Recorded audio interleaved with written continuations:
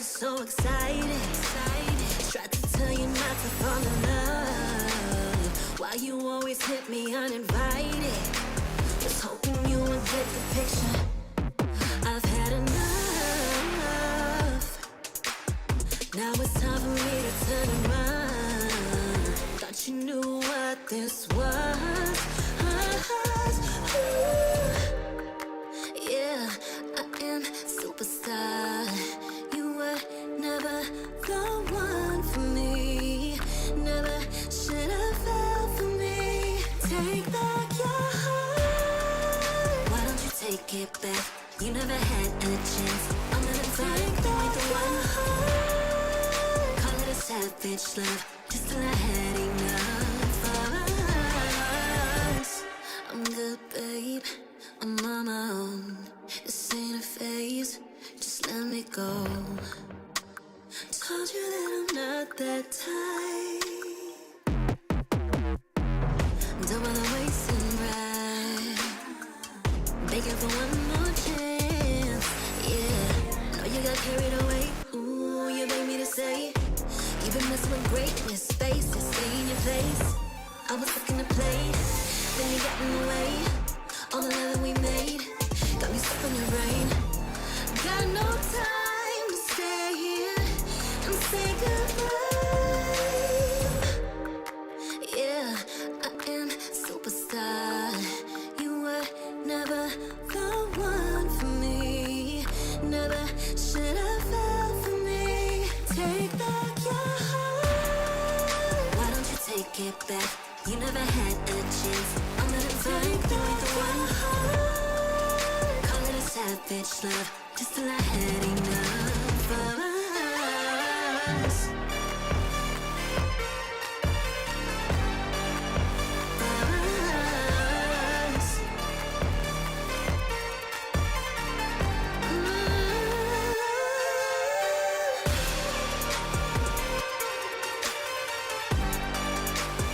Take back your heart.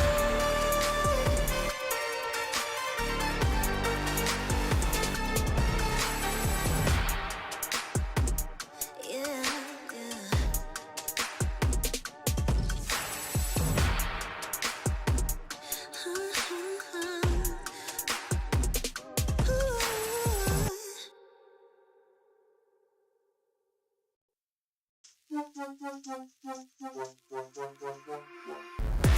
Give it more, give it more, give it more right now, right now.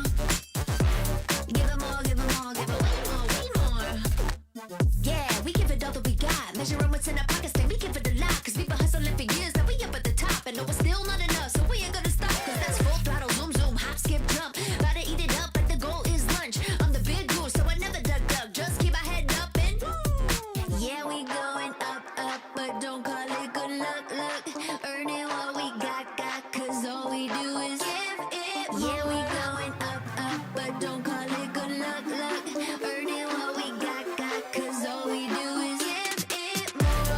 Give it more, give it more, give it more right now, right now. Give it more. Give it more, give it more, give it way more, way more. Give it more. Give it all we got, we give it all we got. Oh yeah, give it more. Give it all you got. Now they know about our dedication. Not just hard work, it's also patience. Chipped away at it and ignored the hate. And now we big Tom status and it's us for the taking. We eat, dream about it every time we sleep. Making moves, just look at my feet. Yeah, we bring the heat. We make every situation sweet. Now all we need is yeah, we going up, up. But don't call it good luck, luck. Earning what we got, cause all we do is give it more. Yeah, we going up, up. But don't call it good luck, luck. Earning what we got, cause all we do is give it more. Give it more, give it more, give it more right now, right now. Give it more. Give it more, give it more, give it way more,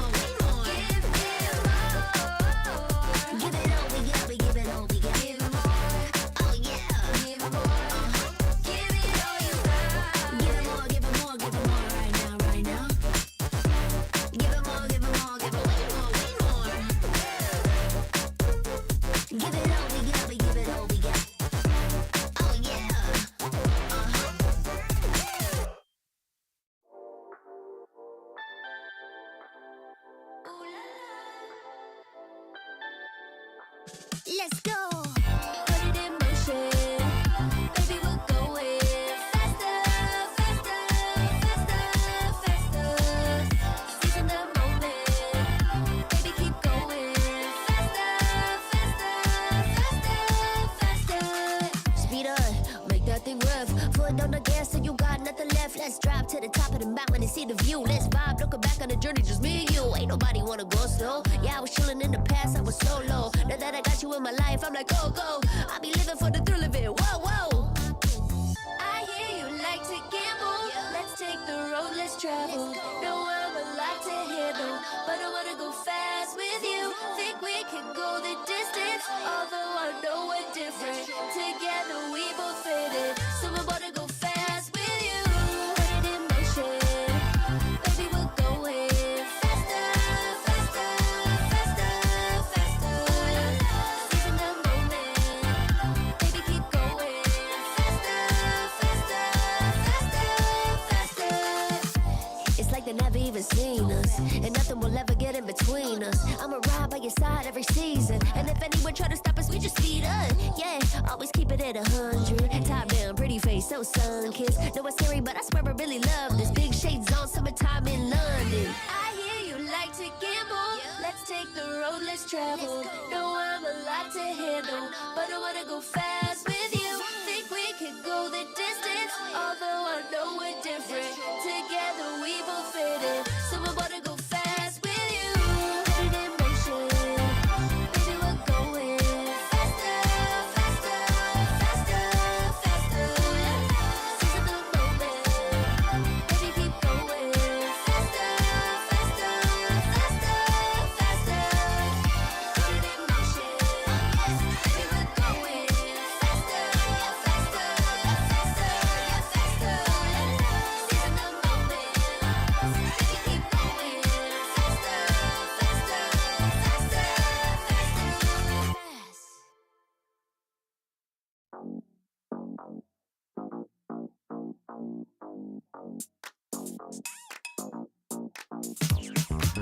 Cutie, dressed up and I'm glistening. I'm the gift, don't wrap me like it's Christmas. Want some yours, you'll know what you've been missing. Feeling like we should get into mischief. Listen, you've been looking like you're down on your luck. Need a girl like me to come through, lift you up. Hold me in your hand, I like when you touch me. Keep me around or you might get lucky. I'ma keep you with the good mood. Keep you up all night. Never, never around you. Baby, this is so vibe. Got me dancing like a soul train. Laughing the whole time. Got me singing in the shower. Baby, are you all mine?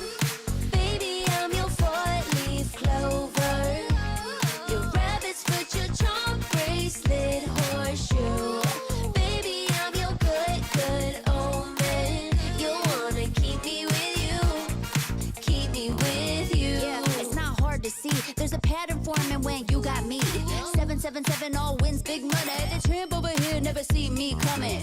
I was in your back pocket the whole time. A quiet power, a silent gold mine, a big old confidence boost. You never delude. Just know that you'll be winning, cause I'm with you in the building.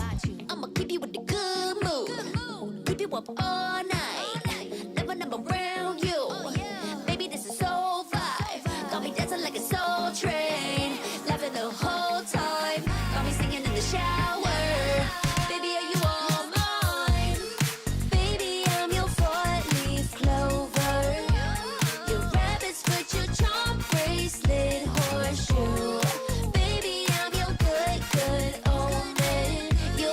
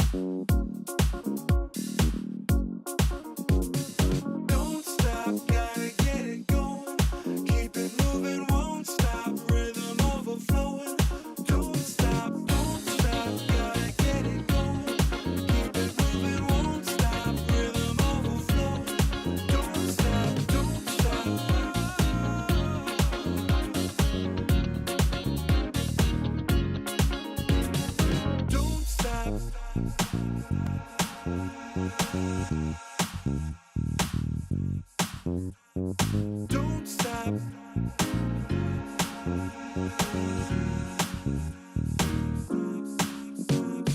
Don't stop, gotta get it going. Keep it moving, won't stop. Rhythm overflowing. Don't stop, gotta get it going. Keep it moving, won't stop. Rhythm overflowing. Don't stop, don't stop.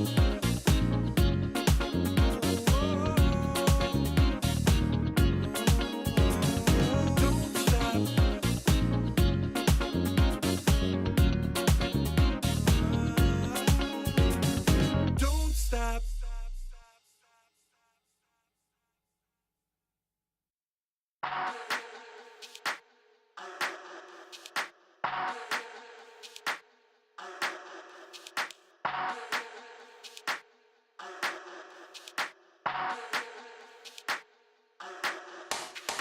Let's get waved, let's get lit, let's get high, let's come have it.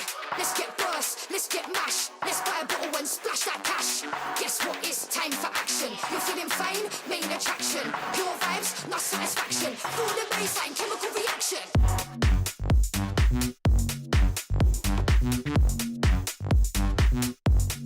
Chemical reaction.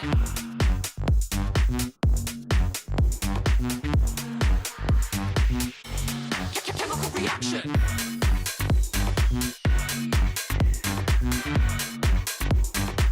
Guess what is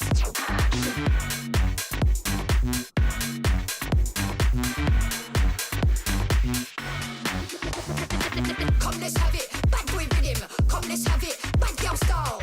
Okay, all eyes on you. Come, let's have it. It's time to get wild. Come, let's have it. Bad boy rhythm. Come, let's have it. Bad girl style. Okay, all eyes on you. Come, let's have it. It's time to get wild.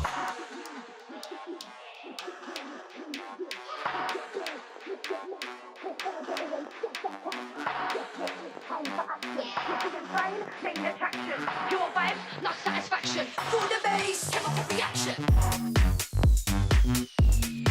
You're feeling fine.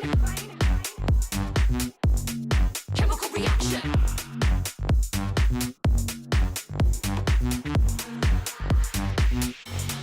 Chemical reaction.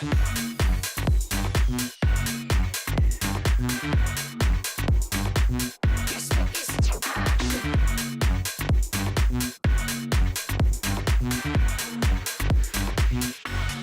chemical reaction.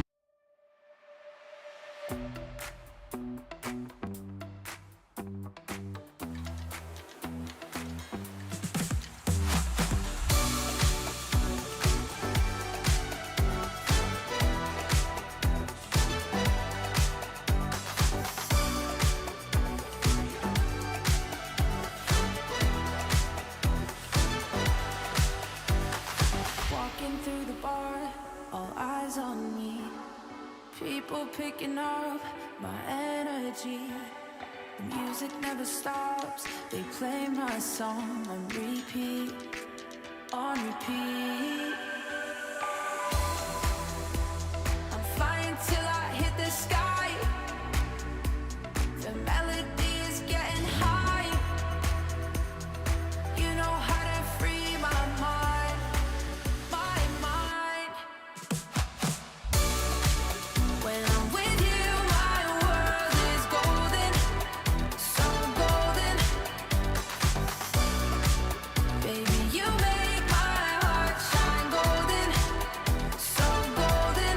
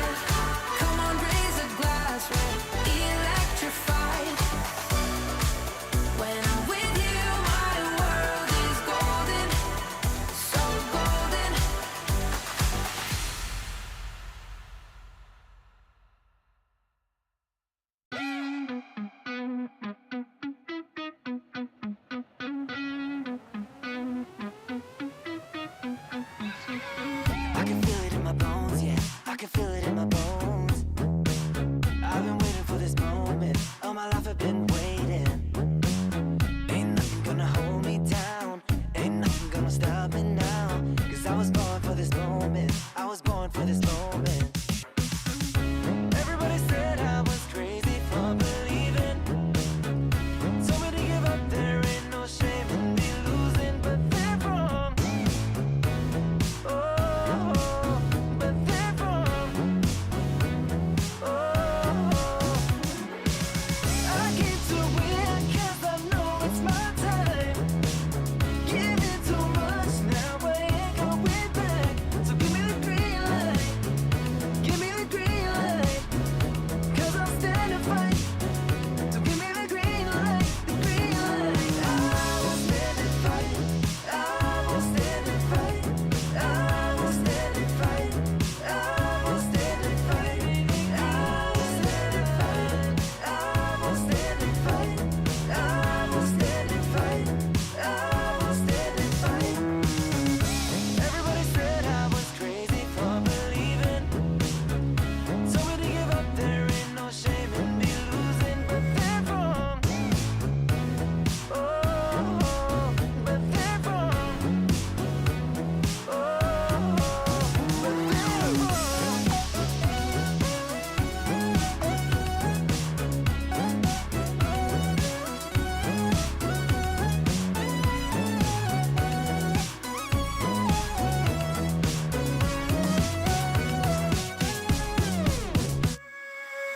I came to win 'cause I know it's my time. Giving too much, now I ain't going back. So give me the green light. Give me the green light. 'Cause I'll stand and fight. So give me the green light, the green light. I will stand and fight. I will stand and fight. I will stand and fight. I will stand and fight. I will stand and fight. I will stand and fight. I will stand and fight.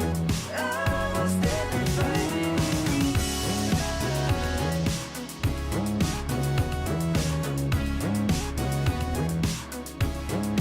Give me the green light.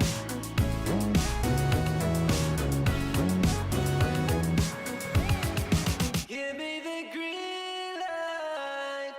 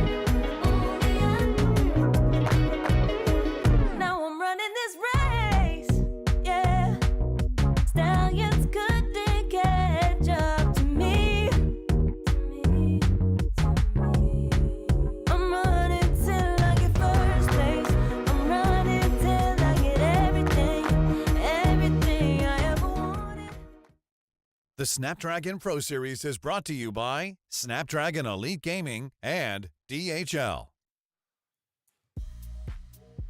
Teams' metals have been tested throughout the Snapdragon Pro Series, and only 3 are remaining.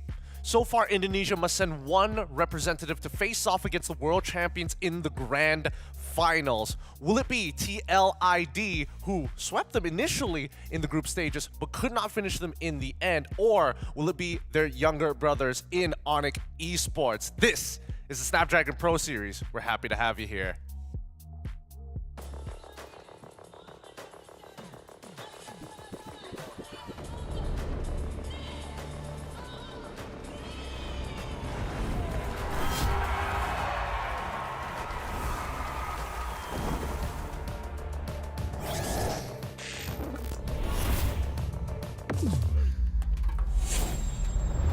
Let the weak melt away. Killing spree.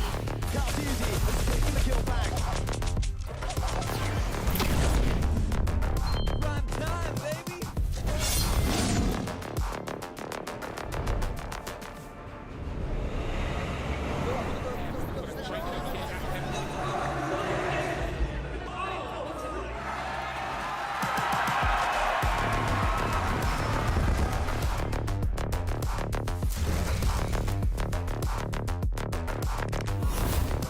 Looks like the players are ready.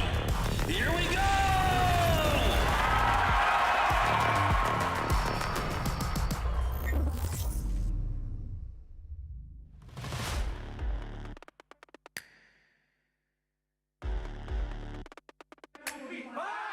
Hari ini akan menjadi hari yang sangat-sangat penting kerana kita akan ketahui 3 pasukan yang terbaik. Pasukan mana yang akan pergi ke Grand Final dan siapa yang juara Snapdragon Pro Series Season 6. Vengeance and a V8 turret in the mid lane, taken down from Torrent, dives and gets Sparko! Looking for the punch, Terra still alive. Kyle DZ sent back home. Zoned out by the members of Team Falcons. Kyle DZ goes in for the explosion by Kiboy. Can they finally get the revenge? Severo with a free hit. Double kill for Severo and Onyx Esports. Orang-orang kita udah disiapin semua dan ya ready aja. Looking to finish the job. AOG just to make sure everybody's in here. Look at me. The AOG canceled. Weedy is down. AOG as well. Beyond the final stand. Team Liquid ID suffers a sweeping loss at the hands of a super fan. Siguro halos lahat naman ng tao ay naabangan yung matchup na yun eh. Onyx PH versus Onyx Indo. Cerita kita udah lama dan saatnya kita ambil trofinya kembali.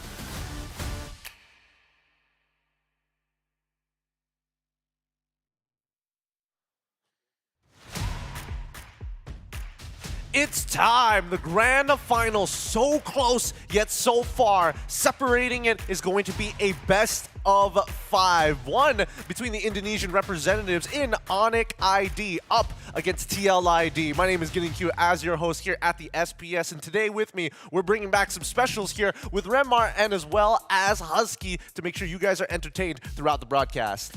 Super excited. We're guaranteed an Indonesian team for the grand finals, and not only that, there is a chance that we are guaranteed a trophy for the organization of Onyx one way or the other if Onyx Esports makes it to the grand finals. Yeah, for a second there I was like, wait, have you already thought about it? Then it's going to be Onyx, but then you looped around right there in the end. But I'm looking at it from the perspective of, again, the saga of PH versus Indonesia continues. I mean, SPS has been a very special tournament in that, well, maybe not necessarily in that department. We've seen very region versus region. I think this is one of the few times we're going to get right at the grand finals after a long time, the 2 separate regions battling against each other. With that being said, let's have a recap of what's been happening here at the SPS. If you're just tuning in, where were you? This competition has been deadly, with the hybrid elimination already taking out lives of BTR and RRQ in the very very first day. Once they got on to the 2 lives, TLID then knocks down Onyx ID,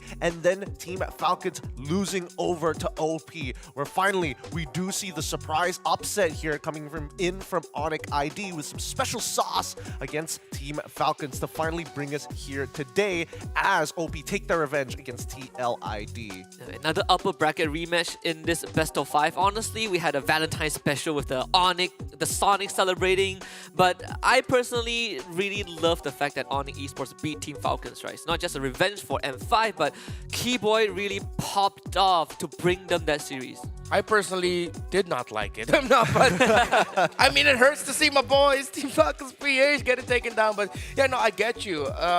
Casting that, you felt the cathartic release of tension that Onyx has been feeling ever since the M5 World Championship. Finally getting that win.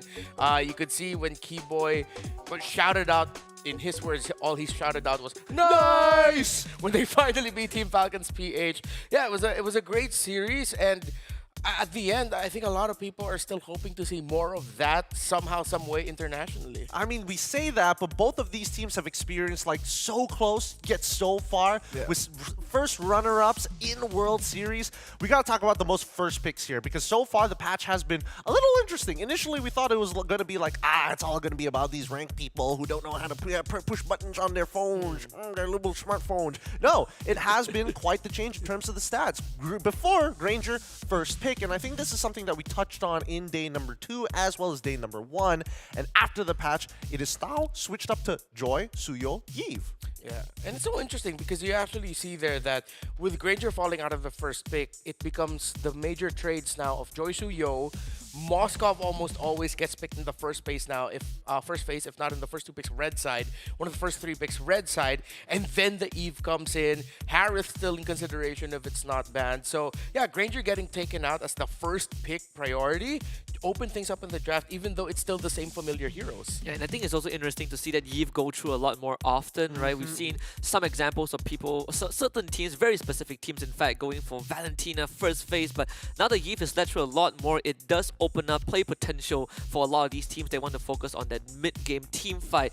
But it's good to see that Granger hasn't completely been eliminated like we thought he would be. He's still around, but now he needs a lot more time to get going. Yeah, to be fair, I think right now, as we do see the meta kind of start to develop, Yves is interesting because it's always been there. It's not like she's had any major changes overall. And I think, for the largest part of the pre-patch, she was banned in most cases. Like, nobody would let Yves through up until the patch comes on. However, we did see a couple of interesting, well, maybe adding a bit of spice to the mage trifecta of Loi, Yves, and now maybe even Selena. Yeah, I'm glad you mentioned the Selena there. And I think for some teams, they've considered that as one of the answers that you can best set up against the Eve because of just how well it can control the fight before the fight even started. Once you see vision, it makes it easier for you to read where the Eve could potentially come from. We saw that in Game 1 of Team Falcons. Actually, no, the entire series. Every time Sans has the Eve, you see few being able to check Onyx Esports so well. But you can't deny the strength of Eve, especially with this current metagame, with the marksman pool available, the reliance on, well, most of the time, front-to-back EXP laners. Eve is just way too good. Yeah, and also with Granger kind of not being priority anymore, you're guaranteed to have majority of the time marksmen that want to be in your face, right? Sometimes we even see the carry. I know Toy picked a lot of carry when they play up against the Onyx Philippine. Yeah. So I think that also makes Eves a lot more desirable. I suppose, but we also have to talk about some of the enablers, people who have kind of like come into the meta prior to this. Like the big question was like, Badang out in with Gatot. Now we're best friends all over again. There is a major argument for this hero coming into the meta. More so, it's not like it really shifted out of it. The enablers for it seem to be a little too good. Yeah, one thing that I like about now teams realizing that once Granger fell out, most of the marksmen are relatively easier to catch. Irithel rose up in the rankings as one of the harder marksman to catch up to, or to be able to catch out with crowd control. But Gatot Kacha, even if it doesn't catch out the major backliner, at least you're catching out the front line that is already getting chipped away by the marksman of the team of that Gatot Kacha is in. And that's why I brought it up, right? Because Gatot Kacha, as very linear as he is and great setup in a lot of cases, especially when you have Eve, you still kind of need that Swiss Army knife, right? Somebody who kind of plugs in the holes in every stage of the game and more so brings a lot of utility. Suyo. He has been quite the problem for some teams, while others can't seem to grasp him fully. What's the problem here? I think Suyo as a hero just does everything, right? Has damage reduction, has mobility, has damage, great clears, has execution damage when you take objectives. Even though that has been toned down a bit, he's still incredibly strong. Even when you looked at his win rates, right? 49% win rate in the group stage out of what, 59 games. He is so popular. He's like the hot guy amongst the sorority. Yeah, but that's the thing, right? In group stage, 49%. Coming in specifically to the playoffs, the 11 picks, he's had a 73 win rate, and that's like a very shocking variance in terms of numbers here. Yeah. Are there any outliers that made this hero kind of come up into that resurging point, or is it just because, hey, it's not about the plane, it's the pilot? Well, yeah, I think one of the things you have to look at would be the perfect run of Team Liquid ID before, of course, they got swept by Onyx Philippines. Fabian asked the Suyo. He is one of the most iconic Suyos, and especially for King Kong, even he mentioned it. People are saying I can only play Joy and Suyo, and even I don't do it well. Yeah, it's those two. You're looking at that. But then it's interesting because with these three teams, or actually it's good to point out just one team, Onyx Esports are sort of getting pushed out of those Joy Suyo trades. They kind of want to see Kyrie try putting on the Nolan and the Hayabusa more. But then you see once Kyrie has the Suyo, it isn't that easy for him, but then he can still make it look easy. He can shine. So hopefully teams are willing to, even though it could be risky, consider taking Suyo just completely out of the picture and then forcing teams into playing different junglers, like what happened in Game 3 yesterday with TLID and Onyx PH, wherein it was Fabian with Fredrin, which surprisingly was doing well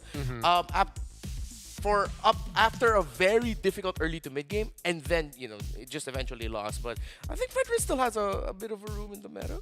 I suppose. I don't know, especially when you're playing these like tough melees who are just like huge hitboxes. Selena does have to come into the mix because, as we've talked about before with the Yve as a major problem, we've seen teams kind of like dabble with it, experiment with it a little bit. Having a Granger as a potential enabler, making sure that you also have what was he playing again? The Cho alongside it. We should start thinking about classic combinations, maybe even Novaria, maybe even Franco, as a way to make this hero work. Yeah, especially, it's pretty interesting seeing how Selena sort of plugs the holes of the lack of Granger, because back then people would use Granger's Death Sonata to check bushes, right? To check for ganks, to open up the map. But right now, Selena does the exact same thing, and not only that, you can still pair her with a Granger to replace this whole long-range artillery strike as compared to the Farside Granger that we used to see, and it also pairs up with heroes like the Gato Kacha, which lacks a setup of its own, but with Selena around, you can make Gato Kacha a lot more reliable with his engages. I mean, not to mention the fact that Selena is like one of those threats that will always seem to loom around. We've seen time and time again. I think the clearest example has to come from Team Falcons, right? Because when Few has his hands on this Selena, objective takes really boil down to, if you hit an arrow, oh man, that fight goes bad so fast for you. And even with the top 3 picks of Joy Suyo and as well as Gato Kacha, do you think that Selena right now should be the go-to meta pick? You're sacrificing quite a lot in the mid lane. Yeah, I wouldn't say go-to, but I would say please really consider it if your mid laner is very comfortable with it.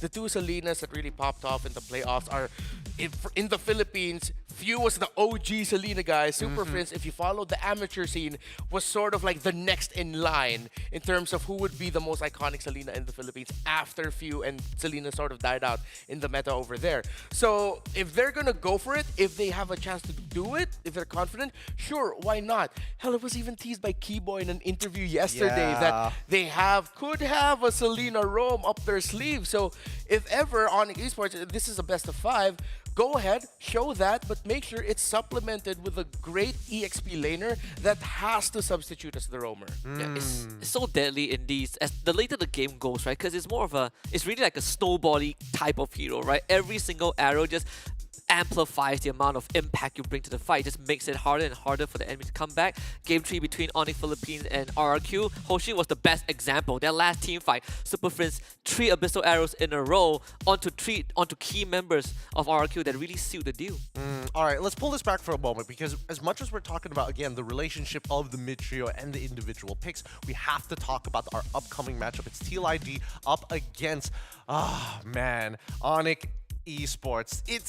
It's tough because TLID, oh boy, in groups, Alpha, Chad, Sigma, destroying people with some of the cleanest plays we have seen. But in the playoffs, it looked like it was such a huge fumble, and OP just bonk.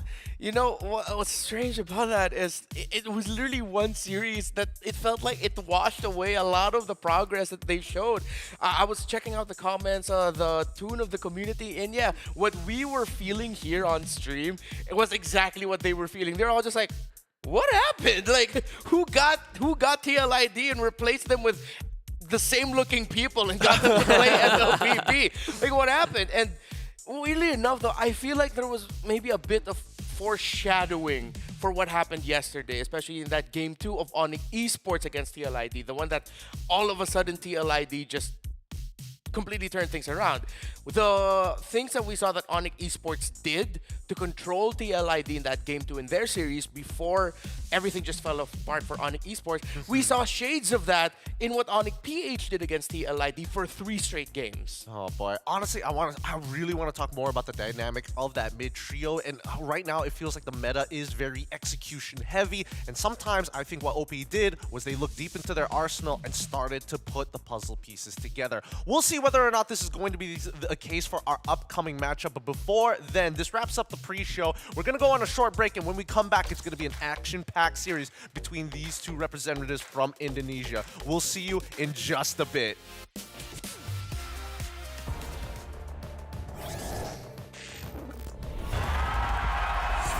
Here we go!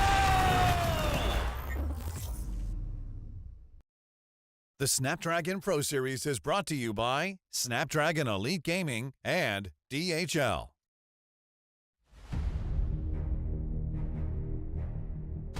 The journey to greatness starts here. From the 11th to 13th of April, the race reaches its peak at the Tennis Indoor Senayan.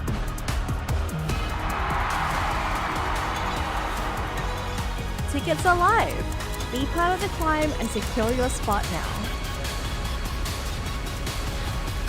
Be part of the journey. Witness the rise to the top.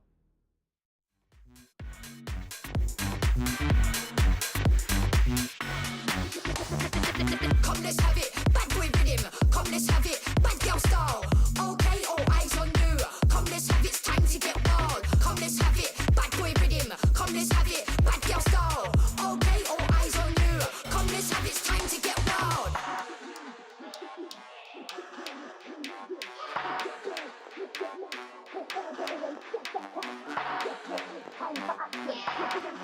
Main attraction. Your vibes, not satisfaction. For the bass, chemical reaction. You're feeling fine? Chemical reaction.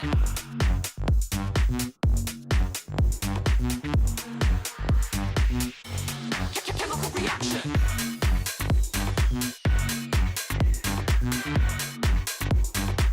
Guess what? It's action.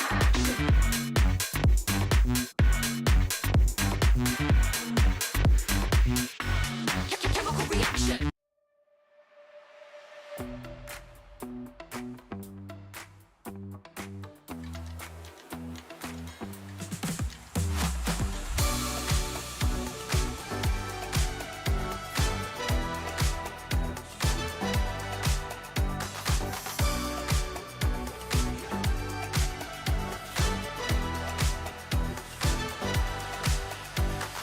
Walking through the bar, all eyes on me. People picking up my energy. The music never stops. They play my song on repeat, on repeat. I'm flying till I hit the sky. The melody is getting high.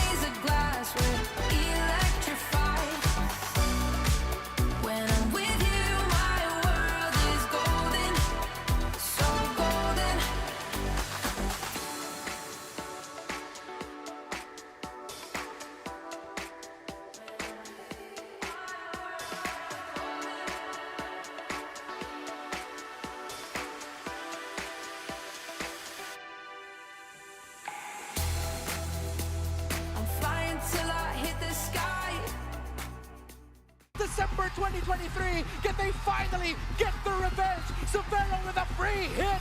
Double kill for Severo. And Onyx Esports finally get revenge.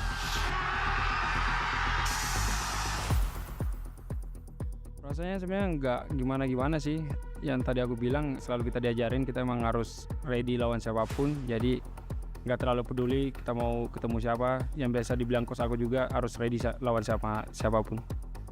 Yang pasti kalau di grand final itu kita harus siapin mental karena emang pressure-nya gede, banyak penonton, terus pasti mainnya agak takut. Tapi kita mental pasti udah aman karena beberapa turnamen kita udah ikutin.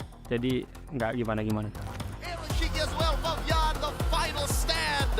Team Liquid ID suffers a sweeping loss at the hands of the super fam. Ya lumayan tertampar lah 3-0 kan. Apalagi game-nya cepet-cepet semua jadi ya udah tertampar aja sih. Aku pengen final Onyx PA lawan Onyx ID. Terus kita udah siapin juga mau lawan TL ID, mau lawan Onyx PA kita udah disiapin semua dan ya ready aja. Buat Onyx Indonesia kasih game yang terbaik aja sih. Jangan harap kalian di final berdua, Onyx. You heard it here first. Fabian from TLID will try and not let it be an Onyx v Onyx Grand Finals. Let's look at the team head-to-head for this lower finals. In terms of the stats, the team average kills are leaning into TLID. Same goes for the DPM and even for team average GPM. Overwhelming stats for TLID. Yeah, I'd say that TLID's game has been a lot more bloodier. Even in the games that they sort of get defeated, right? It has been very, very bloody. They like to brawl a lot. But for Onyx, on the other hand, funnily enough, they have the longest average game time so far in the playoffs, which might have contributed to the overall stats. But in this case, we're looking at a team that likes to go fast and another team that can go slow, but kind of survive until the later stages of the game.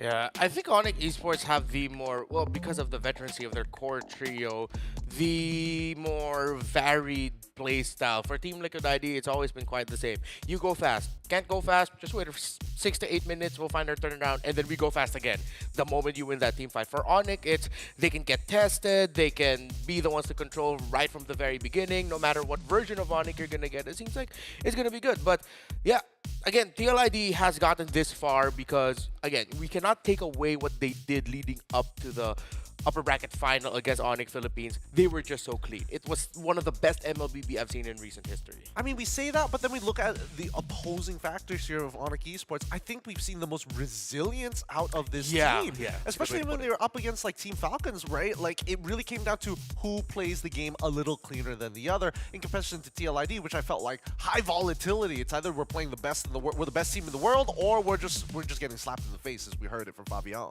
Yeah, the fact that they did play Team Falcons in the group stage and they got reverse swept, and then they came into the playoffs and they did the exact same thing, all the while playing almost, I think, the most games out of every other team so far remaining in the tournament, group stage and playoffs combined. And on top of that, they're coming in with new faces, right? A lot of people are talking about Lutpi and Severo, but especially Severo, who is here to get tested on the first ever international tournament appearance, and at the same time, he's here to dispel all the doubts that's been placed on him. I think he's been put on quite a expedited process. We were literally seeing the career of what CW was experiencing over his span of 4 years, coming down into like one tournament for Severo. Just like, oh man, I have to make the play. You get desperate, you got cleaner, and now you're understanding, okay, there is a hard balance that we have to play here as a gold lane. Yeah, and I think Severo is one of the best examples of that Onyx resiliency. We were dogging on him when he started throwing his body up to the front and getting picked off as a Irithel. What are you doing there? But then later on in the same series, it was Severo who would get key pickoffs, especially onto Fuse Selena, that would seal Onyx Esports' spot here in the lower bracket final. Onyx ID, the resilience, oh man, it's clear that they have the experience, and as you heard it from Sans himself, our mental is aman, it is stable, it is peaceful in all types of scenarios, and that's great for Onyx Esports because they've experienced that before on the world stage, being second place. That has to be frustrating frustrating, but even so, we see that even for Kyrie, I was expecting this mid trio of Sans, Kyrie, as well as Keyboy to be the dominant force for this team, but it seems like it's dominant only for early to mid. Yeah, you can see that in that first blood rate, Sans and Kyrie still combined for, I think, now it should be at around 15 first bloods. So almost majority of the first blood went to those two. And it goes to show how important the first 3 minion wave trades around the center of the map are for them. Yeah, I think on top of that, you also have to throw in Keyboy into the mix, right? I think this Oh, yeah. entire roster is a good balance of players who can go fast, and when things don't go well, they are a lot more disciplined to kind of pull back. And a lot of it really comes down to the coordination, surprisingly, between Keyboy and Kyrie and how they are willing to take initiative when the going gets tough. Well, let's look at some of the picks here, because what I want to bring up in this particular moment for Onyx Esports is this a team that is just purely consistent based on the compositions that they play, or do they have the diversity, the weapon arsenal that is able to play multiple styles given the scenario? Because based on their most picks, right, Eve at 9, Hylos at 8, Suyo at 8 as well, and then Moskov Airthel, they generally all kind of do the same thing. Yeah, just slight variations thereof. The Moskov and Irithel for Severo both have 7 games and 5 wins. The Phoveus for Lutpi is undefeated, 6-0. So it just goes to show what kind of EXP laner Lutpi wants to play as. While a lot of that variation comes into, well, the high loss. Is it Roam and EXP? And what is Sans gonna end up with in the mid lane? Because Kyrie's hero pool is pretty stable. It's Suyo, Haibus, and Nolan Joy. Pretty much it. He did show that one Martis game, but I think that was a special occasion.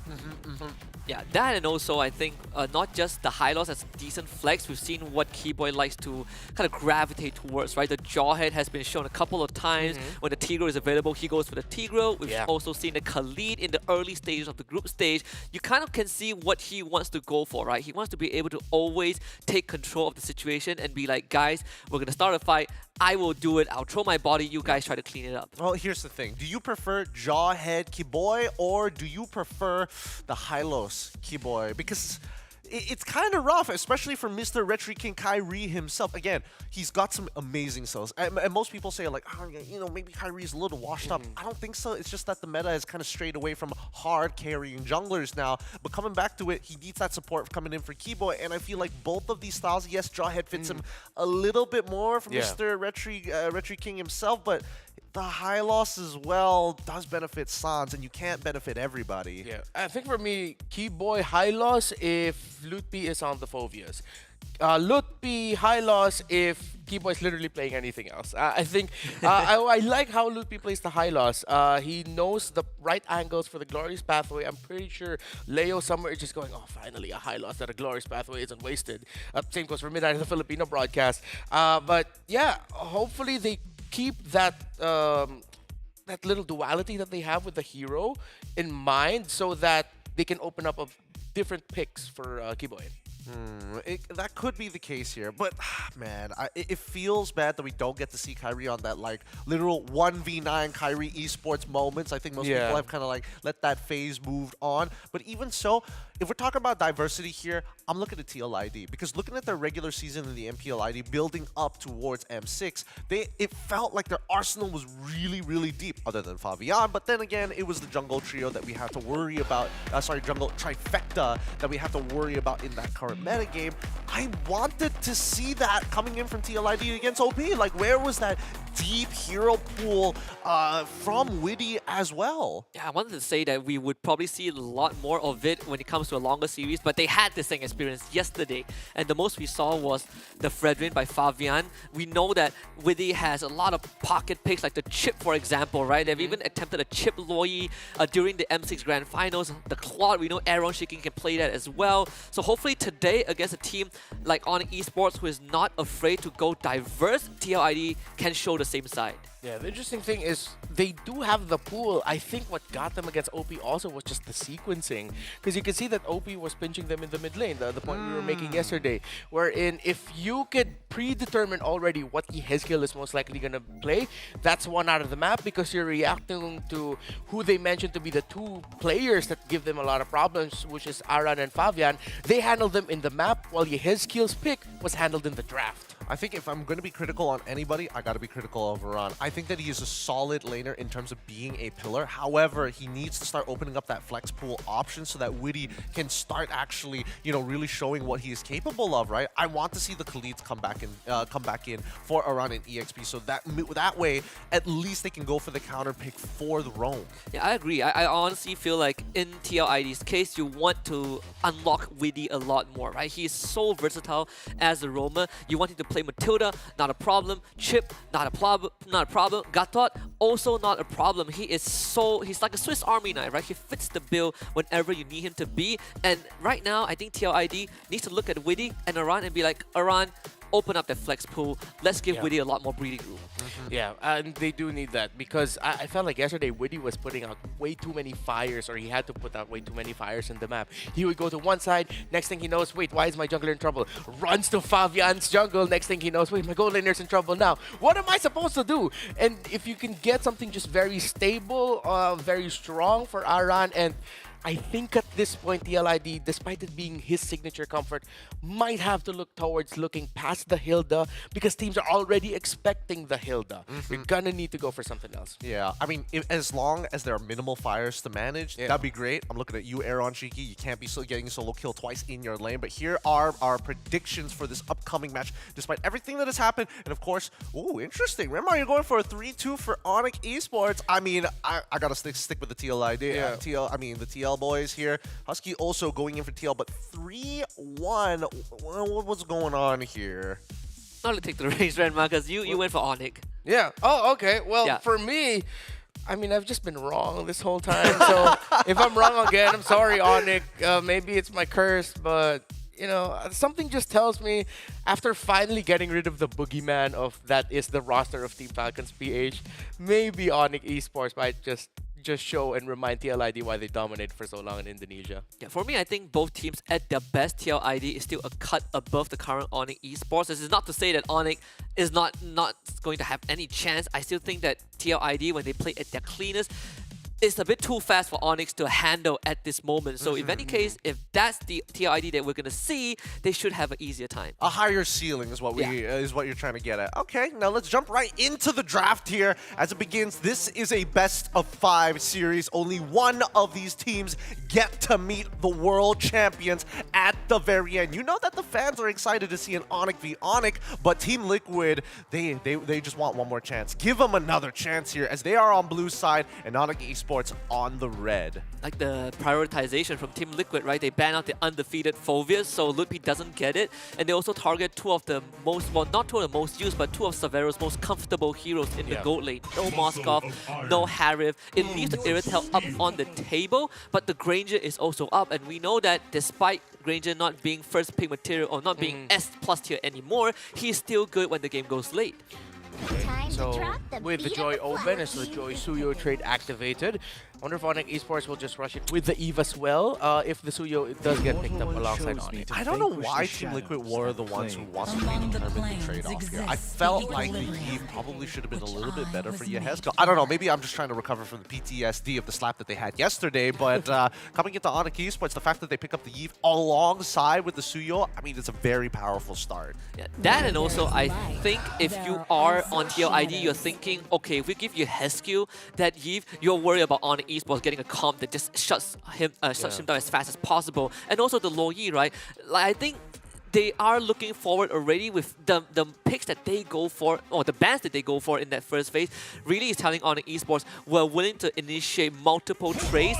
You have to choose what you want to go for. And of course, you're giving over Keyboy's Tigreal to Onyx too. Yeah, I like it. I was thinking that maybe they'd want to pick up the hero for Severo now, but seeing there is a Joy on the other side, the Tigreal is a great response by Onyx Esports, and it puts in that extra 50-50 nature of the relationship between Cho or Tigreal. Because Cho rotates faster, that's where he beats Tigreal, but sometimes Tigreal's pure implosion, just messes up what Joe wants to do. So I like that third pick for Onyx Esports, and it's going so good. Now, Team Liquid ID, hopefully they start pinching out Severo's picks because that's where they can focus on. Because at this point, even if it's just the Granger or Bruno that Aaron Shiki's left with, those are two heroes that he's still very happy to play with, even though there isn't even the other side. So maybe they'll lean towards more with picking Granger. Here's the thing, right? Based on what we've seen after the post-patch, a lot of teams are not really flex picking as much as they did before. It's just honest mid-trio, and then let's see. Because if that is the case, I feel like Red Side does have a slight advantage in that case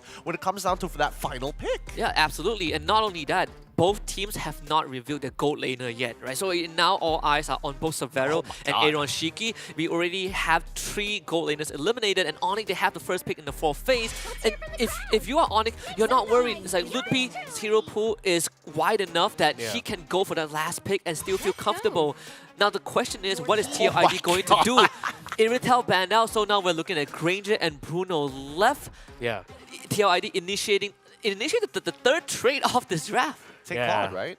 We're focusing on to Severo, and with the Moskov gone, honestly, whatever gold laner Severo ends up with, it's not going to be easy considering there is a a Joy on the other side. Now that's a true fan right there. But I think it's a take Claude angle, right? This is for the sake of, Sans, he's going to be your main win. He's going to be part of your main win condition, and I think, especially with the BMI, it gives you some option of protecting yourself against the Joy, especially if you're over a wall, and you take a Purify and you're safe. But it looks like they might go for other options.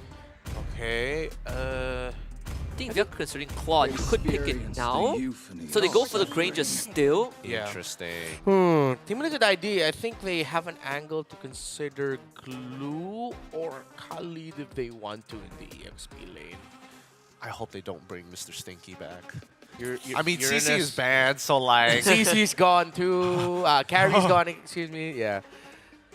What if though? That's what I'm thinking about that nasty stanker. It's gross. Team Liquid ID need to finish off their composition. They got 18 seconds left on the clock, and based on what I'm seeing from the Beatrix is okay, but I guess it becomes a more pick-off style of composition. I'm thinking like traditional picks, right?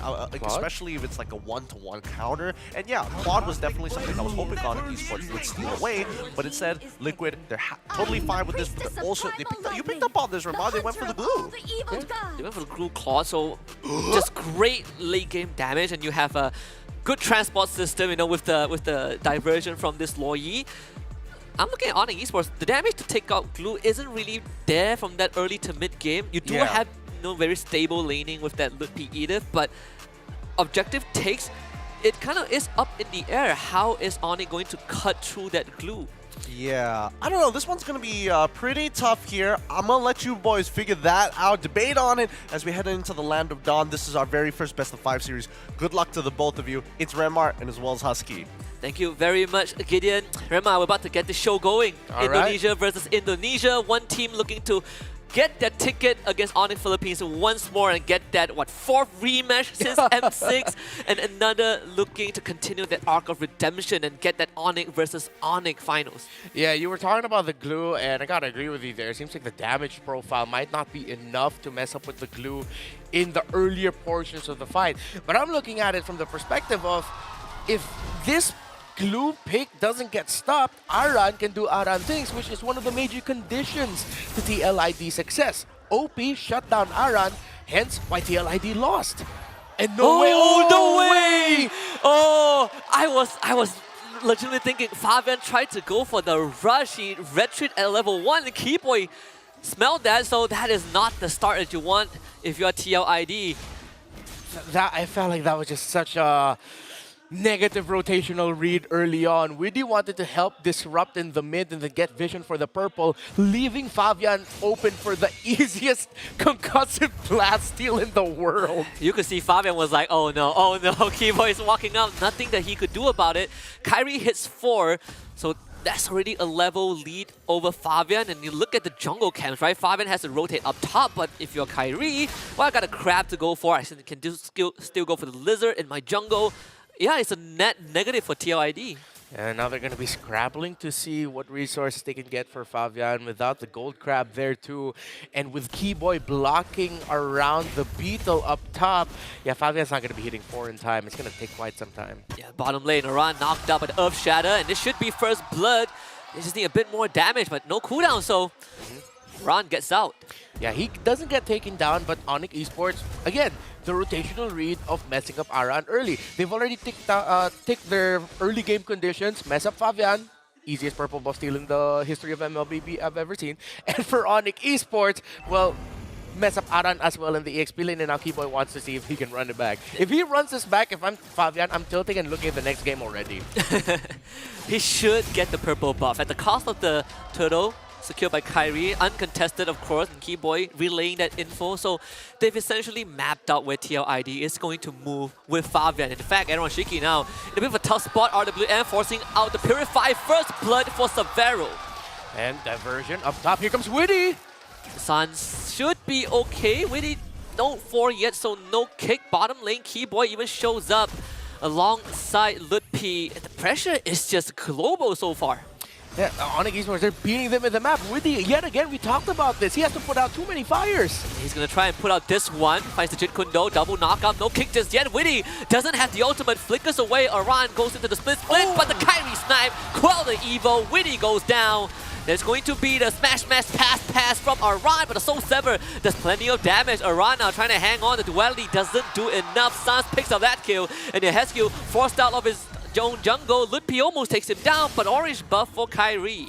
Just great rotations overall by Onyx Esports. It wasn't the clearest draft win for them, but rotationally it's just so good. And another diversion though, but this time good for Team Liquid ID.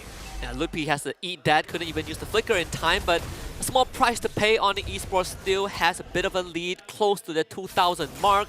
Next turtle in 40 seconds, Fabian spotted out by Keyboy once more, and Keyboy does not even let him get the second beetle. So Fabian, he's just on economy mode right now. It feels like I'm watching yesterday's game with how Keyboy and Sans are juggling rotations around the map. They're not always rotating together. Sometimes Sans would go opposite of where Keyboy is just to again put pressure on Witty in the map. And another purple buff gone on Fabian. Gonna go onto Keyboy, but that's the chunkiest boy you could try and attempt to. Keyboy with the Sacred Hammer. Just find a knockout, blazing duet. Use Keyboy flickers to safety. Aaron Shiki cannot stay for longer, and Fabian doesn't find a way in. He's gonna be forced away. So much damage out from Onyx, and once more TLID gets nothing. Okay, comparing the gold, Fabian is just down around 600 and 700, while it's a bigger gap for Severo and Aaron Shiki. Aaron Shiki has just been losing lane. 1,100 and climbing is the lead of Severo. Which is pretty crazy, right? This is post-patch Granger. Yeah. Could have gone a lot worse if it was pre-patch before everything was cut down by half. Severo did get that Sky Piercer as his second item. Interestingly enough, didn't complete his boots at all, right? Tier 1 boot steal, Hunter Strike into the Sky Piercer, and Onyx Esports should get this turtle without any contest. Okay, I wonder if they're going to continue to invade into the orange buff, but no, Fabian is able to get that in time. Team Liquid ID tried to go for a gank top side, take down Severo, but I think Severo read into the rotation and hugged way behind the tower, so he was safe. So now it's another chance for Onyx Esports to actually just mess up the rotation of Widdy, and now they have their eyes set on Aaron Shiki. That, and also Sans actually picked up the Ice Queen's one as his first core item after Demon Boost. Aaron Shiki with the Blazing Duet just to clear out the wave as much as possible. Sans actually had to flicker away, but Widdy is going to be sacrificed. Severo guns him down. That's a Sky Piercer stack for the Granger. What a punish by Lutpi, able to read the entry there of Widdy, getting the Earth Shatter, and just knocking him up in time. They got that pick off because of him. Now this purple buff will be threatened again. Aran's going to show up to do some damage control. Keyboy implosion into an RWM. Keyboy will lose his life, but they get the flip once more. Fabian does not survive. Aran is going to flicker forward, sticks on two members of Onyx Esports, but now he is isolated. Flickers to safety.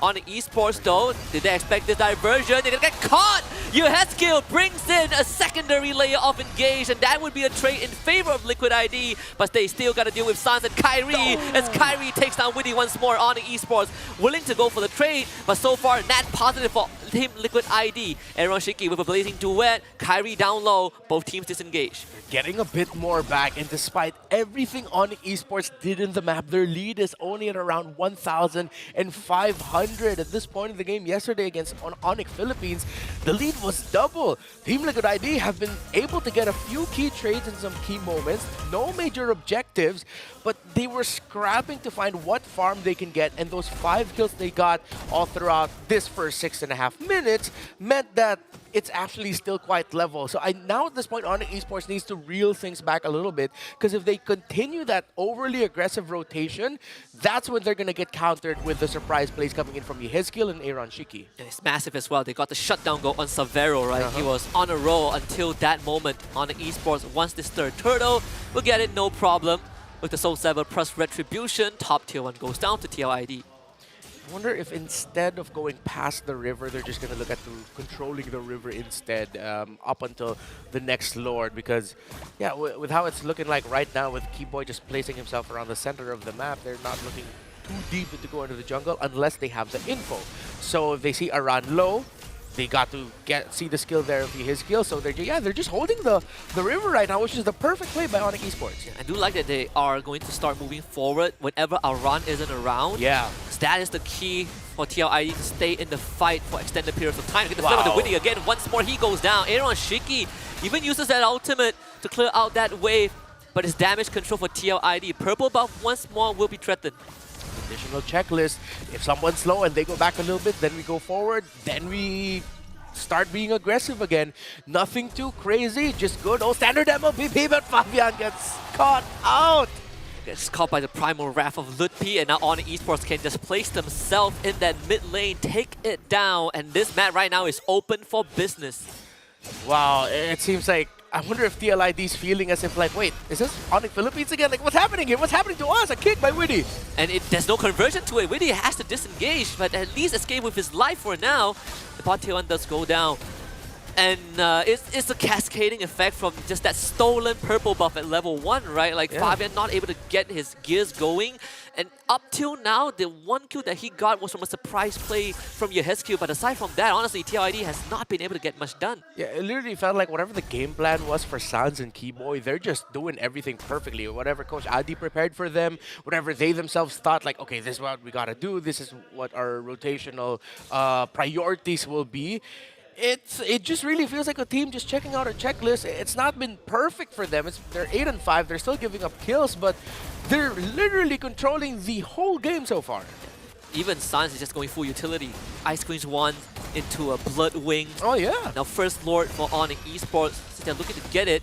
Kyrie 2 levels ahead of Fabian. So Fabian is trying to attempt. Gonna be engaged. Implosion. Kyrie gets the Lord. Savero untouched so far. Aaron Shiki blazing duet trying to take down Loopy. Loopy finally goes down to Fabian, but Fabian in no man's land. And Kyrie has just gotten a double kill. Within Aaron Shiki goes down. Fabian and Yehezkiel for triple kill for the Sky King. And Onyx Esports continue their march forward. TLID wanted to get cheeky, but Keyboy again with this Tigreal, the implosion, the counter set was perfect. And Onyx Esports looking to crack that first inhibitor. The Holy Shield does go down, but Onyx Esports, they don't have the firepower to blow through it. TLID, they have another fighting chance. Big wave up top, dealing some structural damage, but Lord has just spawned bottom. Onyx Esports, they're not even going to think about resetting, right? It's all about clearing up the jungle. Yeah, they're just seeing what other towers they can get. They cannot end it here because the top wave, unfortunately, just wasn't handled because it was Yehezkiel before that Lord fight that transpired that was handling it. So now Onyx Esports will just have to settle with getting towers and I guess a kill after Yehezkiel. That's the Indonesian sniper right there. Savero continuing to level up. It's like the season 2 of solo leveling, right? He's just consistently getting stronger and better every single game that he plays, and now looking to reach critical mass. Fabian, what's the play here? There is a flank angle, but I'm not sure if he has time to do so. He's going to try and cut that wave, use it as a launching pad. Kyrie will challenge him as the fight now splits in two. Aran wants to get in on it, but couldn't. Aaron Shiki using his health bar as a resource, but it expires at the very end. Winnie gets sucked in by the implosion. Killing spree for Savero, and a double on top of that. It's a double for Onyx Esports, and Onyx will take game 1. My goodness, if I'm TLID now, it's like, we faced Onyx PH internationally. We thought that was it. But there's another Onyx back home and they They're good again. They're great again. Boys, are we seeing a huge shift in what the meta wants from us now? It's just team fighting, snowballing, and ending the game with just a lead. Who needs 10k checkmate marks now? First Lord nonetheless, right? It was Yeah. just Lord number 1. Plenty of disasters happening for TLID, starting with Fabian getting his buff jacked by Keyboy at level 1. And I think from that point onwards, Keyboy was like, guys, he's under level. Let's just keep pressing on that pressure point. Fabian could not get his gas going. That was a disaster first buff take. Like, good on Keyboy to also potentially read the situation that, like, the tendency of every Joy is just the moment it's up, you pop the red tree because you just really want it down ASAP. You're not saving the red tree for the end of the take, you're saving it. You use it right away. So Keyboy was just like, oh, let me just walk up to him, have concussive blast, time things out. And Fabian lost the duel against the Tigreal. It's definitely a feels bad moment as a jungler. However, I think there are more pressing matters. I think the game was pretty much over when we saw Onyx was able to split up resources efficiently. The 2-3 split to make sure that Aaron Shiki did not have a good time in lane. This poor guy getting blasted. I mean, you can say the same for Aran, right? This glue was not able to really do much. He had to leave his lane very early on. Like Renma talked about Weedy having to put out fires. He's like, Aran, I really need you to help me put out this fire together. And Aran was like, I can't do anything. Counter argument: 01 to 03. That's which fire? Which fire are you talking about here? Because Aran's got 5 assists and Aaron Shiki is like, dear God, help me. Oh wow! Again, it just feels like we're seeing part 2 of what we witnessed last night that TLID had to face, and I feel like you could call this this part of the chapter of SPS the Onyx conspiracy. It feels, Don't give them ideas, dude. Yeah, it feels like the two talked about like, all right, so how are we gonna see each other in the grand finals? All right, we see what you did, let's do it also. And then I feel so bad for TLID. If one organization wipes out the amazing progress they did in SPS, that's not gonna be tough, man. I don't know. It just makes EWC a little bit more, a little bit more spicy, a little bit more interesting. However, I will say, even yesterday, right? I mentioned that like maybe Onyx might take a couple of notes or at least talk to bigger bros about how to play this. And this is one of the few times that, and I think the big indicator for me personally that they had to talk with Onyx Philippines, the Edith coming in from Lutby. Yeah. It's not one of those picks that you go to. It's kind of a Swiss Army knife. It doesn't really lose lane to a majority of options, but it's in these cases where you are ahead, it is a solid door stopper. You can't go below a certain threshold. Like this hero stops you from doing so much even when you want more. Not only that, he can just walk up into your jungle and he's like, what's up? What are you gonna do about it? What you gonna do? You gonna fight me? He's gonna sit on you and be like, what are you gonna do about it? You gonna stop me? You It's gonna like stop me? like fighting an Edith that is a hit is like engaging in a boss fight, right? He has 2 phases. You get through the mecha phase and now you have to deal with the actual human being piloting the mecha that deals magic damage. Remember we talked to Kirk during the group stage and he says that they didn't have much time to scrim, in an abundance, but the one team that they scrim consistently with is Onyx Esports. Yeah, it felt like the entire game, Team Liquid ID was just playing with One-Winged Angel playing in the background. I was like, where are they coming from? Why does this boss fight have 2 phases? 7, 1, and 6 for Severo. And yes, Onyx Esports definitely helped Severo. But Severo, gotta say, didn't need that much help because he was handling Aaron Shiki perfectly in lane, constantly shoving the Claude under the turret, couldn't farm, controlling the minion waves, denying the Claude, and yeah, when the jungle loses so bad that it pulls the roamer into your jungle, then you won't get much help for the marksman. Yeah, we thought initially that the post-patch, we would say that Granger doesn't have as much wave clear as he did before, but some things don't change, and Claude can't push harder than post-patch Granger now. Yeah, I mean, a post-patch Granger is already giving Claude so much problem, right? Let alone pre-patch Granger. And even then, the earlier play from Yehescu was the only sort of net positive play for TLID. Everything after that was just a lose-lose situation. And I feel like, aside from the fact that Fabian didn't get his first buff, it also was the trade that TLID went to initiate against Onyx Esports. I felt like you're giving away a bit too much. You take the Joy first pick, but you give Suyo and Yves, and then your next two picks were the Loyi Cho, but then you give the Tigreal away to Onyx. Yeah, no, I think that the Loyi at the very least was, to me, it was okay. I think that Yehezkiel definitely can make some plays. However, we didn't see the efficiency of the divergence, right? We didn't see like it's up. Okay, we need to use it off of cooldown as much as we can to kind of split up the map as much as we possibly could. Yeah, and because of what Onyx did to control the game, I think that was also one of the reasons why they couldn't use the diversion as much as they wanted to. They couldn't find the perfect timing for themselves to go like, hey, we can go together, we find a good angle on them, because there was really a good angle. The one time that they were able to do it, though, was great. The one where they sent Widdy just to the back, if I'm not mistaken, and he got the conceal, found Severo, though Severo got away. That final fight, it was just unfortunate that they were in a massive deficit at that point, but that was still a good call. But so you see, as long as TLID had the opportunity to use a good diversion, they made the most out of it with what they had. Yeah, I think they were just too far behind, right? And I think Onyx Esports took some notes from OP to check the bushes, to kind of place key members at choke points where the diversion might come true. And even the one play that Yehezkiel was able to pull off, Severo was actually actively checking the bush. He just missed the timing and thought that it was clear before he got jumped on. I mean, how do you react to that? You got like 7 bullets coming out, and only the last 3 bullets started to connect. You're and like, he was walking into it. Yeah, he thought it was safe for like the first 4. It's an awkward situation to be in, but at the very least, hopefully you guys are going to be able to stick around, because again, we're looking for representatives here, and so far they are locking themselves in for Mobile Masters. It's happening in Jakarta in the historic scene where M4 was taking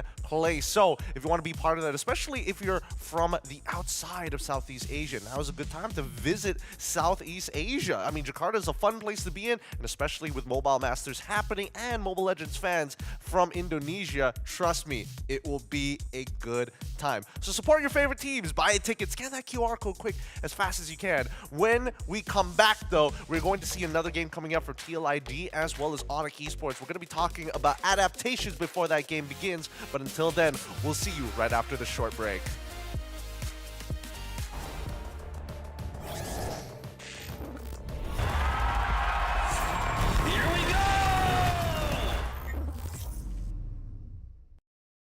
The Snapdragon Pro Series is brought to you by Snapdragon Elite Gaming and DHL.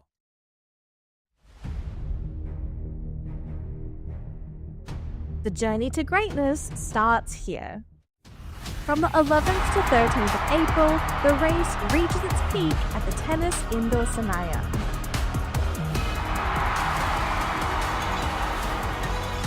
Tickets are live. Be part of the climb and secure your spot now. Be part of the journey. Witness the rise to the top.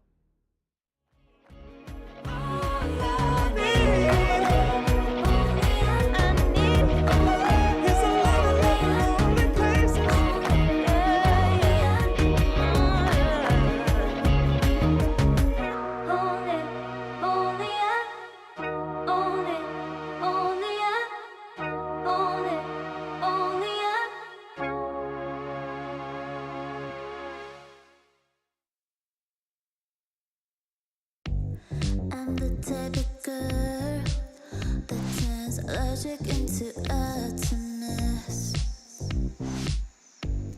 Think you know it all, but then you let me get inside your head. Yeah. Steady jump design, think I know your kind. I'm about to break another code now. Pretty in disguise, bugging up your life. This is my syntax. 3, 2, 1, deploy. XOX cutthroat code. Run it again, XOX cutthroat code. Run it again, steady jump design. Think I know your kind. Yeah. Steady jump design. Think I know your kind. Yeah.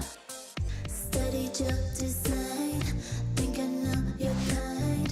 I'm about to break another code now. Pretty in disguise. Bugging up your life.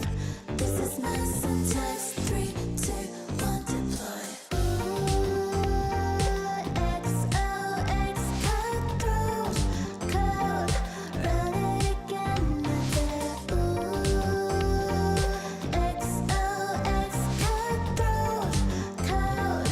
Run it again, not there.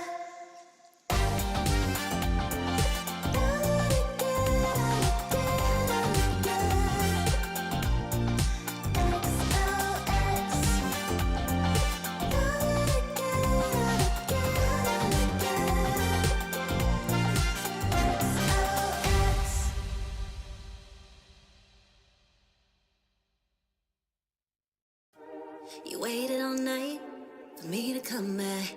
Why'd you think that it's not alright? Told you that I'm not that type. Didn't mean to get you so excited.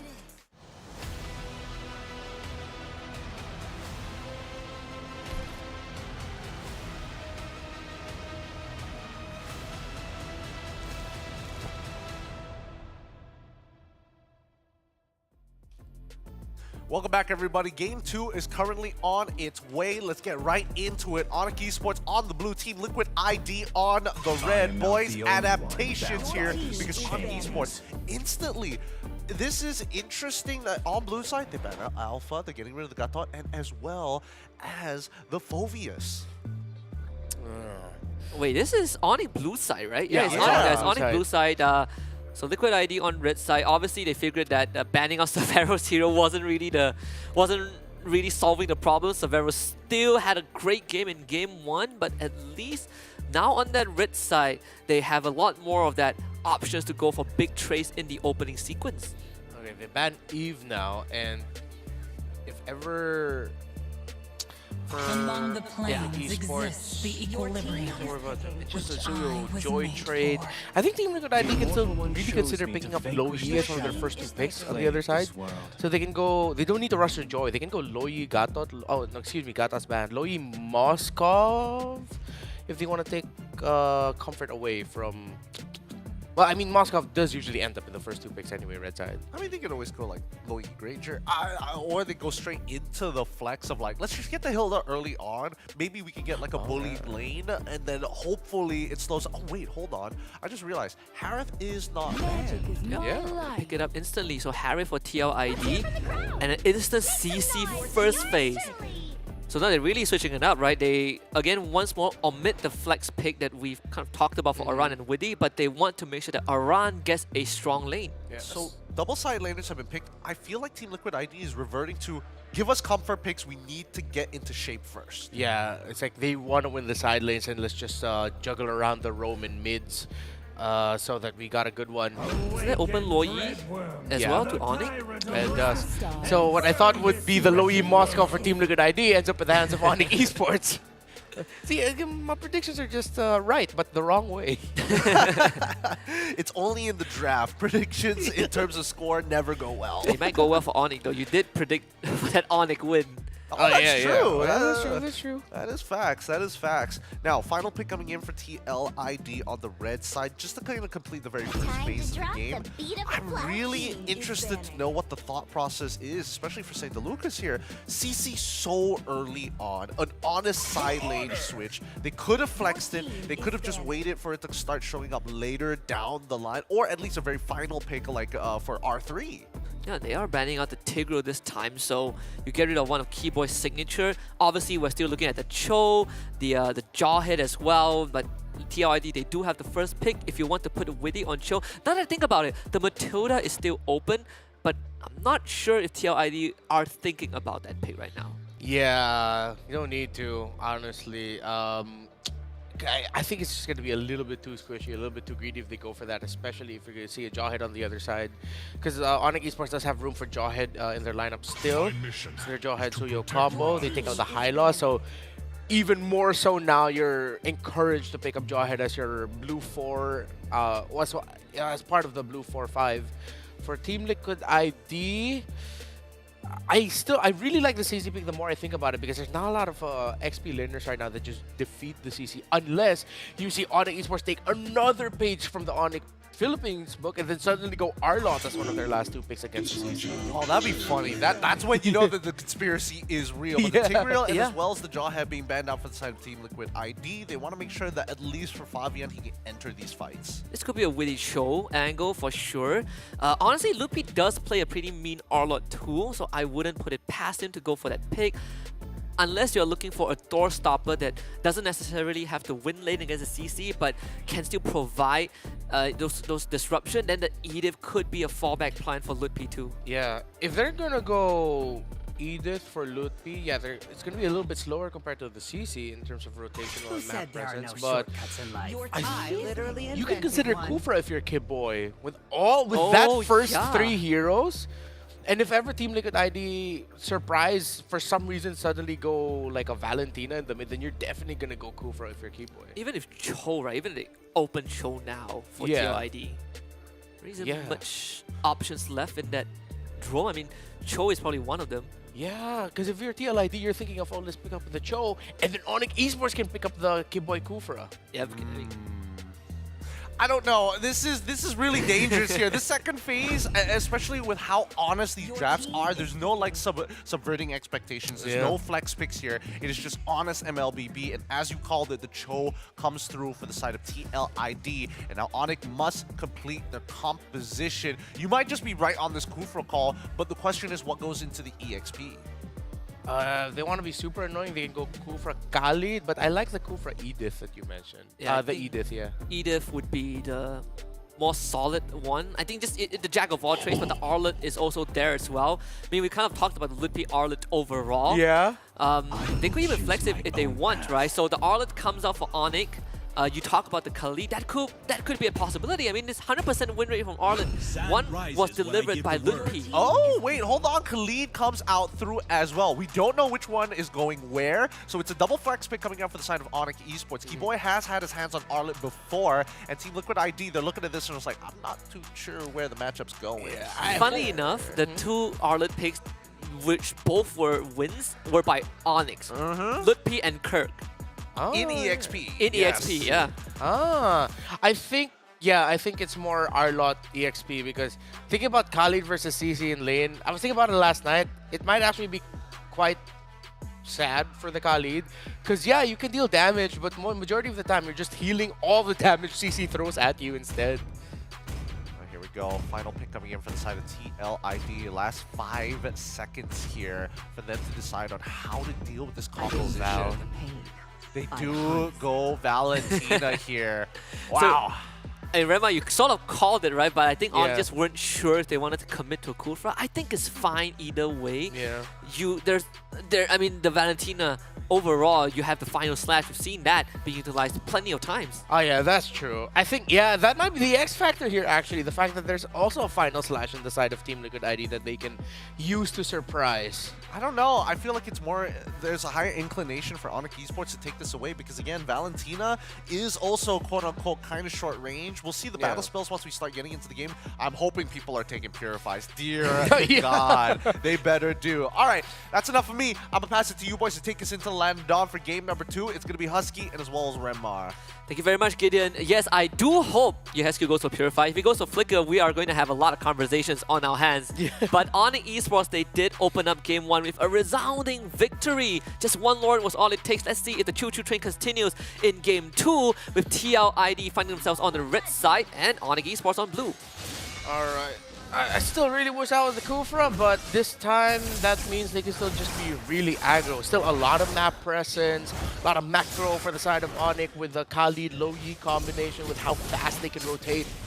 And Witty! Oh, wow! And apparently it's a nightmare for a Cho to deal with in the mid lane trading. I mean, you're getting stuck on that Kufra, you're getting sucked back.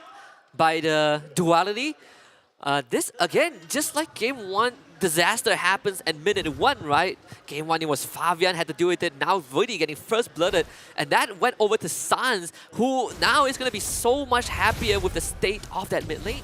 Yeah, 2 games in a row now. Wait a minute, is Kyrie not getting his own purple buff? He decided to go for the green instead, and Onyx are just protecting his purple buff, so it's a late purple take. Kyrie decided to invade before completing his own buff rotation. Wow! Then also, right, the recoils could be forced out, so TLID, they get nothing from Ludpi. The wave is going to meet in the middle, so not really much lane advantage for TLID. Kyrie gets to skip the entire encounter with Fabian. The Skiboy was just sitting on the top bush the whole time. Yeah, protecting their jungle. And in the mid, such a fast clear for Loyi and Khalid. And again, controlling the Cho. I think that's why they decided to go for this combo instead, because not only does it control Cho, it hurts Cho with damage. Every time Widdy walks up, he just eats a face full of just sand. Yeah. Sand and whatever Loyi tosses. Magic, apparently. Apparently it is. Pure magic. It's from the Monian Plains? No, wait, no. What's the equivalent of like the Chinese region in the lore? I gotta figure that out. Yeah, it's at the tip of my tongue. The Cadian Riverlands. The Cadian Riverlands, thank you. Kyrie does have some enemies on his hand. When he finds a knockup, Kyrie eats the concussive blast. Will survive for now. Fabian goes for him. First blood delivered to Fabian as Widdy makes a great escape with the flicker. Fabian still jumping around. Keyboy now the victim. Ludpi will survive. TLID off to a good start. Yeah, that was just TLID with a better response, better timing. And now Onyx Esports, I think that should already be a sign for them that says they can't pull off the same things they pulled off earlier. Can't be overly aggressive because now Team Liquid ID have sharpened up their execution a little bit. They can continue to bother Widdy, but just now be more ready for a Team Liquid ID response to your aggression. Especially when Widdy, he is willing to make those plays, right? Yeah. He was the reason that Kyrie went down first blood. Still, the turtle for them doesn't really mean too much as of this point. TLID don't really have a substantial lead to make a big difference. Even topside, Severo against Aaron Shiki, Severo is really holding his own. And TLID, you know, they haven't really been providing backup to the top side, but you can say the same for Onyx, unlike Game 1. It seems like Aaron Shiki has a slight lead over Severo. It could be a minion or two that he's over. And right now, that Harith needs to be dealt with by Onyx Esports. They just can't let it free fall. A couple more pokes from Sans and Keyboard onto ESQ. Fabian, multiple targets to go for. The body's going to be Sans stunned up under the turret. Fabian will still find Sans, but Keyboy and Kyrie trace him back. Ludpi, bottom side, will lose out to Aran. The curtain call just doing more than enough. A kick from Widdy onto Kyrie. Blaze Surge to escape. Keyboy covers his track. Okay, look at that. They finally got to level things out here. And okay, yesterday we saw the outlier of Kirk's Arlot defeating the CC of Aran. This is actually how the CC Arlot trade should be going, wherein Aran is just giving a lot of difficulty for this Arlot. And he recognizes it, already able to build the axe, so he should be good. With the War Axe, it essentially just wins him the lane entirely, right? No more 1v1s for Ludpi. You're looking to... In fact, crazily enough, right, CC doesn't have the best wave clear, but in this case, it really doesn't matter as much. You can say the same for Arlet as well. In fact, the pressure continues. Aran sweep under the turret. Down low, but able to heal himself back up with the War Axe and Curtain Call. Diversion will be used. Kyrie being delivered to the bush by Sans, but the rest of TLID have already escaped. Okay, so I like the speed the Team Liquid ID are going at. It's the same speed that Onyx Esports were doing earlier. So despite the bad start for Widdy, they were able to recover quickly. Instant call to take the turtle. Widdy kicks Keyboy away. This should be a full disengage for Onyx. Keyboy has used the ultimate to get out. Even commits the flicker. Widdy survives again, but Kyrie will be jumped up by Aaron Shiki. A solo kill about to happen in the jungle of Onyx as Aaron Shiki finds Kyrie. It seems like rushing their side laner picks, getting the CC and getting the Harith right away as their first two picks are working out so well for Team Liquid ID that even though for the first two rotations, Widdy was sort of shut down there, the side lanes were doing very well, and that's where the stability was for Team Liquid ID. Yeah, so many teams, I think, in the past few months, right, leading up to M6, are not willing to go for these big picks because they're so worried about answers from the enemies. But exactly, Liquid ID have figured out that certain heroes, they're not there's not much answer to it, right? CC, Harif, diverging to the bot side. Fabian is the target. They will protect the turret, but again, TLID dodged the bullet. In fact, there is a stolen final slash from Yehescu on the esports. They call for a retreat. I wonder if that's also something they're considering come these skirmishes and fights, is that what ultimate does Yehescu has? I mean, when the Arlot came, when the Valentina came out, you instantly pointed out that that was going to be a final slash for Team Liquid ID. And yeah, it looks like it's becoming the X factor. Let's see in the next fights. In terms of the gold, see Aaron Shiki doing much more better than Severo this time around. 600, 700. That is at least 2 waves already. One by Aaron Shiki, a good advantage for him. And he was able to chip down at the gold shielding. I mean, Eroshiki is ready to fight. But Yeah. for Severo, he needs a lot more time. Final slash on the 2 from Ludpi. They want to protect this purple buff, but it doesn't seem possible though. Kyrie will not get it. Fabian with Grand Theft Purple is going to run away. Instant rotation to the top side, and now Severo is going to feel the heat, even losing out the gold crab. So it's now TLID holding control of the game. More axe just built up by Kyrie. That's only his first item. He's going for the Chop Suey build of Fury Hammer and then getting for a full build first item. He's probably going to complete the Hunter Strike after this War Axe. For Severo, just 2 items, no DHS yet for him. Fabian will try to go on Severo, but Keyboy here to save him. And I just noticed, 7 minutes in, we talk so much about, Yehescu better go for Purify, but no, he has Flicker. He is ready to make plays. And I guess it isn't an issue because Onyx Esports have not been able to find a way to get on top of him. TLID will get the second turtle of the game, or the third turtle. Yeah, it feels like Yehescu accepted that his role here is Arlot cosplay. Oh, a kick by Witty! T-Boy can be swiped back as well, tries to use the Raging Sandstorm, even using the Flicker, still goes down. Lippy finds a final slash, but Fabian hits the backline instantly, and TLID have control of the mid side. Okay, despite all the damage that Khalid can dish out, it's damage that sort of puts him in a risky position. Once you get caught out in an off angle by that Khalid, it's going to be easy for the Cho to just kick him. Hence why I go back to the thought that I really wish I was a Kufra man. Yeah, I wish so too, because look at the amount of dashes that TLID has. Everyone is scared of Kufra. By the way, Fabian's about to hit that Holy Crystal second item. Already, wow, 1-2-60 lead. Oh, I thought it'd be a significantly larger lead for Fabian, but Kyrie has leveled things a little bit. Like, he's kept it within reach. Yeah. In terms of levels, it's 1 level difference. Ludpi though, not sure if he can survive this. Fabian with another free kill, and that's off of a fresh Holy Crystal. 3-1 right now.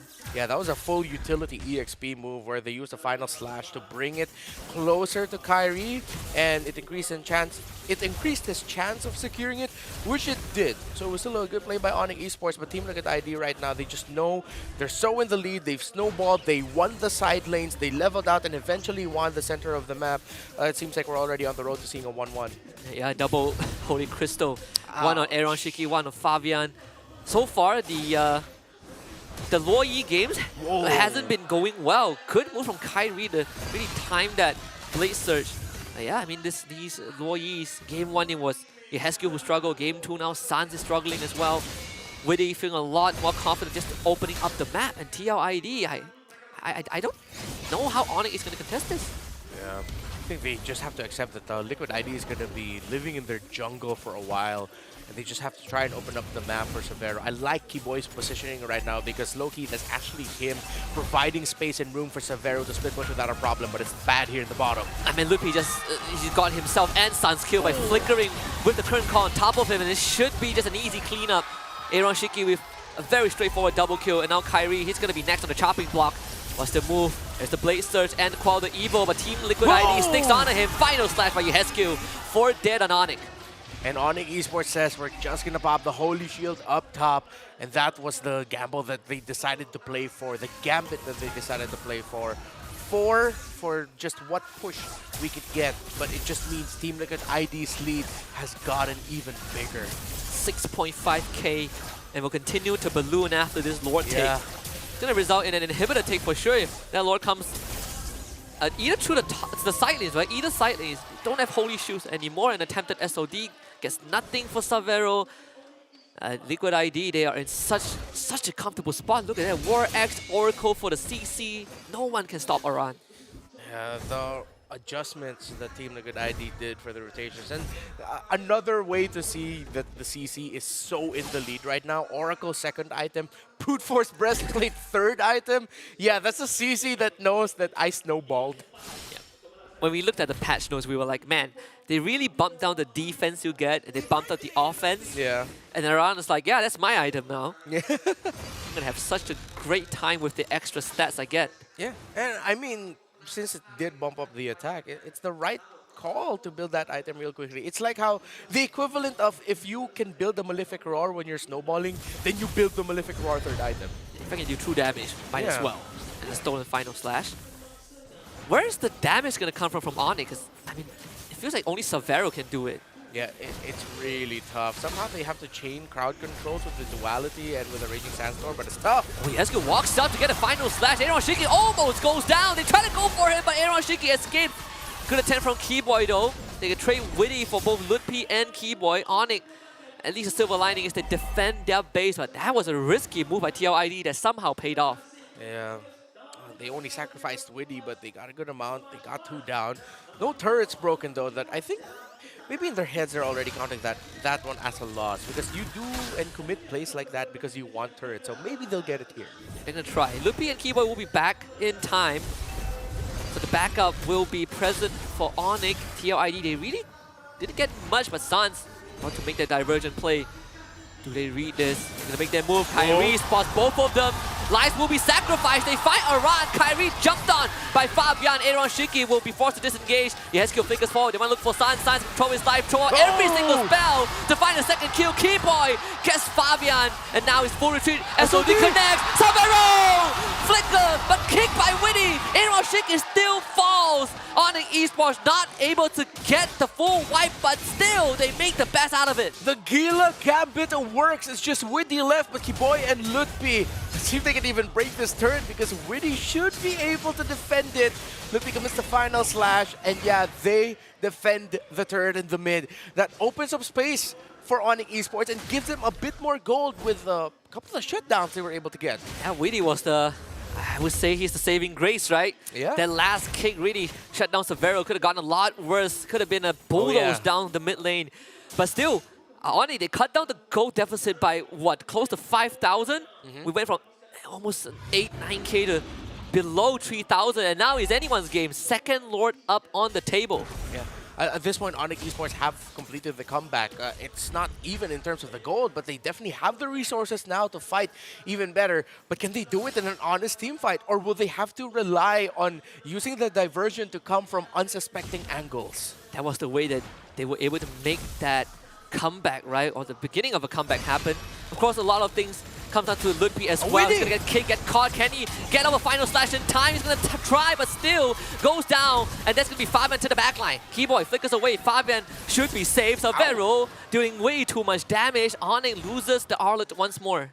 Malefic Roar built up by Kyrie, and it seems like in terms of an honest approach, Team Liquid ID has that in the bag. With Witty goes in, Jeet Kune Do, knock up, kick, onto Ludpi, onto Keyboy, whoever you see, go for it. But in terms of the unique entry points that you can go for, that's Onyx Esports playstyle, which, how many times have we seen it before?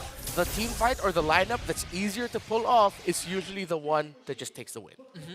And it's a lot of pressure onto Ludpi. Right? Ludpi and Keyboy, they don't want to be in front, but in this case, I think Ludpi needs to somehow get a final slash off, right? He has been put on the reactive end. And even in the previous engage by Witty, Ludpi just could not get anything done. Yeah, they need to get vision, and unfortunately, Ludpi is the fall guy in this scenario, because when Keyboy falls and it's just Ludpi as the front line, it's even harder if it was the other way around and it was just the Khalid in the front line, because the Khalid at least can keep himself alive in an easier way. Ludpi keeps himself alive by putting himself in danger by attacking and diving into the lineup of Team Liquid ID. So I think this is just expected with the lineup they decided to go for. Let's see Fabian threatening a dive. Ludpi could be gone on, loses most of health. Keyboy too. So 2 inhibitors go down simultaneously. TLID getting mid and bottom. The Lord will now have to be taken care of. Plenty of damage from Onyx Esports at this point to make it happen. Can still play. Witty looking for a play. Couldn't find the Jeet Kune Do. Stunned up. but durable enough to get away. Lord still is a problem. Keyboy swept back and use the Raging Sandstorm just to buy a bit of time. Aaron Shiki almost goes down, but Fabian just on top of Loopy takes him out. The Lord still alive. Fabian has to retreat. But all things said and done, Kyrie will get Fabian. All inhibitors down for Onyx, but Severo is still going. No SOD to follow up. TLID gets the full base. Sans not done just yet though. Winnie's gonna check the bush. He's gonna instantly see the port. And Severo once more goes huge. But do they know that Aaron Shiki and Yehescu are there? Severo is the target. The Purify from Aaron Shiki just enough. But Kyrie once more strikes back and Onyx holds on. Yehescu left alone. Sans and Kyrie want to chase after him, but Yehescu won't even be able to use the diversion. He flickered into it. What an escape by Yehescu. That's the use of the flicker the entire game. That was that play. Yehescu once more escapes with his life. But now Onyx, they're in a tough spot. They might have defended their base, but without any structures remaining, it's gonna be a tall order. Yeah, it was so scrappy, quite messy, but I really like how we got to see the way of thinking. Fabian going forward takes a step back. Oh no, he didn't even take a step back. It was just a little bit overread slightly by Severo, and you see Aaron Shiki and Yehescu waiting here for so long. They knew they could get something here, and before that diversion was completed, you actually saw Widdy preempt that. He knew and expected the diversion would end up there, and TLID were ready to respond to it. Onyx, let's see if they can put a play of a lifetime, and this could be it. Oh, Fabian right on top of them. They're gonna jump on Fabian. He's dead. Kyrie sacrifices his life. Big final slash from Lippy. But where's Severo? That's the guy that you need to watch out for. SOD connects. Severo tries to go for Aaron Shiki. Can't get range just yet, but it's between him and the Harif. Yehescu trying to escape from Sans. Will make it the case. Sans flickers forward for the kill, and Onyx continues to make the big plays. But Severo still trying to find an even bigger target than Aran. Aaron Shiki still alive, so TLID still has their gold laner. Aran and Aaron Shiki, they still want to fight. They definitely have the tools to do so. Severo is the target. Aaron Shiki goes for him. But the knockback from the spear, just enough to keep Severo alive. And TLID not done just yet. Keyboy flickers the top of Aaron Shiki, trying to stay alive. The concussive blast, the shield once more. Keeps Aaron Shiki alive. Divergence comes in. Sans, he carries himself forward. Aaron Shiki loses immortality. And Sans blows him up. Onyx staggering the death timers of TLID. Crazy! By the Gila himself, Sans is 3-3-12 with this low Yi. Of all the people who I thought could have gotten that kill finally on Aaron Shiki with how long he survived, even juggling immortality, it was Sans who respawned and came back with the diversion. But here's Fabian and Widdy. They're looking for an endgame angle. The wave is already pushing in. Loopy, how long can he hold on? And so disconnects Severo to the rescue. And he will survive. Onyx Esports now, another move. Sans and Kyrie, the diversion spotted out by TLID, but this time they're not going to be in any danger. Even counter diversion from Yehescu, just in case Onyx catches up to the team. But TLID, they survive this one. You can't even call this brawl server because they're also handling macro alongside with it. They're both utilizing the diversion to its utmost potential, and now Onyx Esports are looking at this and saying, okay, we're holding on, but how do we put ourselves in a better spot to end it all? Because even though they can start off a sequence with 1 or 2 instantly down on the side of Team Liquid ID, it takes a while for Aaron Shiki and another major damage dealer to go down. They kick Lippy again, but this time we kick to the wall. Keyboy, Winter Truncheon, and the Quicksand Guard just to heal up, but he just explodes. So that's going to be a kill for TLID. Unfortunately, on Esports, they are in such a horrible spot. TLID, there's a pincer maneuver potential. Sans, he's going to go down. Winter Truncheon to buy time. Looking for an escape. Kyrie, can you make the best out of this? Seems like the answer is no. Sans will fall. 2 for TLID. And that's it. The gambit was read by Team Liquid ID. Kyrie and Sans left that shrub a little too early, or they decided to join in a little too late when Team Liquid ID was already pushing back the members of Onyx Esports, and Liquid won't even go for the Lord. They want to end. Another conceal play. Aaron Shiki straight for the crystal. Severo is going to make the play of his life. The pierce damage from the passive might be enough. Severo! Oh my goodness, the damage is there, but TLID just brute forces down. The crystal is an equalizer for TLID. 1-1, the current score between these two teams. The Indonesians putting on the show of a lifetime for the audience live in Johor Bahru. Oh my God, what a game we just watched. Both sides caution with the win, it's all about the play. It's all about the execution of the team fights. And I really thought we were just gonna see Team Liquid ID take control, then eventually just win the game. But now Onyx Esports were putting on a fight once they finally won that one sequence that shortened the gold gap by around 3,000 gold, 2,000 gold, and they knew, okay, we're back into this. 42k, 39k, that means we have the items. They just kept trading diversion plays after diversion plays. Honestly, if TLID didn't take all inhibs on Onyx side, this game could have gone so different, right? Onyx, they were managing the waves, they were managing TLID's movements, and still were able to drag us on to a 20-minute game. And the funniest thing was, the network was same for both teams. You can even see Suns just now breathing a sigh. He's like, man, that game was so tough. Yeah. I don't know how we hung on for that long. It truly is. Is this what the meta is moving towards too? Our ranked games have been like, oh, you snowball, the game's basically GG, but in professional play, now that there's two phases of the game, how much damage can we do when we have that lead? And then once we get to that end game scenario where inhibitors are open, can we still fight? Yeah, in hindsight, the CC and Harith priority was just major foreshadowing because of what they do in team fights. Okay, we know what they do in lane, and that's why TLID were able to win the early. But what they do in the team fights is, if anyone messes up on the side that the CC is going up against, the easiest CC play of all time is just chase them and you immediately take out 2 or 3 by yourself, or you're buying time. Well, of course, if you cannot get the Harith, then did you really win? Because even if you take down 3, maybe 4 members of TLID, did you get the Harith? If the answer is no, then the answer is potentially, yeah, you didn't really win. It's crazy because even when we're looking from the more defensive side of Onyx, who has to watch that Vanguard, that Lutte, he doesn't have to necessarily look for these big engages. He sees TLID, and I think Witty got the brunt of that damage. Every time he's trying to get into the middle of those fights, he gets stunned up, and it's really awkward for them to play. And that this back and forth that we're seeing here, it really comes down to team fight execution, right? Who can land more effective abilities against their opponent? Yeah, I think for TLID, the whole game plan is we blow up 1 or 2 members from Onyx before the fight even starts, and we win with sheer numbers. Because we see in a 5v5, if TLID throws the spells out and no one from Onyx dies, instant diversion from Suns, right? They launch a counter engage and they just beat TLID at their own game, which honestly makes you worry. For me, I worry a bit more for TLID than I do for Onyx, because even when put at such a tough spot, Onyx was still able to hold on, whereas for TLID, you can see some cracks kind of showing. Yeah. Is it cracks, or is it just because their composition has these big re-engagers, right? Yeah. The playmaking capabilities that are possible thanks to the Arlet as well as the Loyi. Yeah, again, they had to play as a unit.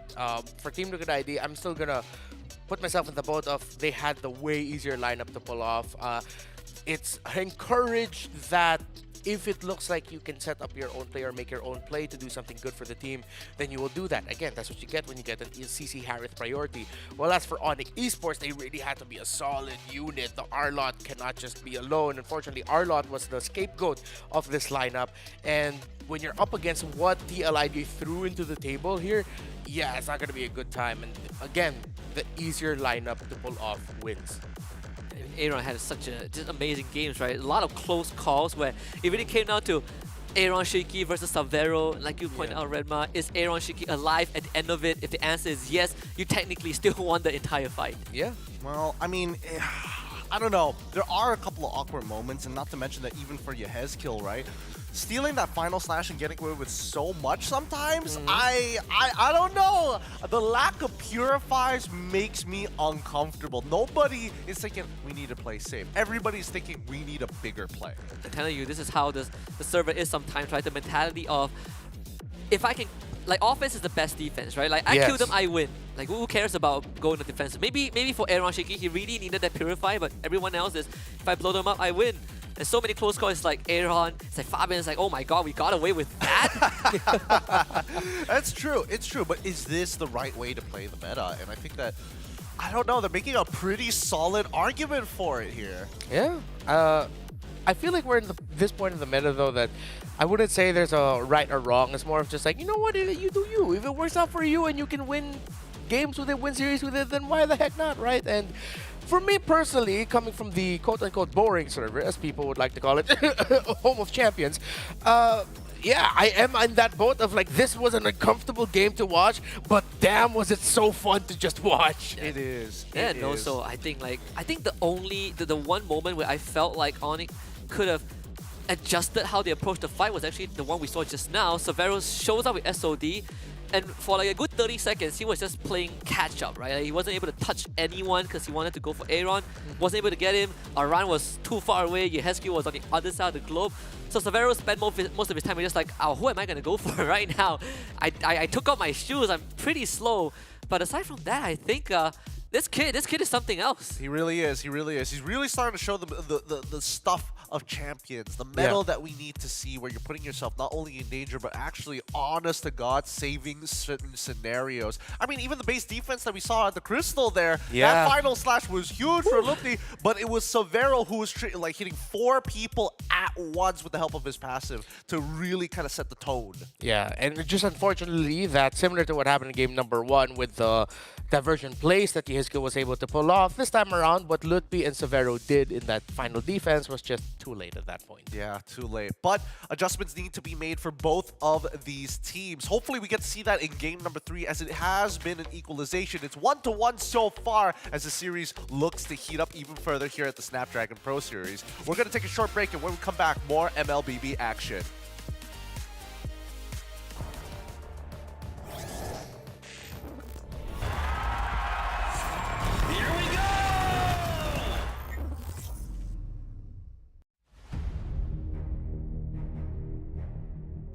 The journey to greatness starts here. From the 11th to 13th of April, the race reaches its peak at the Tennis Indoor Sanaya.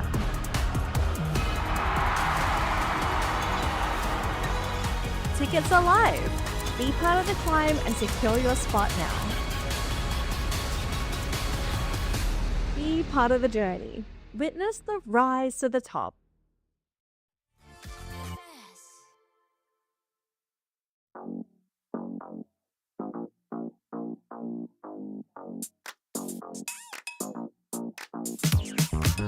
Cutie, dressed up and I'm glistening. I'm the gift, don't wrap me like it's Christmas. Want some yours, you'll know what you've been missing. Feeling like we should get into mischief. Listen, you've been looking like you're down on your luck. Need a girl like me to come through, lift you up. Hold me in your hand, I like when you touch me. Keep me around or you might get lucky. I'ma keep you with the good mood. Keep you up all night. Never, never around you. Baby, this is soul vibe. Got me dancing like a soul train. Laughing the whole time. Got me singing in the shower. Baby, are you all mine? Baby, I'm your 4-leaf clover. Your rabbit's foot, your charm bracelet, horseshoe. Baby, I'm your good, good omen. You wanna keep me with you. Keep me with you. Yeah, it's not hard to see. There's a pattern forming when you got me. 777 all wins, big money. The tramp over here never see me coming.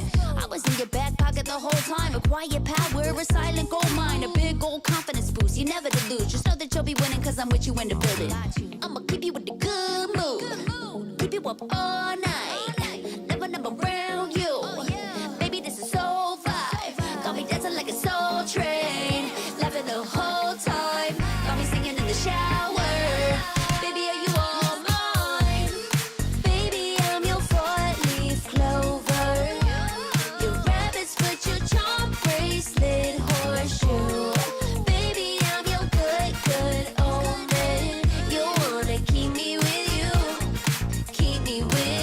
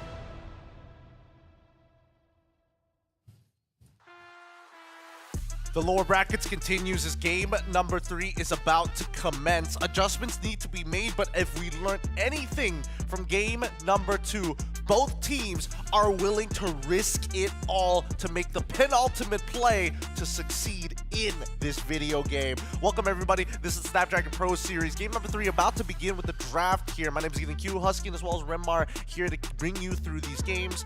Boys, game number 3, what are we hoping to see or at least expect? Cleaner games or decisive? I want more of what we saw in that game number 2. What we dubbed yesterday as MLBB for the streets. Like, come on. It's the final day of SPS. Please more of that, because even though it was scrappy, brawly, it had like a lot of macro actually that was being thought out by the players, and even micro once all that chaos ensued. Yeah, it's not mindless, team fighting and see like who gasses out first. It's calculated risk, right? Like Onyx, they were taking so many gambles with the Loi, and most of them paid off. And even when it doesn't, they were still able to hold on. Both games have been won on red side thus far. TLID once more gets that first pick, Harith. Oh wow, okay. So it seems like that might be the new Granger of this meta, because they're willing to give up the Joy. Onyx Esports decided not to take it, so now it's gonna be a Joy Harith yet again for Team Liquid ID, and then they'll just adjust the third pick with it. Wolf is gone. Oh no, they don't. They just go Alpha Matilda, one of their old favorites instead. Yeah, so instead of banning out the Alpha like they did in game number 2, Onyx opt to go for the CC ban, which is kind of interesting. It's like CC more devastating than the Harith here. I was thinking the same, right? I was like, if you really want to ban up one between those two, it felt like the Harith was the bigger problem. Although right now, I think you take that gut thought, he hasn't really been flexing the XP for a long time, so there's a high chance it's a Keyboy gut thought already. Does this allude to a Selena at any point? It feels a little... Maybe not this early, right? I mean, yeah, maybe not this early. Yeah. They are on red side. I feel like there is a possibility, but the Loi is still open. And if there's anything, it has been proven that the Loi isn't really the most important pick right now. She's lost both games. Yeah, and so they decided to opt for the Farsa with the Eve already gone. So Onyx still accepting the idea of reach is what you want, and especially one of the classic counters to a marksman, or excuse me, a gold laner as Harith, is that you pick up the Farsa so that you can burst them down and from a very safe range, and you don't need to get close to them. I honestly am a fan of what Onyx Esports did with taking out the CC instead of the Harith. Yeah, I understand Harith is just an absolute mess right now, near busted, even though he's super high risk. But again, we double down on the thought that as long as Aran is put in an uncomfortable spot, you're already giving yourself one win scenario, and you'd rather give yourself that, because shutting down Aran early means a higher chance of you controlling the early and potentially delaying the farm of the Harith if you control the center of the map. I mean, yes, sure, but at the same time, Team Liquid is making a bit of a sacrifice here, right? Even though they're playing over their star players of Aaron Shikin as well as Fabian, what is going to happen to Yehezkiel? What is he going to be able to play later down the line? And I think this is what I'm most concerned about, because the times that we've seen OP take advantage of them, or even when we saw in game number 1, is when Onyx Esports decided to put him in that awkward spot. What about the Valentina for a second time, right? Pretty decent ultimates to steal. AOG, Feather Airstrike. Yeah. I mean, you have the Matilda to kind of get on top of Farsa if you ever find an angle. So I would say that the continuous, the continuous assault onto Aran's hero pool is going to be the way that Onyx wants to kind of break TLID apart, right? Even Witty on this Matilda needs some time to kind of come online, and if you can kind of stop that and force Witty to go back into that game 1 state of, man, I need to help everyone and nothing is going well, maybe that's the case, unless this is a Matilda mid like we've seen yesterday. Okay. Usually it is the roam, especially because that's their main combo, the Matilda Alpha. Yeah, but I won't turn it off completely, because that means they'll just need to back up a roamer that has a concussive blast, fast wave clear, and then you should be set. Tick is still up. Yeah, the tick is still up. They can even afford to go Cho, because at least if it is a Matilda mid. But if we're gonna look at it, what Team Liquid ID likes, maybe we might see. You already mentioned the Valentina. That's one. what if they might even consider either Sicilian or Savior? I feel like Sicilian makes a little more sense here. At least with the max range and Sanguine Claw, you can take like a couple, 1 or 2 shots with the Feather Airstrike before canceling it out. Now it looks better. Ooh, okay. Yeah, you're right. It does look even better considering that Carry just got picked up for the side of Onyx Esports. They want to deter Team Liquid ID from these hard engagers. Oh, you want to fly towards me? I'm going to kill you mid-air. Yeah. I like that. As long as the mid laner just has really good reach, like I think that's what Team Liquid ID wants to go for. You want to sort of match the reach that the Farsa has. The Farsa will always trump it, but good crowd controls, constant source of damage, whether it's those two. What does that say? Aaron Shiki is such a cutie patootie. She's not wrong. She isn't wrong. She's not wrong. She's definitely one of the reoccurring viewers at Aaron Shiki streams, because it's very rare. Like it's very rare to kind of spot him on when he streams. They have caught it, the Ceci and the Hylo, so they're gonna double down. Like, oh, you have to carry. Don't worry, we're gonna do it either way. Yeah, they're going to be fast. It looks like Edith is going to be the go-to default EXP pick for Onyx Esports. Boys, how are we feeling about the compositions here? There is a technical potential encounter here with the carry into that Harith, but as this game goes on, there is going to be a bit of a reach difference for both of these marksmen.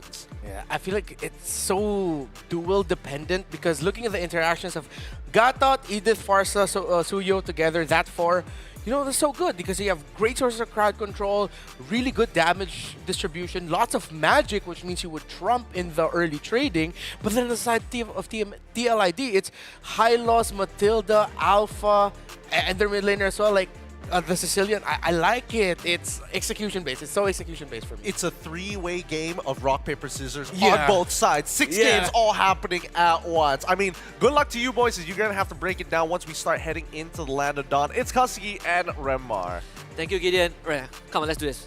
Rock, paper, scissors. No, wait. You were late. One more time. Rock, paper, scissors. All right, it seems like the scissors beats the paper, just as always, as we head into game number 3. TLID against Onyx Esports once more. As TLID on blue side, Onyx Esports on red. I love the technicality between Carry and Harith. It really comes down to who moves first, who strikes first. Yeah, both of them accepted as like, you know what? We both need to provide the damage for our teams, but we're both putting ourselves in that worst and most dangerous possible situations. Even in a one-on-one, right? Like whoever touches the other first wins the fight. It's that's straightforward. That's pretty much it. Based on the testing that we did and trying to get the beats of the community, most of the time Carry should be able to defeat Harith in lane, or if not completely defeated, the Harith might just be able to level things out. Let's see who's gonna get what, but Kyrie got the Lizard of Fabian. Yeah, it's the retry still on point as always. I know the community also has been kind of talking a lot about Fabian and Kyrie, right? Like the old gen, the Sky Kings, and the new generation of junglers, and all Fabian has already caught up, and Kyrie is no longer the untouchable. And to that, I agree, he definitely isn't untouchable anymore, but he still got the chops. I mean, Kyrie, he's still playing to that optimal level that we know of him as the Prince. And engaged on the bottom bush, Revitalize is pop, but man, the damage from Liquid ID is disgusting. Onyx Esports tried to fight a 2v4 and it ended horribly. Yeah. Okay, Team Liquid ID, again, we did mention it would just be about the trading at the center of the map, the early trades, who executes better. And right now, it looks like, because of the straightforward approach of an alpha, it's the easier one to use. And Sans trying to get Witty, but Witty just dancing around all of the feathered airstrike hits. Absolutely. Well, he got blasted for like 1. Yeah, absolutely stout on Sans. Yeah. And even forcing out the flicker, Yehescu, the one doing that. Suns! It's gonna go down to the bats at the very end. Kyrie wants to take out Yehescu with Keyboy at the helm, but the Io Cyclone gets him away. Aaron Shiki covers that escape route. It seems to be a cascading effect. TLID really pulling on the strings of Onyx. Yeah, after the good start of Onyx Esports in game number 1, now it seems like TLID that really woke them up, and they're really just executing better in the early game now for 2 straight games in a row. They're reading the rotations of Keyboy and Sans. They know which right trades to take. And now since Fabian is on an alpha, it's a jungler that you don't really want to invade too much compared to if you were invading a Joy, then Fabian's safe. Try and kill Aran, but it's not easy. Aran even has the Vengeance. Glover's pathway dropped down. He is out of there. And Liquid ID arriving with backup. Fabian, Yehescu, Widdy. Uh-oh, Kyrie getting caught out. Gets away in time, but not for long. Feather Airstrike committed. Another fight on esports. Will be able to trade Fabian in return. Keyboy surviving with the Revitalize. Heals himself out. Aran finally falls. And TLID gets punished. Whoa, the sheer long team fight strength of an Edith that was able to use a Primal Wrath at full charge. Sans being able to free it and a safe distance as well. Turned that around for Onyx Esports. It's still a win for Team Liquid ID, but Onyx Esports balanced out what could have been an even worse situation for them. And just like Game 2, Aaron Shiki has a slight advantage over Severo in that lane. Kyrie walks away with a bit of extra XP, but Fabian is still a level up. So either way, TLID in these objective takes, they're going to have a slightly better time. And speaking of technicalities, I do feel like in these team fights, as Onyx, there's a lot more things to consider, considering how mobile TLID is. Speaking of mobility, they're going to go on to Ludpi, and he is dead. Keyboy so late to the party, has to just back off. Oh, not the right time or positioning there for Ludpi with the turtle so close to spawning. That's usually a signal for both the XP laners to stay away from the river as far as you can. Stay closer to the wall to increase your chances of being able to walk back to the turret. But Ludpi without a flicker meant that he just had to accept that. You're not going to waste your ultimate trying to survive that scenario. Gotta also respect how fast TLID moves. They're already on the top side. The turtle just dies. Severo knows this, tries to blow up Widdy, but doesn't have the damage just yet, so we have to settle for what's available. In fact, Widdy does have the Flash of the Oasis already. Went for it instantly, so didn't complete the tier 2 boots, didn't need it. Yeah, of course he had to rush it in this scenario. Other than just being the best item from Matilda, you have to match the Revitalize that Keyboy has, the consistent stream of healing, so that you can survive longer in extended engagements, which we saw that, well, the Edith fares well at. Now Team Liquid ID will be able to take down this turret, solidifying the lead of Aaron Shiki and the victory of Aaron Shiki against Severo in the gold lane. 4,000 to 3,400 and counting in terms of the gold comparison between the Harith and Carry. So now Onyx Esports has to be careful because Team Liquid ID could just continue being aggressive. Sans can use the Feather Airstrike. Ludpi with Keyboy? the ult as well. Keyboy is going to try to ult away. Staggered the first time, but gets it through the second. So they defend the mid turret as Kyrie goes on the counter jungling expedition, takes the orange buff. Is this recall going to come true? It will in time. Kyrie gets out. Okay, so Fabian now in a much better scenario, considering he's not a jungler that's easily bullied in lane. And of course, his kill actually, Keyboy was forced to use the AOG there because he was clipped by the Sanguine Claws right at the tip of it. So the Sicilian pick coming in big. I would say that at least Kyrie has been able to catch up in terms of level, right? He went on the counter jungle. In fact, he's now ahead of Fabian. Keyboy this time won't be able to get away, slain by Widdy. Yeah, Team Liquid ID just look very comfortable right now. Their rotational speed, their timings, Widdy and Fabian, again, making or reminding us why this combo of theirs is so feared. The Matilda and the Alpha together, they're just ticking all the right boxes. Now the attention turns over to Severo as he is now getting further and further behind Aaron Shiki, just thanks to the early pressure from TLID, who will get this third turtle without any form of contest. And Onyx, just like Game 2, will have to just bite the bullet, right? Play from behind. Yeah. Well, I mean, the good thing for their lineup is that because they do have the Farsa with them, they have an Edith as well, they should do relatively good in terms of defending when it gets to the siege moment, because it's tough to see a scenario right now where Onyx Esports come back from this in a pretty level standing. It's going to have to come from them defending from within their own base, because Team Liquid ID just rotate faster, their damage is so much more right now. That's a feint as well from Aran, forcing the flicker from Severo with none of his teammates there. That's how strong they feel. I mean, on top of that, I mean, Keyboy hasn't really gotten any magic resist, right? His first item is a Dominus Ice. And most of the damage that's killing him right now is magic damage. Yeah, at this point, I think he's just thinking, oh man, Radiant Armor, Athena Shield, which one am I going to go Twilight? for, Twilight, because it's just also a lot of burst. So the second item for Keyboy is crucial in Ludpi. Once more, the sacrificial lamb of Onyx, and this is going to snowball from bad to worse. Top tier 2 already down, and it's the long lane, right? That's where the first lot spawning bottom. The Holy Shoe is going to pop. Onyx has a lot of housekeeping that they need to do.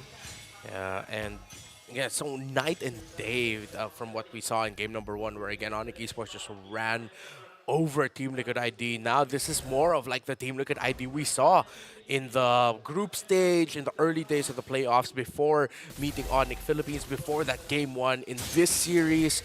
This is just them reminding why they went into the playoffs with a perfect record so far. And it's just classic Liquid ID that we're seeing right now. The very decisive rotations, no hesitation at all.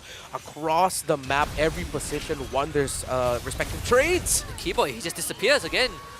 Not enough magic resist to frontline against TLID. So this, I mean, what do you do as Onyx at this point, right? This Lord is most likely going to be gone. I mean, Kyrie has been playing cross-map for the past 3-4 minutes, right? It's the only thing that he could do. But at one point, you would have to mount that defense against TLID. And with this 5k lead and, you know, Witty being on this Matilda, what is the move for Onyx?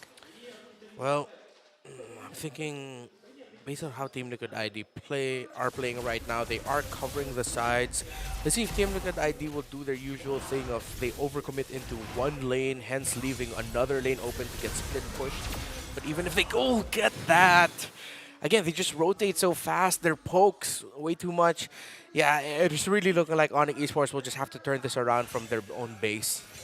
I'm very worried about Keyboy right now. He goes back to the whole, he's the only initiator. And Lupi, he's not in the position to provide those kind of utilities, right? It's like game 2, but worse. Yeah, exactly. Now, they can't even get into the right position. All the pokes from this Sicilian pick.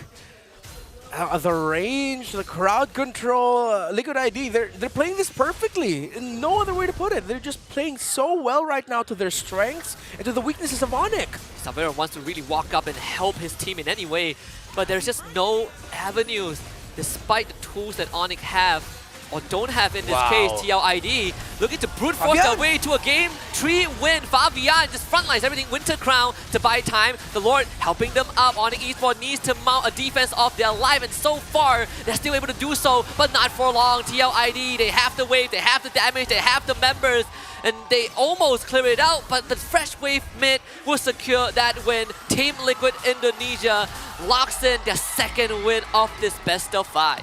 After that game 1 win, Team Liquid ID have woken up.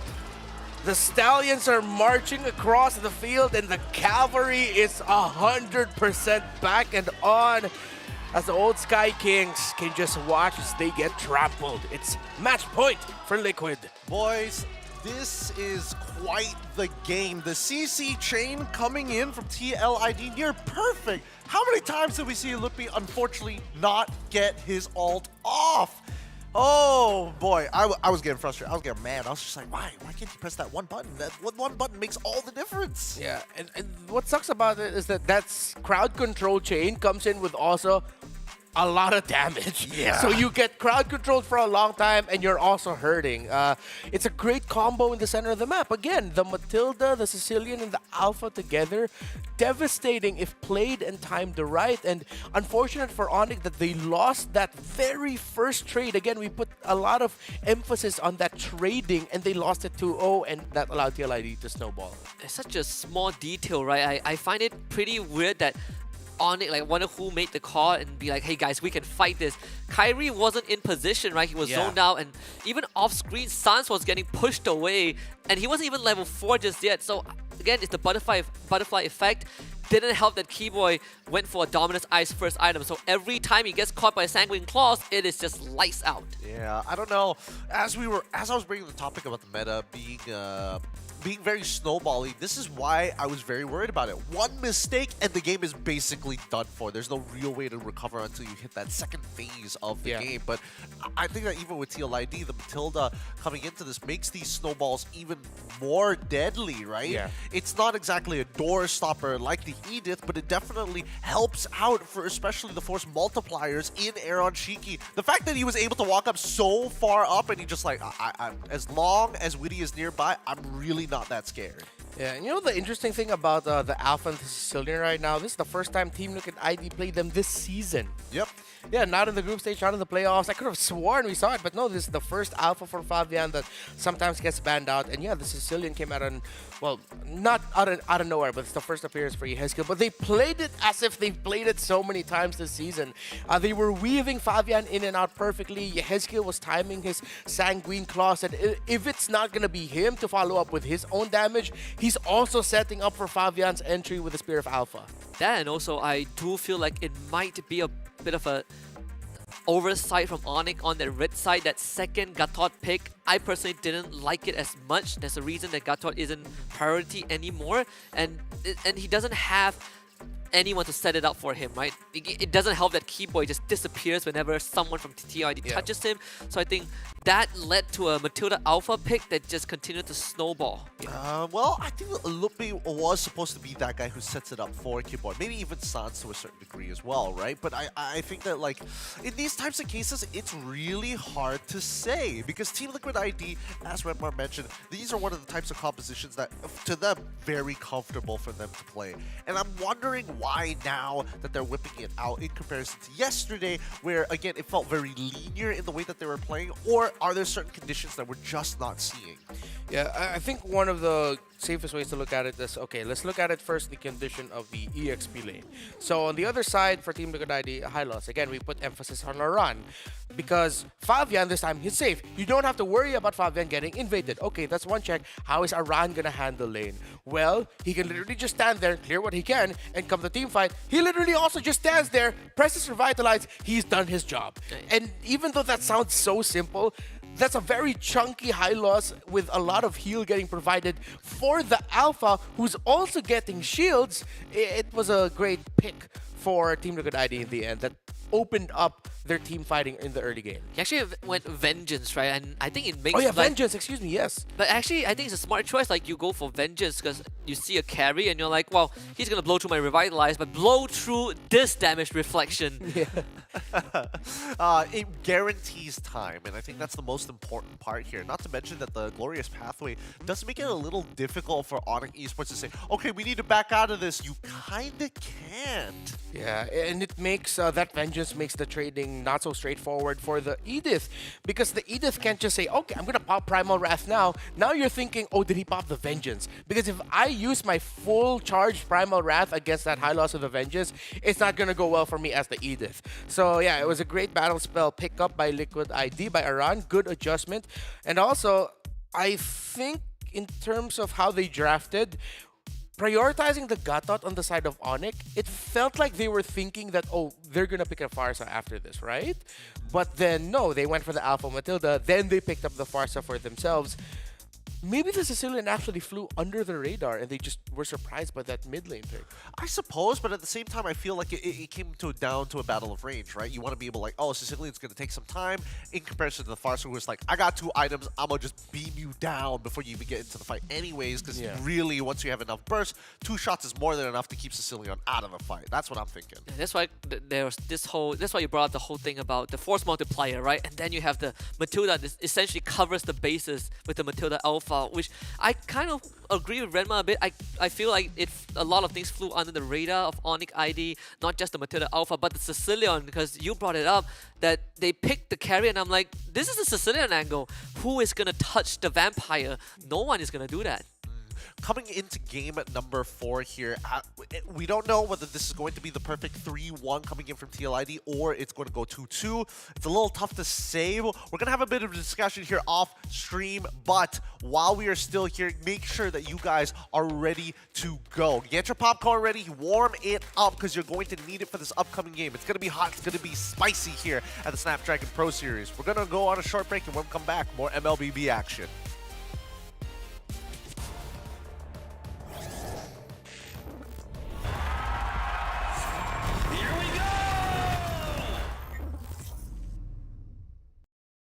The Snapdragon Pro Series is brought to you by Snapdragon Elite Gaming and DHL.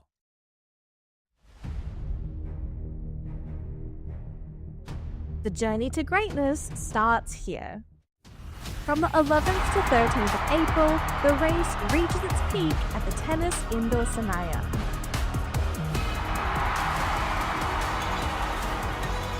Tickets are live. Be part of the climb and secure your spot now. Be part of the journey. Witness the rise to the top.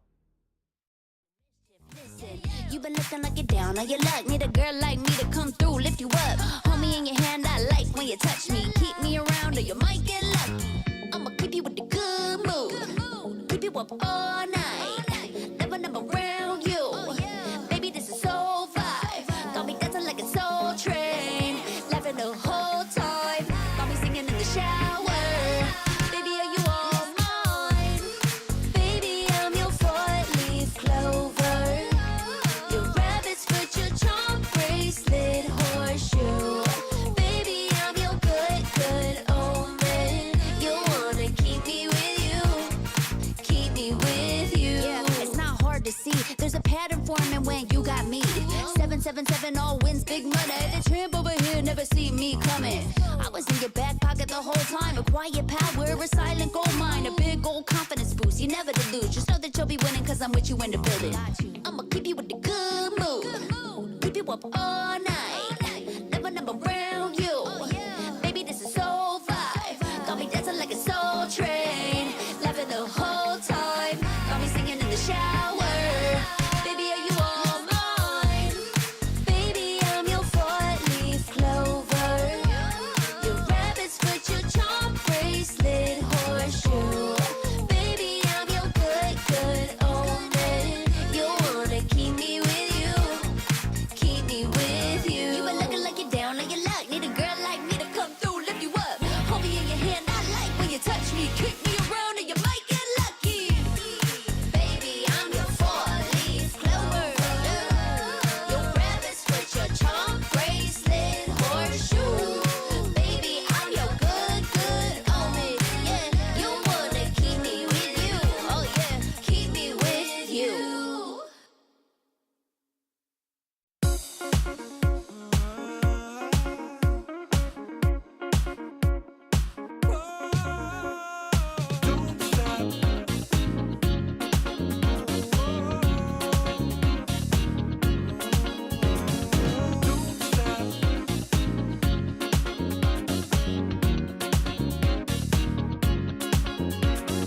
Don't stop, gotta get it going. Keep it moving, won't stop. Rhythm overflowing. Don't stop, gotta get it going. Keep it moving, won't stop. Rhythm overflowing.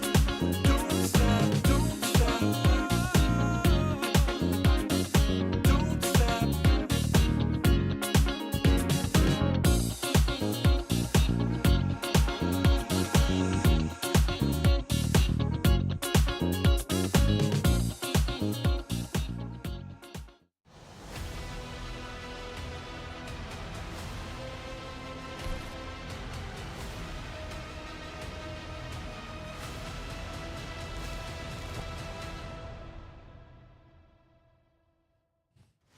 The Cavalry continues to make their last charge towards the grand finals. But so far, Onyx Indonesia, it seems like when it comes down to the draft, they kind of tunnel vision into this. We were talking about this prior. We need to see some adaptation, specifically coming in from Onyx, because it feels like TL, they're whipping out the strats that they were hoping to save for the grand finals. You know, when it comes down to a full best of 5, you don't. In the best of 5, in fact, it comes down to deep pockets, right? How deep can you go? How much more variation or archetype of draft does a team have? And it's also not how you start; it's how you finish. Onyx started strong. TLID kind of fumbled the game one, but right now it seems like it's going the complete opposite direction. With TLID, they're online, they're shifting into Gear 5, and Onyx Esports, they're gassing out. Okay, so to take the foot off of the gas pedal for Team Liquid ID, Onyx Esports bans the Harith and the Alpha this time around. I wonder if they're thinking about prioritizing the Joy, or will they go for the Suyo Cryo again? No, they just banned it. Okay. Also, they so they do have the first pick. Is it gonna go? I have a feeling. I mean, there's a lot of chess pieces on the board, right? Yves, Suyo, Liquid ID has the CC pocket if they want. Yeah. I feel like right now, Onyx is gonna say, hey, there is a possibility that we might lose Eve in this upcoming battle. What are we willing to trade for it? And I think they need a winning lane against Aran, but also take away power picks coming in from Fabian and as well as Aaron. Aaron in particular, the fact that he got Harith so many times in a row, I think they've come to the understanding that it's just not beatable at this point of time. Let's give it up to TLID to figure out what they want first. So they ban the Eve. Suyo goes to Onyx. TLID not willing to trade the Eve because there is always going to be a Valentina response. So Loi now becomes the next in line. But no, they go for Phoveus and the Matilda. Phoveus being let through for the first time too. You know, from Liquid ID, even though there's still assassins on the board, just pick up the Fredrin. I wouldn't mind it. I agree. Yeah, but if Onyx Esports shows an early carry here, that means that's them saying they're reading into the Fredrin potentially showing up. They should also consider... They can pick up the Low Yi also, but that might not be a necessity. They could just go for the hard control plus the burst, the usual mid laners that we're used to seeing. But if they go carry here right now, that's a signal. It's a hard read. It's a big read, in a matter of fact. And I think overall, what would be the biggest problem here? Would you rather make the hard read on tanks in the front line, or do you want to have the extra utility knowing that you might get it later on? So Loyi is going to be the first one to go with the Khalid here. Okay. Okay, I think they're thinking that they want to outpoke the Matilda and whatever the mid laner is going to be for Liquid ID. But now Yehezkiel can just go reach at this point. Yeah, I think even if they go for the hard read, you're still worried about reach, right? Like the Farsa, for example, could easily come third pick for Yehezkiel. I feel like if you're TLID, you're feeling a lot more safe, not only on Rit's side, but now with that Novaria, talk about having absolute reach. Yeah. Reach, vision, it's gonna help read the rotations that Onyx Esports wants to do with the vision that she can provide. And also, maybe if you can blast whoever in quick succession, especially if it's like the Khalid, you can force out the heal out relatively quickly. Usually we see Novarius not afraid to poke down the Kali just to make sure they can get the heal right out of the way. Well, I think it's just Team Liquid's response to the Loyi, right? That Technically, too. if they wanted, if anything, they could have gone straight into the Valentina just to be like, okay, you divergence, we divergence, let's do game one all over again, except this time I might even be able to get a Raging Sandstorm. But I think in this particular case, Team Liquid ID might still want to be looking for something for Aaron Shiki, but the fact that they're already banning out the Moskov on top of everything else here does kind of give the idea that Team Liquid know that, hey, we could technically just get carry for ourselves. Even a Granger, I think. Yeah, even a Granger would be pretty good here because we got the extra mobility coming in from the Matilda. Yeah, and that would make poking even more more dangerous. Oh, okay. So they read into the Fredrin. Yeah, they read the Fredrin. Yeah, Granger and Novari together are a fantastic combo, and they might actually even be able to end sequences before they begin. Yeah, I think you're looking. I think TLID already is 90% sure that they are gonna force a losing gold lane trade for Onyx either way. Like the Granger is such a juicy pick, but even if Onyx bans it out, TLID still gets first pick, right? You can lock in whatever marksman is still left on the table. The Beatrix isn't too bad of an option if you really want to fall back to that state, just because the Novaria exists. I don't know. Even if you do have that Beatrix, the big problem is, like, can you successfully, like, consistently land the ults every single time? And there's only, like, one weapon where you don't really need the setup. Every other weapon kind of needs your enemies to either walk into you, or you have massive AoE CC to kind of lock them down. There's no guarantee for it. And I think that Team Liquid ID, the second phase hasn't really changed for them. Moskov into the Irithel ban, really just making sure that Severo is going to have a hard time. I'm curious to see, oh, they banned out the Lucas. I was wondering if it was going to be Granger. Okay. Should be a Granger pick, right? Exorcist of the Shadow at your Very service. straightforward for TLID. Why did they ban the Lucas? Were they thinking Lucas jungle? I don't know. They could just be looking to, like, just lock in CC for themselves. Maybe. Unless you go Hilda, but do we, like, it doesn't feel good for Onyx. I feel like Ludwig is going to be shafted again in this draft. But if that is the case for Onyx, you give him something that can set things up, right? In fact, I am more inclined to go back to something like a Arlet than an Edith. Although you are up against a Phobia, so the Edith could be the fallback once more. Yeah, honestly, Glue? Glue's alright.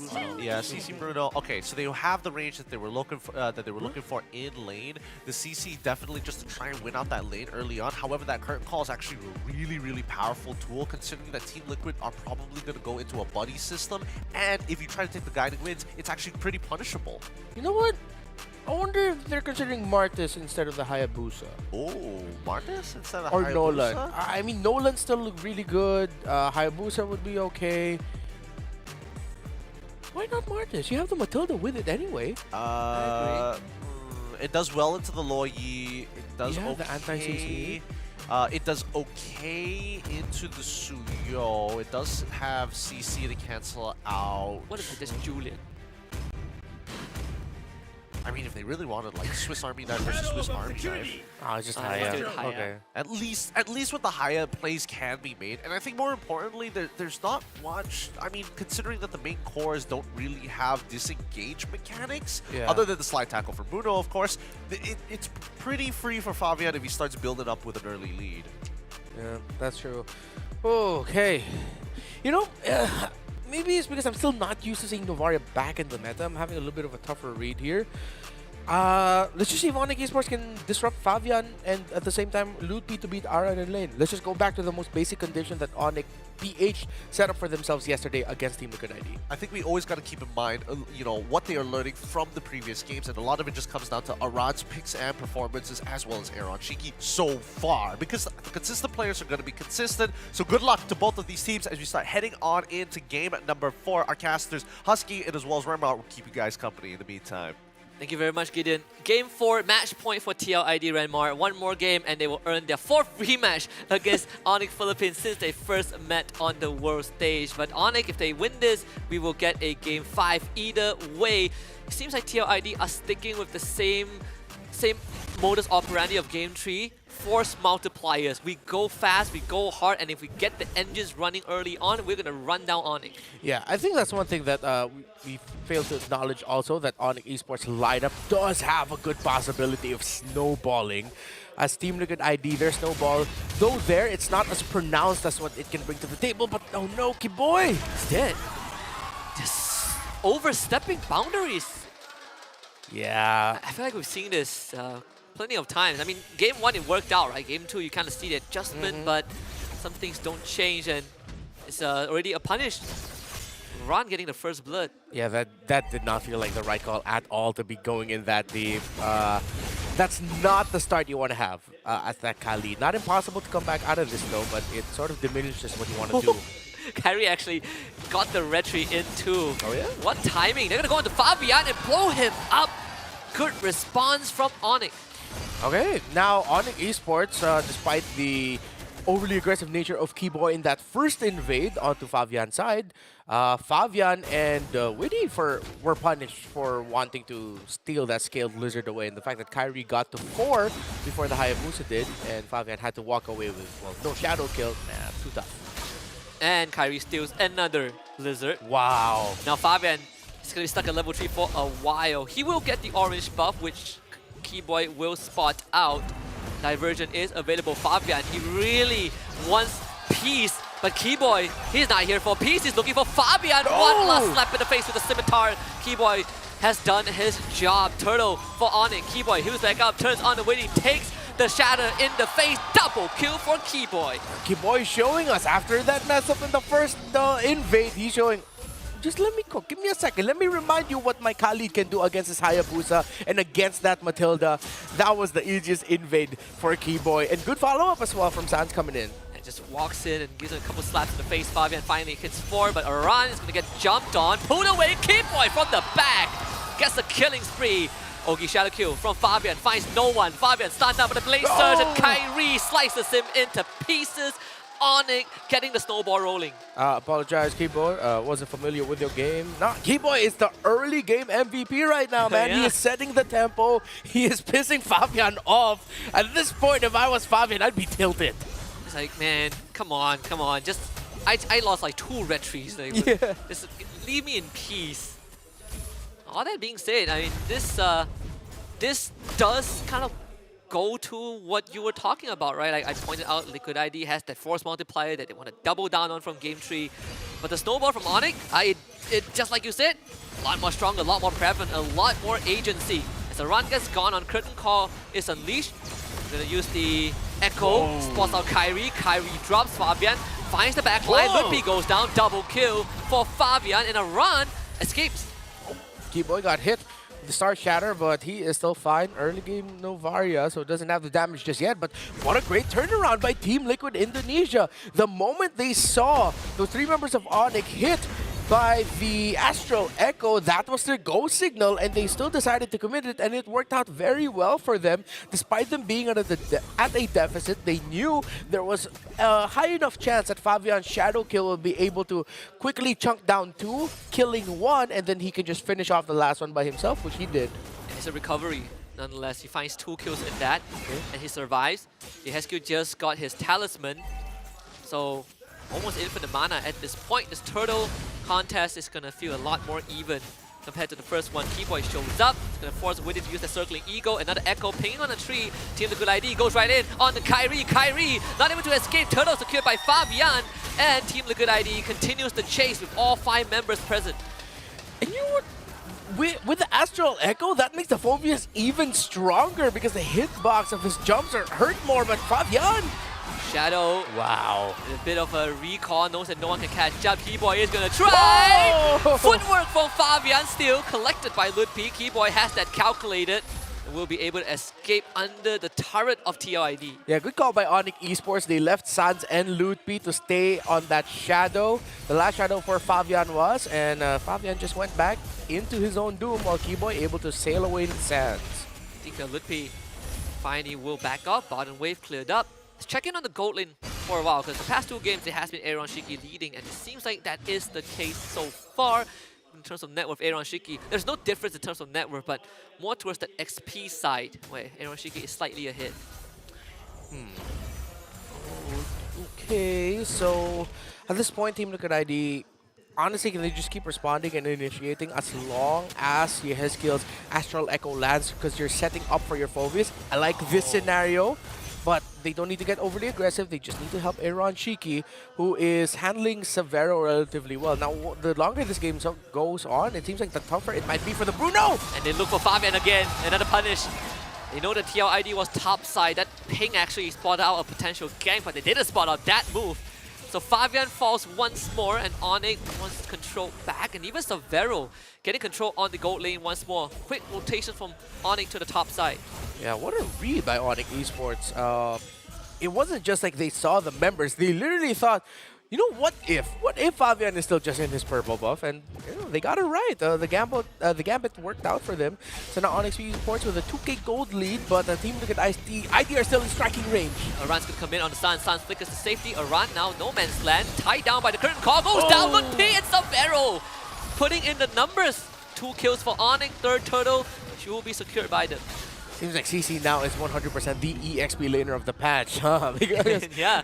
Get the CC, and it seems like it's a little bit easier for you to play MLBB. I tried her out yesterday. Yeah, you just run people down. Yeah. I mean the changes to the decay of the passive, right? Really makes it a lot more convenient to stay in these fights longer. Shadow kill used into a Star Shadow, plenty of long-range artillery, but TLID they have not reached critical mass yet. For almost 4,000 is the gold for Onyx Esports. For the 2 gold laners, comparing their items, still within striking range are both of them. Sky Piercer was the second item of Aaron Shiki on the way to the Malefic Roar. While Severo, I like the adjustment here. He went for the second item, Malefic Gun. He knew he needs the reach up against what the LID throws to the table, and he needs all the space that he can get, because this is not the easiest name for a Bruno to shine in. There's one person that's starving right now is Fabian, losing his own jungle, majority of his own jungle. He is now currently 3 levels behind Kyrie, just lost his purple buff once more. Bottom tier 2 goes down. Onyx Esports, despite dealing with TLID, who has that mobility to move around the map, Onyx has been able to put a stop to that. Diversion to the top side to clear out the top wave as well. Feed it over to Kyrie. Yeah, 2,000 is the goal difference between the 2 junglers, and it's slowly increasing, hovering at around 2.3 to 2.5. But again, Team Liquid ID, they have one more team fight loss that they can afford. If they lose the next team fight in a big way, then solidified it's Onyx Esports game to control maybe up until 14, 15 minutes in the game. But if Team Liquid ID win the next team fight, then they balance things out. Run. Teasing a little bit. Weedy actually flies in, has to pop the Purify. Not really what they want, but they have the Echo. Whoa. The Oran will go down. Shadow kill not denied by Ludwig with the Vengeance. Severo flickers forward, looks for Fabian and finds him. A diversion past the tier 1 Onyx wins that fight, hands down. See, the sheer amount of damage Team Liquid ID has shows they can. But they probably shouldn't have in that scenario. I think the trigger for them was just like, once Kyrie got that double stun, they were like, oh, do we react to this? Iron said, I'm jumping already. When are you guys going to join in? And Team Liquid ID eventually just got countered by Onyx Esports. That was Onyx in the right position. They knew they were in the good spot for them to take the fight, and Team Liquid ID didn't respect it. Kibo and Ludwig just soaked up everything mid-side. Lord taken by Onyx. Mid-tier 1 falls for TLID. I mean, it's not a full-blown team wipe, but it is a massive loss for TLID. Yeah, and again, we were talking earlier. For Onyx Esports, they decided, you know what, we'll get the CC, so at least we know we already win the lane. We don't have to worry so much about Ara. Yes, you still have to respect the Phobias, but CC is CC. The meta was very good for her. But then they made it to the point where they knew all the potential options that Fabian could end up with. Hayabusa was one of the one things that we mentioned. So they went into this with their game plan, knowing that, okay, we're going to disrupt this Haya.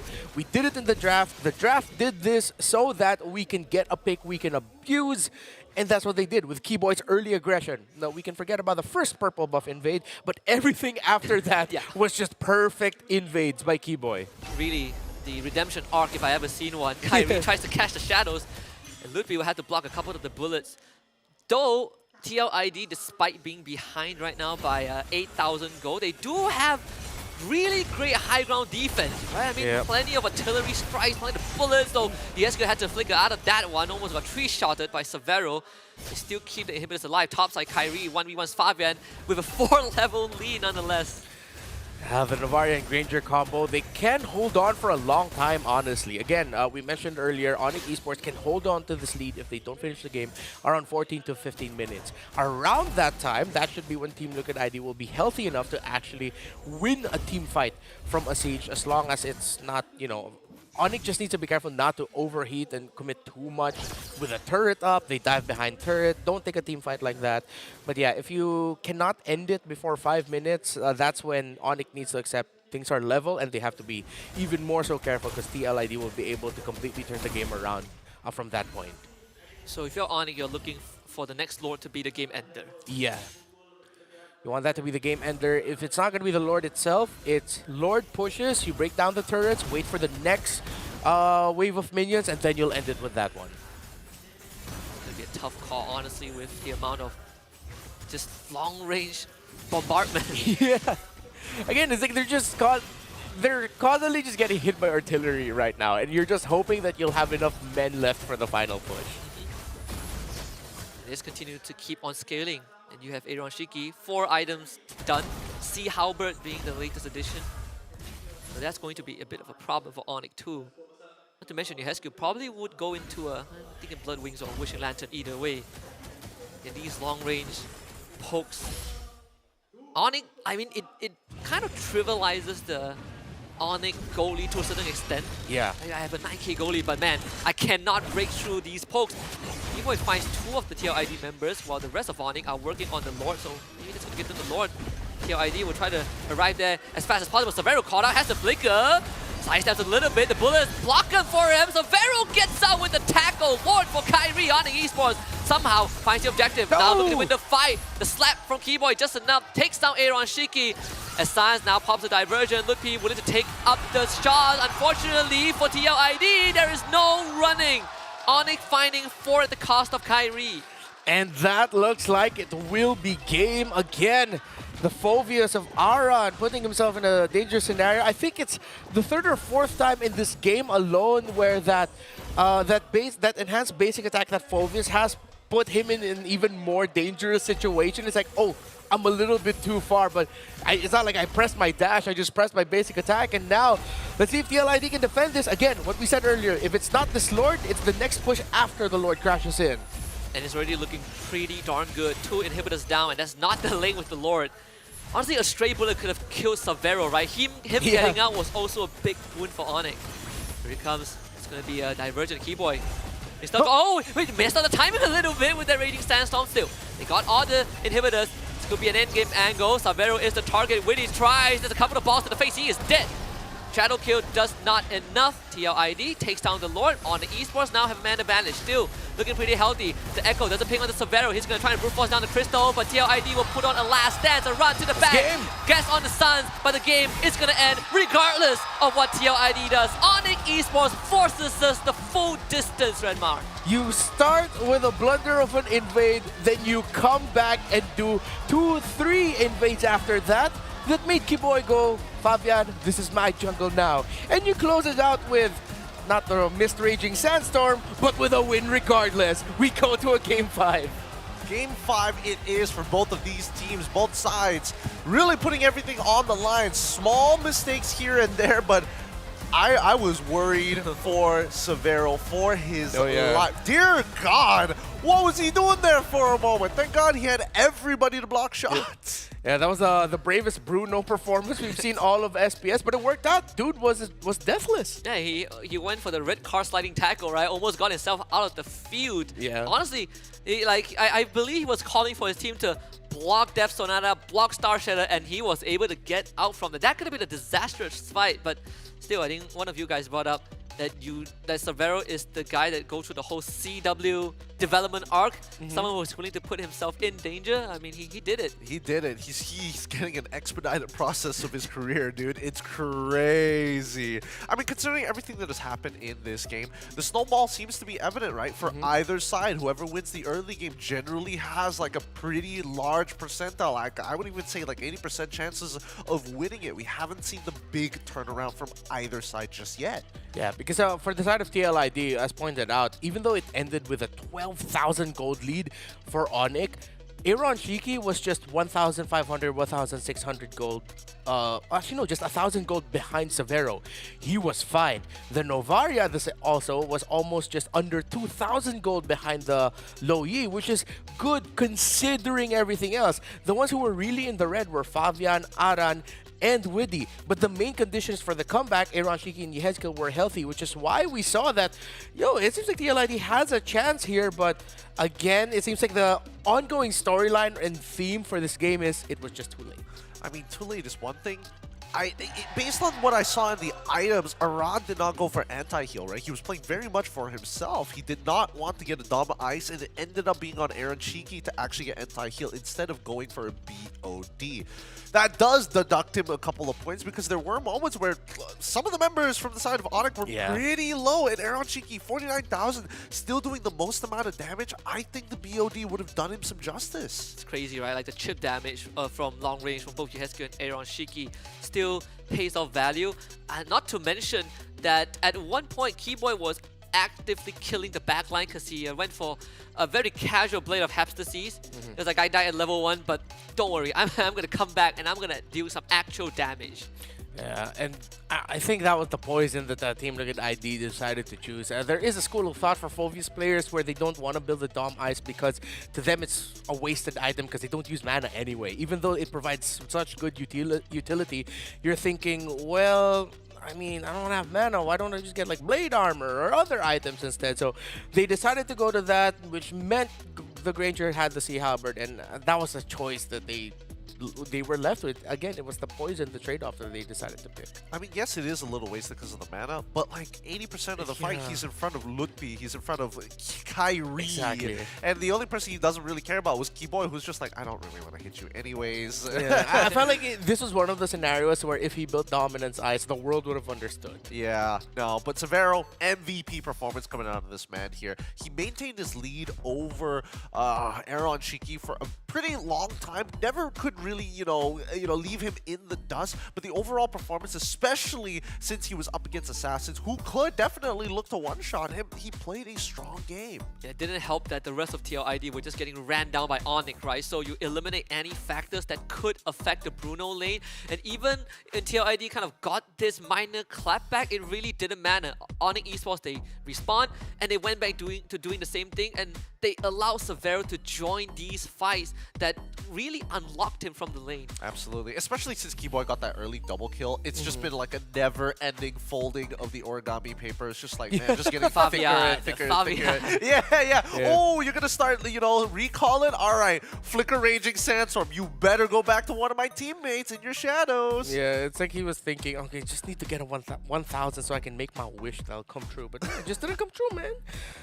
For DLID, looking back at it, with Severo again, I love his itemization. We pointed it out. The Malefic Gun second item, I feel like, saved his behind so many times. The fact that he already had that range early on meant that, yes, he will still most likely get hit by all of the long-range pokes of Team Liquid ID, but at least he's providing what little space he can get from Aran. And Aran trying to get Severo at times was what actually caused TLID to lose some of the fights, because he was diving in a little bit too early, got too excited, and the reach between him and the Bruno meant that Severo can freely hit him. Yeah, not to mention that, at least when it comes down to like early game damage, the Berserker's Fury is great, yeah, sure, Yeah. but he doesn't need it right at this very moment. Exactly.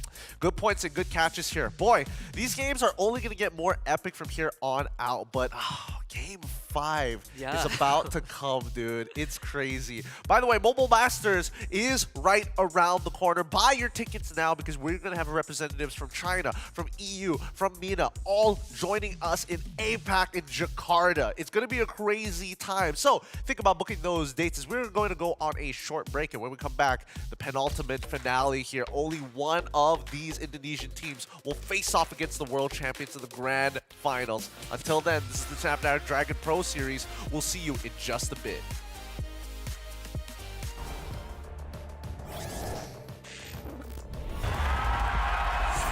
Here we go! The Snapdragon Pro Series is brought to you by Snapdragon Elite Gaming and DHL.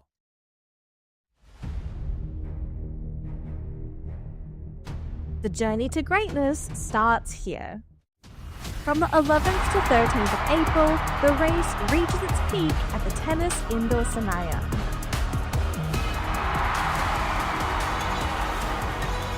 Tickets are live. Be part of the climb and secure your spot now. Be part of the journey. Witness the rise to the top.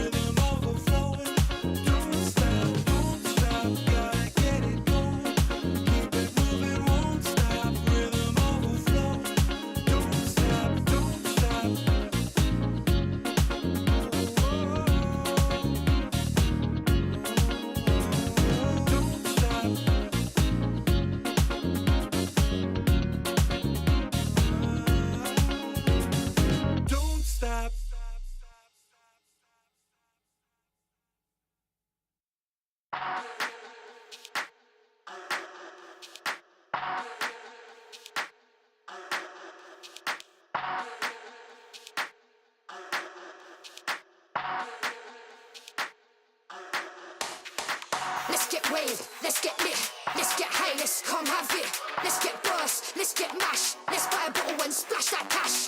Guess what, it's time for action. You're feeling fine, main attraction. Pure vibes, not satisfaction. Feel the baseline, chemical reaction.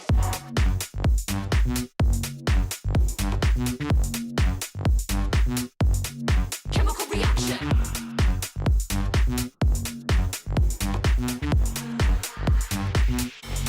Chemical reaction.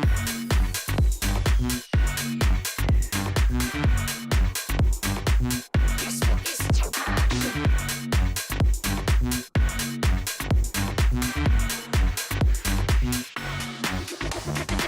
Come, let's have it. Bad boy rhythm. Come, let's have it. Bad girl style. Okay, all eyes on you. Come, let's have it. It's time to get wild. Come, let's have it. Bad boy rhythm. Come, let's have it. Bad girl style. Okay, all eyes on you. Come,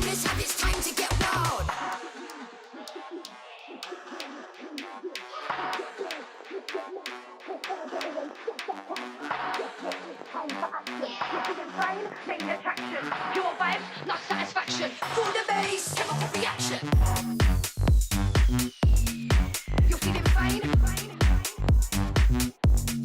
Chemical reaction.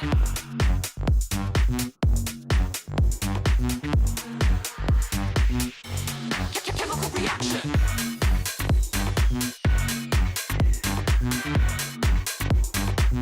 Yes, it's action.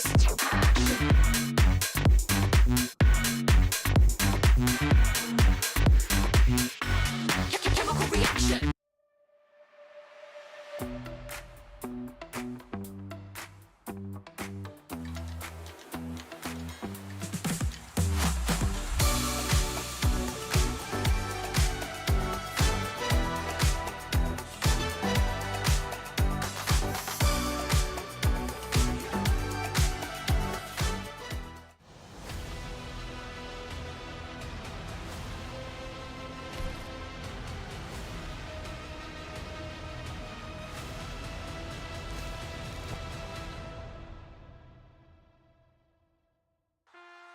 We're gonna go to our very fifth game here. TLID up against Onyx Esports Indonesia. This has been quite the battle between both of these teams, with only one game actually almost going the distance, the rest ending pre-15. It's been fast and it's been pretty snappy.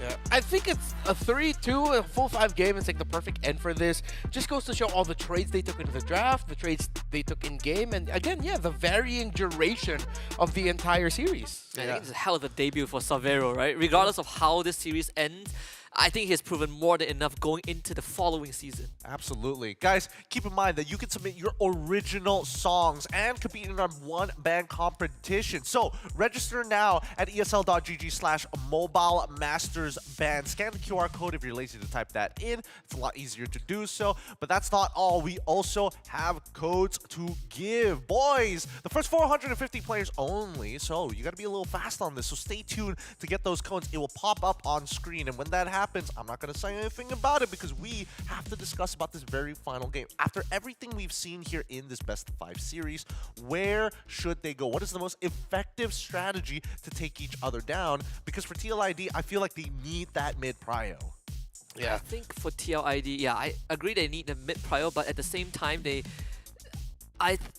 when you go with something like a Matilda, I feel like you need to prioritize Fabian's hero pool a bit more, right? Like that previous game really came down to, okay, we wanted that long-range artillery, we stick to the Novara that leads into a Granger, which I'm 100% sure Onyx knew it was coming, but then we couldn't kind of get the ball rolling at the start. Okay, we're gonna head into the draft. We're not going to drag this out any longer. We're cutting straight to the chase. TLID will be playing on blue side, and Onyx Esports will be playing on the red side. And it looks like the adjustments don't seem to be too major, other than the fact that TLID are the ones on the draw saying, hey, no Suyo. Yeah, gonna force Kyrie into a tough spot. They're probably gonna take the joy. First pick, Matilda banned out by Onyx. So now it really comes down to, hey Kyrie, you won your Suyo games. Let's see what are you going to do when we put you off of that Suyo. Yeah, but now the LID are thinking about, do we really pick up the joy? Are they baiting us into it? I mean, high chance you will just pick it up, but now this opens up either the Hayabusa or Nolan route for Kyrie, and there's potentially the Harith going to them if they want it. Yeah, I was thinking the same. So Joy goes to TLID. It should be a Harith for Onyx. Severo loves this hero, so straightforward Harith pick. Wonder what, do you... I feel like there is a room for Keyboy's hero too, or you opt for flex. Not that they have gone for any flex up to this point. Just go for like an early Tigreal, just make it obvious what exactly they want to do. Although I am surprised that TLID, every single time they've been put on this blue side, it's like a high priority on just making sure, hey, let's just get the joy in these types of situations when we know that the Suyo is out of there, when they could have gone for one of the best gold, well, currently the best gold lane that Aaron Shiki has shown that he's consistent on. And now, Onyx Esports, they pick up the Granger for themselves. They go for side lane prio and will adjust their center of the map accordingly. While TLID end up with the CC this time around. I would have liked if it was the other way around, that Onyx got at the CC Harith actually, but maybe there's just something about, undefeated for Ludwig is his focus. Yep. It's the most important game too. if this might be a Kyrie hero, because I don't think he wants to fall back to a Fredrin or a Baxia, despite Baxia being buffed recently. So Hayabusa was going to be a choice for Kyrie. Let's see if TLID can give Kyrie the taste of what Fabian tasted in the previous game. So they don't have the exact same tools, but you still have plenty of ways to shut down this Hayabusa. Dude, I mean, all the off rolls, all the side rolls have been fulfilled for the side of Onyx Esports. There's no going about it. The question is, how do they complete the mid trio? And I think this is the most important part for them. But since we're coming towards the red side, they will get that first pick to kind of predetermine it. Yeah. However, I feel like the options are pretty limited because you're already up against Gatot. Yeah, there was one question you posted earlier in the panel, which was who gets the high loss? Keyboy now can actually get the high loss. Yeah. It defends his jungle well. He's one of the best in terms of defending that side of the river. You supplement the Phoveus and Harith when it comes to the team fights with the slow that you provide. And yeah, the high loss I feel like would just be a great pickup for Keyboy. Yeah, then also I think it comes down to what does Onyx Esports wants to accomplish, right? Do you want a hero like Hylos that has a lot of heal and sustain, or do you want someone that can hard control TLID when they get in your face with this Gatot, Joy, and CC? The Joy getting banned out by TLID does spells out that we don't want Fabian to get ran at again. Valentina ban out, so Onyx Esports, this could be that Farsa angle again, or they could still go for Loyi if they want to, though I do feel like you want that extra damage, right? Farsa, Cecilion. Oh man, Loyi, wow, they ran into that. Yeah. I was going to go on the opinion that Sans was more than happy to be We saw the way that they were playing previously when they were looking for that type of control. So now that the mage has been, the prio ban coming in for TLID, taking the Tigreal is a very good option here. Yeah, so will Widdy still lean towards picking up the Cho, or is that already his roamer? In terms of the mid laner reach, I think oh no, but with the Hayabusa. Oh, Faramis. Okay. So Faramis, you Aurora or Vex here, right? Aurora, Vex, Cecilion, they're all looking pretty good right now for Sans. Big AoEs. I personally am looking at the Vex. I have plenty of crowd control, works well with the Tig. Yeah. Vexana Aurora. Vexana or Aurora for Tigreal. Like Vexana just provides a little, way more damage compared to, but I'm the defensive mindset guy. I like a little bit more control. Same. Yeah. I like Aurora better. Also, I think that says it's more of the player's choice here. Yeah. It definitely says more about the player than it does about the hero most of the time. It's like, just give me the Vexana, I'll just show you how it's done. Or it's just like, I want to play a little safer, better to go for Aurora. Either or, I think it will fulfill the position really well, unless they're like, oh, we're going to turn this 360, give us Novaria or something crazy like that. Nah, you don't need no way. That would just be Vex or Aurora, it's fine. Yeah. I don't need to overcomplicate things, right? Just pick something straightforward, I mean, Vex doesn't really have the best win rate at 29% out of 19 games played, but still, she gets the job done. You get plenty of AoE, great wave clear, and not only that, TLID, this lineup wants to get in your face, so they're going to be running forward plenty of times. You have so many layers of roadblocks that they have to go through. Yeah, Sans is going to be the anchor of this team. However, I don't know. The Faramis is what gets me. You saw the Tigreal come up as well. You know that you want to kind of clump up together. I guess it's a layered process, right? Yeah. One thing, whether it be the Netherrealm or whether it be the AOG, it has to come up at two separate times. Yeah, I think you're also going to be looking at just how well Gata Kacha and the Faramis together can chain the pull from his pull and the taunt as well to really mess up Keyboy. Yeah, well, with that being said, this is going to be the very final match between both of these teams. One of them is going home here today. Let's give it over to our casters to cast this final game. It's Husky and as well as Renoir. Thank you very much, Gideon. It's our last game, dude. Bring it in.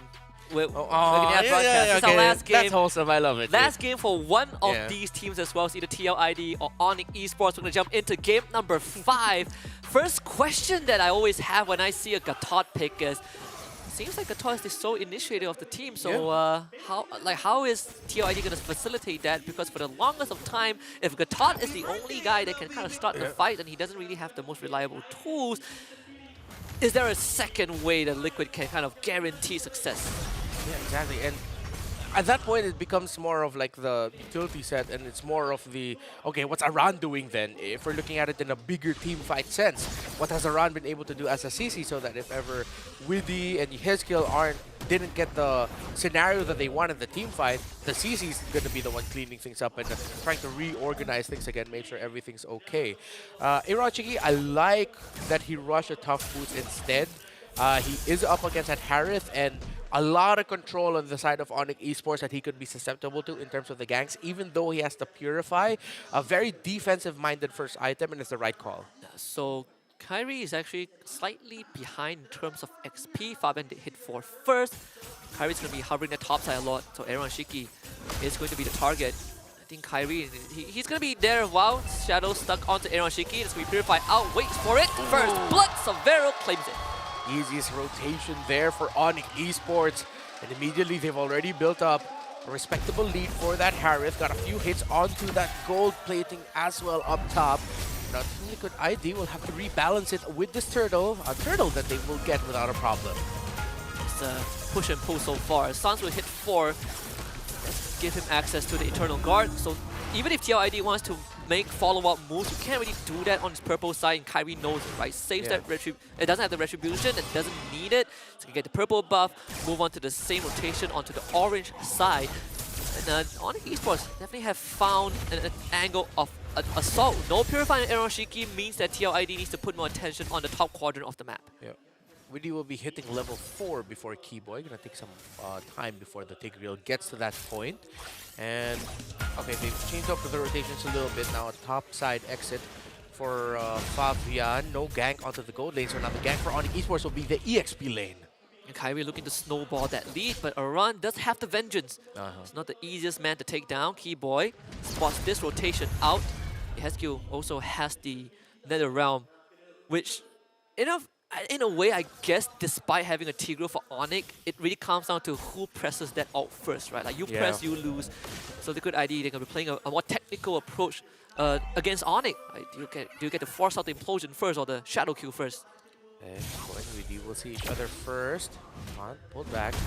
Going to be committing it as Sans is not within the area. Severo already going for a double laning setup. Real quick, just clear it. Going back to the gold. And now it's a top side rotate for Onyx Esports, and Team Liquid ID are not in position. Hiroshiki might fall here next. Yeah, and he sees Kyrie ain't gonna win that exchange. No way. Keyboy just blocks off the middle lane. Yehesku and Widdy having a hard time trying to get past this Tigreal. Purple buff will be started by Fabian. The Sans and Keyboy sees that. Implosion gets used. Eternal Guard drop on top of him. Push him back close to the turret. Netherrealm gets dropped, followed by an AOG. Kyrie escapes with the shadows.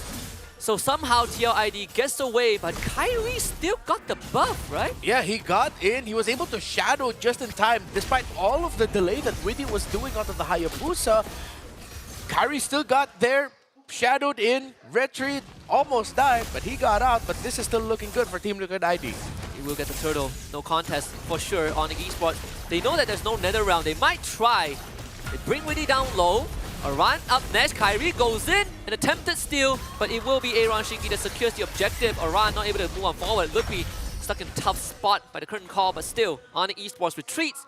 It's the most even game we've had so far at the first 5 minutes.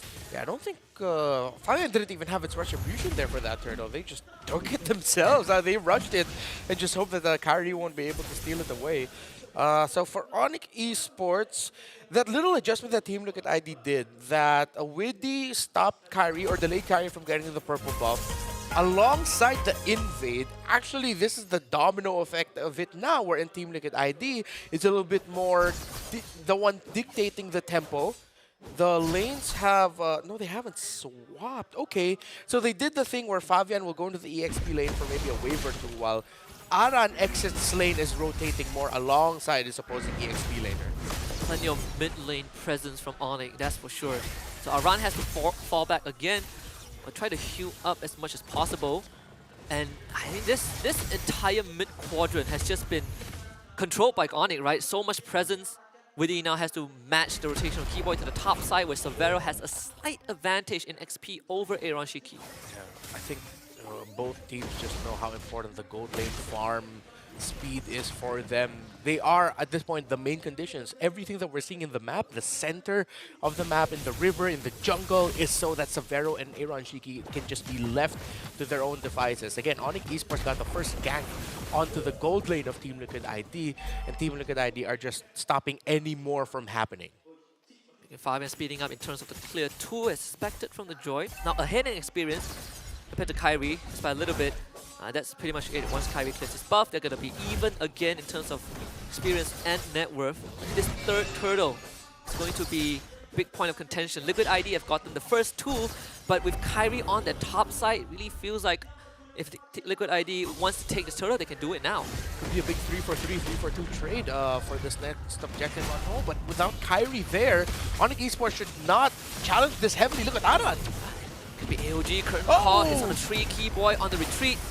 Witty zones all of them out, even based on the Eternal Guard. So Team Liquid ID get the turtle, but Onyx, they get something in return, right? Kyrie even shadow kills the top wave to shove it in even deeper. Meanwhile, Severo, in a 1v1 against Witty, finds nothing.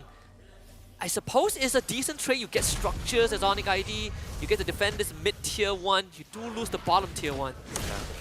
Explosion from Keyboy. Not going to be the easiest job for him to get a big one as Aaron Shiki heads to both have purifies the main targets that he needs to get. Fabian. Always get control, push under the turret, safe by the nether realm from your Hesq. Again, it's just a layering from both sides. The implosion was used again, but Liquid ID says no rest for the wicked. They keep on piling on the pressure and finally will get the mid-tier 1. Compounding interest for Team Liquid Indonesia. Fabian gets spotted out by Kyrie. Should be safe. Kyrie escapes. Does lose his purple buff. Wait, he got it again? Yeah, he still got it. Holy cow. Yeah, that wasn't something else. He just got it. Like, somehow he just got it back. Like, he knew, it's like, all right, I'm going to shadow kill now, top side, because I want to be there for my purple buff. That's the prowess of a man who's been under the pressure. Yeah. A weight that could create diamonds. And now Onyx Esports are just trying to find the glowing turnaround because Team Liquid ID have effectively taken control of this game again. Even though Onyx Esports were dictating the tempo around the center, Team Liquid ID were somewhat matching it. They were following the rotations, but that just meant that Onyx Esports weren't getting kills. They weren't allowing Kyrie to snowball, or Kyrie couldn't snowball because Team Liquid ID was not giving him any room or any chance to find that. Outside of that first kill on Aaron Shiki in lane, after that, there's been nothing for Kyrie to find and get. The only guy that he could solo kill reliably is Aaron Shiki, right? Everyone else has either too tanky or has a way to survive the full combo of him. Yeah. Witty, I feel like, has really stepped up this game. The previous game, yeah, was way too tough for him, but now Witty's in the zone. He's locked in. He's matching Keyboy per speed, and then at the same time, his skill is reading things really well. Alongside Witty, the Keyboy and Sans, everything that they've done right now was just, I wouldn't say wasted, but it wasn't the outcome that they wanted. Both teams are very ultimate reliant too. Keyboy, he's waiting for that moment. Like, flicker up in 3 seconds to show himself first. Severo also revealed. Witty straight to the back, getting pushed back. It's going to facilitate potential dive. Lippy flickers to safety. So that's a couple of cooldowns out. Conceal instantly spotted out. Rivero onto Aran, tries to chase him down with Zaman Force. Vengeance keeping Aran alive, but they did get the nether realm out. Okay. Onyx Esports counting their blessings. Witty missing the AOG. It's a scrappy exchange at the Lord Pit. And Keyboy, the trigger discipline on this implosion. He knows that if I can't get his kill, if he can't get Aaron Shiki, Fabian is his next best bet. Stop our retribution from happening. Burst it down immediately. But his kill right now, his nether realm, back in another 35 seconds if I'm not mistaken, but that's still too long. But Keyboy's gonna get punished! Yeah, and now Implosion into Eternal Guard is the full fight on Esports. They have the damage, but so does Liquid ID. A run goes down, but Lippy and Keyboy traded back. Kyrie finds Fabian into the shadow kill. So Pharaoh falls with the Salmon Force, looking for Witty. Witty falls. Oni finds Tree, and now Lord is in their control. What a commitment by Severo, Kyrie, and Sans to push forward. Kyrie got the shadow kill off, and Severo said, now it's my time to finally use the Zaman Force that he held on to for so long. I thought he already used that way earlier. And that's a win for Onyx. At first, it was Team Liquid that pushed back Onyx. Onyx then got to push back Team Liquid ID after they saw they used a lot of resources. And without the Nether Realm, the big ticket ultimate, since it was used to save Aran in the mid lane, Onyx Esports were able to win that. I have a feeling the Nether Realm was just a few seconds off that cooldown. Yeah. We saw that green light pop up right as the HQ went down. Still, Keyboy, even with his dying breath, right, his bush tactics got read by Fabian, and he still was able to make use of that implosion. Now, Onyx looking to do some massive structural damage. Tier 2 mid and top both going down. And the question now for Team Liquid ID will be, can they get the Harith? They don't have that reach, but they do have the dive. They do have Fabian. Fabian and Aran look like their best options to disrupt Severo, potentially nuke him down, paired up with Widdy, somehow, some way being able to taunt the Harith. Way easier said than done. Keyboy still has the flicker. He has not used it. Hasn't found the need to use it so far. I mean, if you have Liquid ID, you have to keep that at the back of your mind. Yeah. Man, as Keyboy had that flicker, we actually lost track of him. We killed him so fast, we didn't know. Yeah, he just stood there like with the chase Team Liquid ID did. He got his implosion off because he was like, all right, sure, I'll just use it. I know I'm going to die anyway. And Sans was there to follow up. Lutfi, Severo, and Kyrie then eventually came in as well. So, yeah, I think you also understand why this has been such a low-kill game, because there's such big-ticket ultimates on either side that you really have to count, especially now if you're Team Liquid ID. Again, they didn't dictate the tempo up until they eventually did. They were just matching the rotational speed because they were watching out for a big implosion combo or just getting caught out by the implosion regardless. Yeah, both teams very ultimate reliant. So Onyx sets up a slow push bottom. TLID sets up a slow push top side. Onyx is going to shove that wave in just a little bit with, again, key angles covered by Lutfi and Keyboy. The longest game today was like, what, almost 20 minutes? It was an almost comeback from Onyx in game 2, but this game could go down that route. A lore advantage for Onyx, but at the end of it, right, it's just a 1.5k goal lead, the closest we have had. I have a feeling this one could be done in 17 to 18. I mean, still relatively close to 20, but again, I've just been consistently wrong for predictions this entire playoffs. You can still be right for this one. Oh, yeah. But, we're getting close to that. Well, not really close, but how things have been developing, there's a good chance. Oh. AOG only on to Lutfi. Severo, he's untouched so far. Trying to force out the Nether Realm, cannot get it, but they do get the Revitalize. Conceal, you see that, Shadow kill. Now Nether Realm is down. Severo is in the middle of it. Couldn't dash away, taunted by Widdy. Fatal mistake from Onyx. Young gun, but Keyboy still commits. Where's the follow-up? There it is on Kyrie. Fabian looking for Lutfi, being controlled. A run against Kyrie. A run escapes. Kyrie falls back. 2 for Team Liquid ID, and the Lord just spawned. A pair of mistakes from both teams. Severo getting caught out. I believe he dashed into a wall, but then he was also taunted by Widdy. He was just chained with a little bit of crowd control. If it wasn't the dash, maybe a pull from Yehezkiel as well. But at the end of the day, the Harith went down way too early. Keyboy salvaged it with Kyrie to be able to take down Aaron Chiki, which is why they look good here. Again, the taunt of Widdy. We set it up before that big fight. That's one of the main things that they can use to punish Severo. The only difference is that Severo still has his Purify somehow, right? Didn't find the right moment to use it. Yehezkiel just got his Wishing Lantern. Fabian, this kind of equalized the top wave as well earlier on. So we go back to square one. Keyboy this time has no flicker to work with alongside the implosion, and Liquid ID, they're pulling aggro on the Lord. They want control. They've been using the ultimate of the CC, the Curtain Call, to actually set up for the AOG, which is the right strategy. They're going to be significantly slowed, and that should make it easier for the AOG to land. If Aran can find a big one alongside Widdy, that'll be great. Kyrie is going to use the Shadow kill. Fabian down low. Lutfi on top of him with the Nether Realm. Kyrie gets the objective. They take out Fabian. Severo now gets to do what he does best. Right in the middle of everyone. Aaron Shiki could not hold a candle to this young man. Kyrie does go down, but not before Widdy falls. Onyx Esports once more takes possession. A step closer, nay, a leap closer to an Onyx versus Onyx Grand Finals. To the very first Philippine versus Indonesia Grand Finals in Season 3. Kyrie finds a run! And he's gonna get 2 in a row! Oh my goodness, Kyrie and Severo might have just won it for Onyx Esports. The cavalry might be fast on ground, but Onyx Esports up in the air will rebuild the kingdom. as they lock in Grand Finals. A chance to get that two-peat with this new roster and securing a trophy regardless of the result for Onyx as an organization. They take down TLID 3-2. It's been a long time since making it to a Grand Finals, but a harsh reminder for TLID that these are the 4-time champions of Indonesia, and they are so back. They are back in the Grand Finals in an international tournament. We've never seen this before. An organization, Grand Finals, 2 different regions, and a comeback victory coming in from Onyx esports. What a turnaround this game has been, and it just goes to show how volatile this meta is currently. Man, we get an Onyx in-house for the best of 7 finals.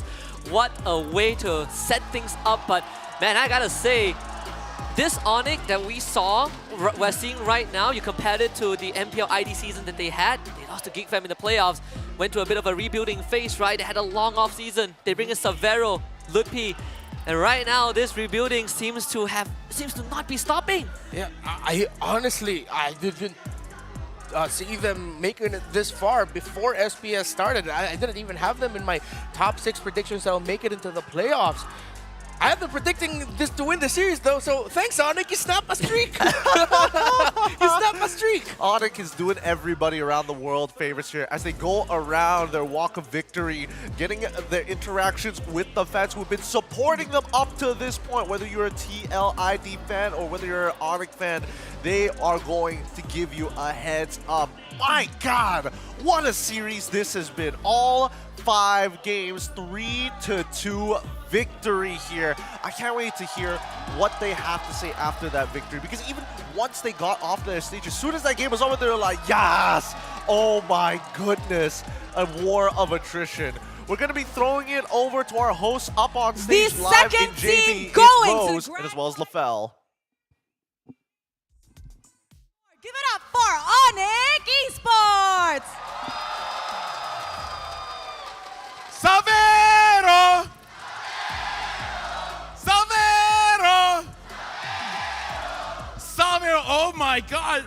Again, performance yang sangat-sangat bagus. But guys, we're going to keep the interview short. Let him prepare with his team. Okay, Savero, soalan yang pertama. Gameplay Savero banyak kali ke depan untuk keluarkan damage yang banyak. Tapi disebabkan tu, banyak kali juga melakukan mistake. Jadi setiap kali Savero melakukan mistake, siapa yang biasa ajar Savero untuk lebih tenang? Adakah coach, adakah players, siapa yang biasa berbual dengan Savero untuk lebih disiplin? Dari satu tim sih, sama coach juga selalu ingetin lah, soalnya mereka juga selalu support walaupun aku banyak ada mistake lah di game-game sebelumnya. Jadi aku bisa terus pede sampai improve kayak sekarang. I can translate. Yes, can I translate that? Now he basically just said like, yes, throughout everything, the players, the coaches, they all make sure that, all right, stay calm, we can do this, be a little bit more disciplined, and because of that, he keeps on growing and improving. All right, Savero, one last question. Simple question. Are you ready for the Grand Finals? Ready. Are you ready to meet Kelra? Ready. All right. All right, so now, Savero, we will let you join your team. Congratulations, go and prepare for the Grand Finals. Gralu. Savero! You want to try? No, I don't want to try. Okay, so now the players are getting ready. After this will be the Grand Final. And now, because akhirnya Rose dari kat stage, baru boleh nyanyi Happy Birthday. Happy birthday to you. Happy birthday to you. Happy birthday to Joy, apa tak nama dia? Happy birthday to you. Yay! All right, thank you guys. Thank you all so much. Wow, a lot of people sang happy birthday for me this time around. And thank you, Fel, walaupun you dah semak dengan lagu tu. Thank you so much. Best co-host ever. All right, are we ready to throw it back to the panel, Pel? Okay, panel, bye-bye. Bye-bye. Thanks, Rose, and as well as LaFell. You heard it from Severo himself. He is ready. And tell me, how many players do you know have their own chant on a live stage? Yeah, and this is his first international tournament. That must feel so good for him. That's gotta feel great. Man, talk about a debut, right? And like this all happened. Severo's character building arc happened in less than 1 week. He arrived on probably like Saturday, Sunday last week, played group stage for 3 days, Monday to Wednesday, took a break on Thursday, came back for playoffs on Valentine's, and on a Sunday he makes grand finals to fight against Onyx Philippines. How crazy is that? Yeah, on the Sunday he risen, man. Come on.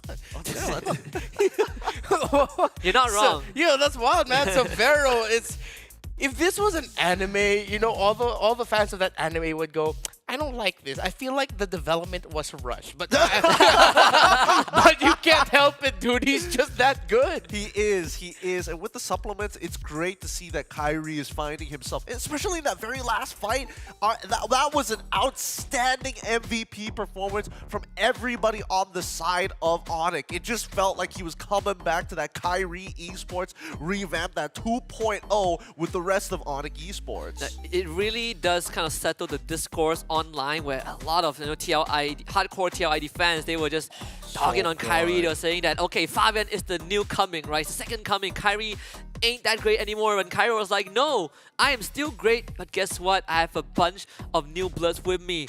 When I go forward, it's no longer just me, the Sky King. I got Severo, who is willing to throw his body to help Kyrie clean things up on the battlefield. Yeah, confirmed. He did bump into a wall there. That's why he got taken out. But yeah, him entering to complete the kill actually onto Aaron Shiki, which Kiboy found with an implosion, that was a major turnaround. Oh yeah, I mean this one as well, right? I think that most people tend to forget that Hayabusa can actually force out the Nether Realm pretty early on, especially if you're able to tag the Farmist with the Shadow. Because again, it's not like you have a very large health pool to work with, and Kyrie, based on what we're seeing in that item build, was going full damage. Yeah, this one was just unlucky. Aran essentially got Yehesku killed, right? He went for the hop as he ate the shadow kill and brought it over to Yehesku.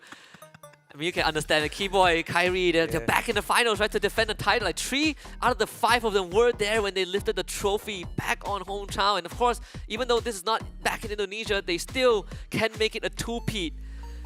Oh man, that's good to see. Yeah, dude, that was a manager of Onyx Philippines even on there, which really just goes to show how close they do. That or we just forgot how Yeb looks like. Because I'm telling you, in the back. He was in the back, and my goodness, even so. I think that it's great to see that Onyx is kind of like really starting to push up, but as an organization, they are looking, it feels like, I don't know, the Onyx conspiracy continues. They're looking for world domination. Because I actually got to discuss this with a member of Onyx. They said that really for this year, they just really want to build a legacy. Like, have Onyx be very synonymous or be the synonymous team with MLBB. So when you think of MLBB, you think of Onyx. I'm pretty sure you guys know where I'm getting at. When you think of other game titles, there's one very specific team, Team 1, that you would think of when you think of that one other title. And I think that's what they're looking at. They really just want to be synonymous with the game. I see. I mean, it makes sense, and considering that EWC is coming up in the middle of the year, that's definitely one of the build-ups. It's a large prize pool that could really set them apart from everybody else to really continue to build that legacy and if not bleed into other titles.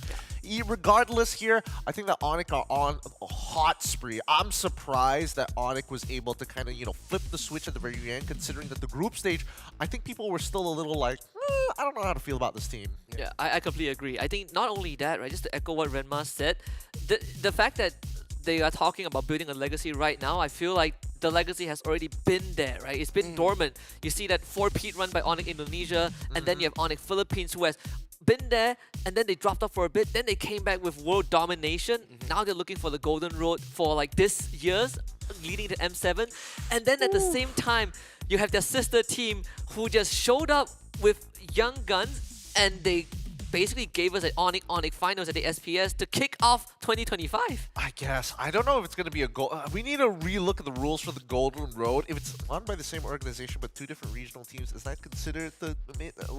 I think it's it has to be team exclusive. It has to be team exclusive. Yeah, of course. That's what I'm thinking of. That's what I'm thinking of. But it's going to be an Onyx v Onyx Grand Finals. Get excited for this. This is the first time it has happened in a very long time. First of its kind here. But today we have to say goodbye to TLID. It hurts my heart that they have to go like this. But now they will be moving on to Onyx Philippines up against Onyx ID. It's gonna be a fun time. No, that's good. Don't fall for that. This is this is for you chatters out there. Yeah, we know you spammers out in the chats. We're just trying to get a reaction from you. We're not that dumb. But even so, I do feel like generally when we are coming into this grand finals, this is a best of 7, and this is where the conspiracy ends. This is now we're going to see a legitimate. Well, I wish it was a best of 8, but a 2-series scrimmage, an international scrimmage between these two teams. Yeah, we get to see them put what they have practiced in between each other onto the big stage, right? It's a prelude of what the rest of the season could entail. But at the same time, it's always like people out there, the chatters, right? I call them the best coaches in the world out in the chat. They're like, oh, best of 3, you could plan it. Best of 5, you could plan it. Best of 7, unplannable.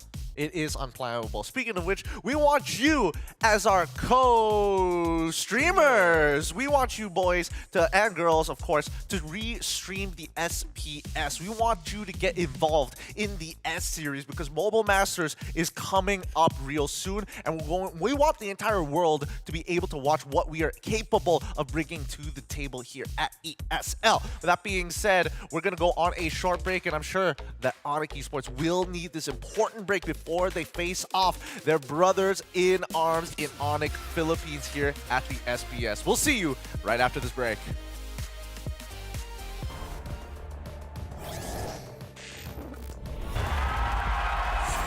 Here we go! The Snapdragon Pro Series is brought to you by Snapdragon Elite Gaming and DHL.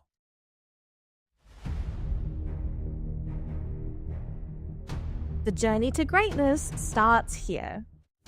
From the 11th to 13th of April, the race reaches its peak at the Tennis Indoor Senayan.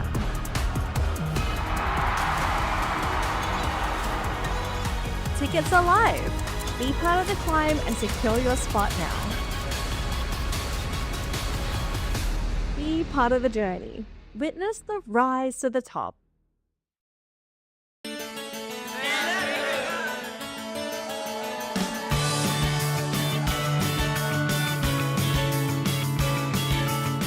I'm very happy because I got to meet Kyrie and especially King Kong, so it's very fun. So to be honest, this is my first time, to be in this event. So for me, this is good event for the youngster and for all. For me, this is so exciting. Event ni bagus. Kita bukan sekadar boleh tengok je, tapi kita boleh belajar macam mana cara-cara nak main game dekat Mobile Legends dengan lebih baik lah daripada pro player.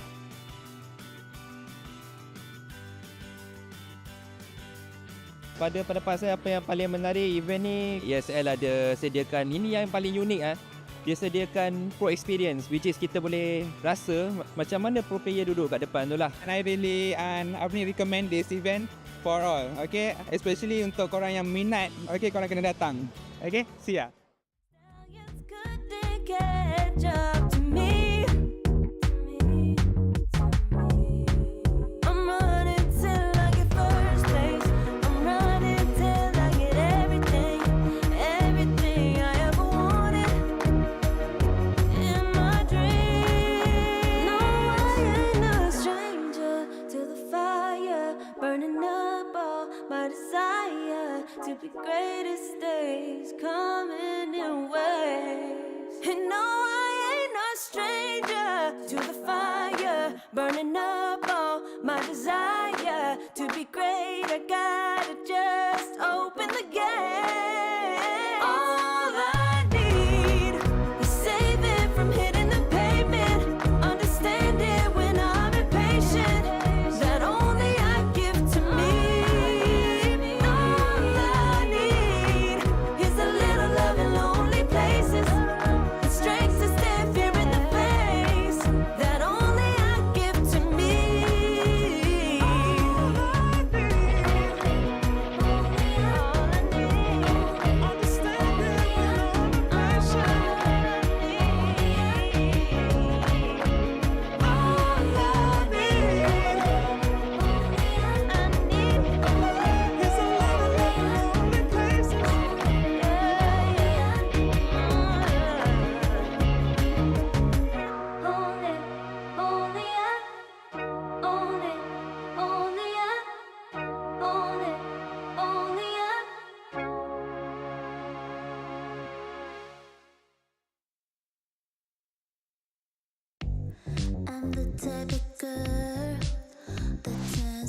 magic into utterance. Think you know it all, but then you let me get inside your head. Yeah. Steady jump design. Think I know your kind. I'm about to break another code now. Pretty in disguise, bugging up your life. This is my syntax. 3, 2, 1, deploy. XOX cutthroat code. Run it again, XOX cutthroat code. Run it again, steady jump design. Think I know your kind. Yeah. Steady jump design. Think I know your kind. Yeah. Steady jump design. Think I know your kind. I'm about to break another code now. Pretty in disguise, bugging up your life. This is my syntax. 3, 2, 1, deploy. XOX cutthroat code. Run it again, XOX cutthroat code. Run it again,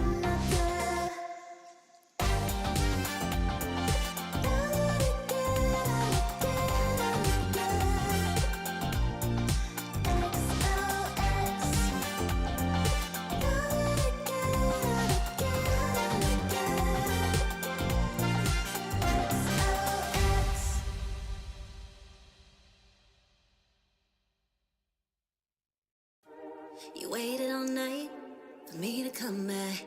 Oh, why'd you think that it's not alright? Told you that I'm not that type.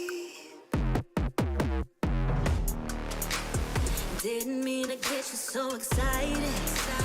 Tried to tell you not to fall in love. Why you always hit me uninvited?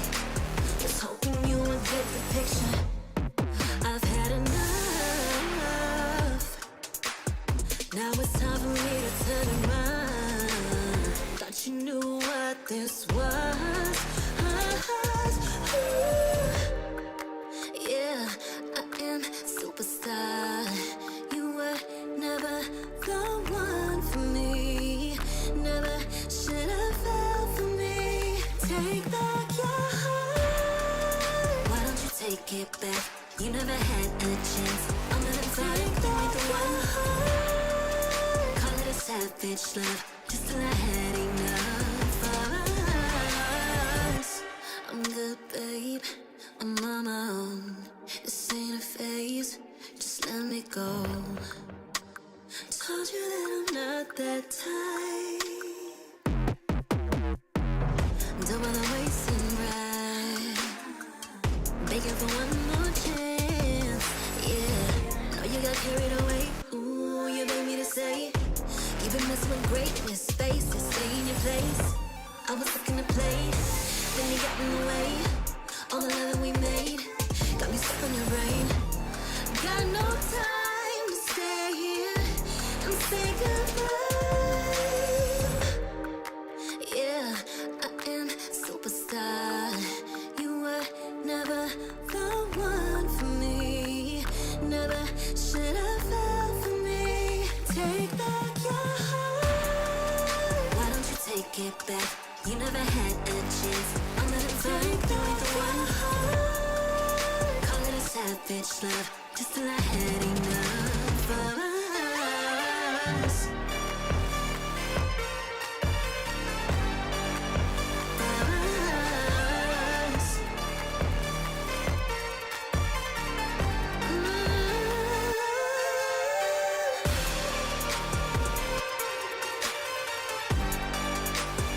Take back your heart.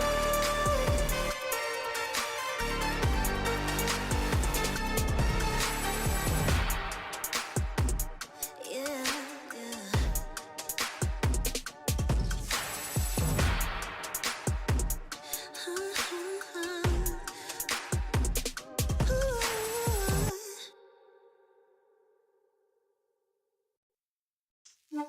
Give it more, give it more, give it more right now, right now. Give it more, give it more, give it way more, way more. Yeah, we give it all that we got. Measuring what's in our pockets, then we give it a lot. Cause we've been hustling for years, now we up at the top. And no, it's still not enough, so we ain't gonna stop. Cause that's full throttle, zoom, zoom, hop, skip, jump. Gotta eat it up, but the goal is lunch. I'm the big goose, so I never duck, duck. Just keep my head up and yeah, we going up, up, but don't call it good luck, luck. Earning what we got, cause all we do is give it more. Yeah, we going up, up, but don't call it good luck, luck. Earning what we got, cause all we do is give it more. Give it more, give it more, give it more right now, right now. Give it more, give it more, give it more, give it way more, way more. Give it more. Give it all we got, we give it all we got. Give it more. Oh yeah, give it more. Give it all you got. Now they know about our dedication. Not just hard work, it's also patience. Chipped away at it and ignored the hate. And now we big Tom status and it's us for the take. And we eat, dream about it every time we sleep. Making moves, just look at my feet. Yeah, we bring the heat. We make every situation sweet. Now all we need is yeah, we going up, up, but don't call it good luck, luck. Earning what we got, cause all we do is give it more. Yeah, we going up, up, but don't call it good luck, luck. Earning what we got, cause all we do is give it more. Give it more, give it more, give it more right now, right now. Give it more. Give it more, give it more, give it way more, way more. Give it more. Give it all we got, we give it all we got. Give it more. Oh yeah. Give it more. Give it all you got. Give it more, give it more, give it more right now, right now. Give it more, give it more, give it way more, way more. Give it all we got, we give it all we got. Oh yeah.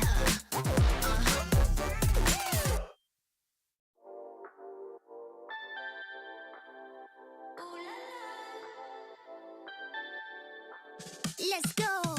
Put it in motion. Baby, we're going faster, faster, faster, faster. Seizing the moment.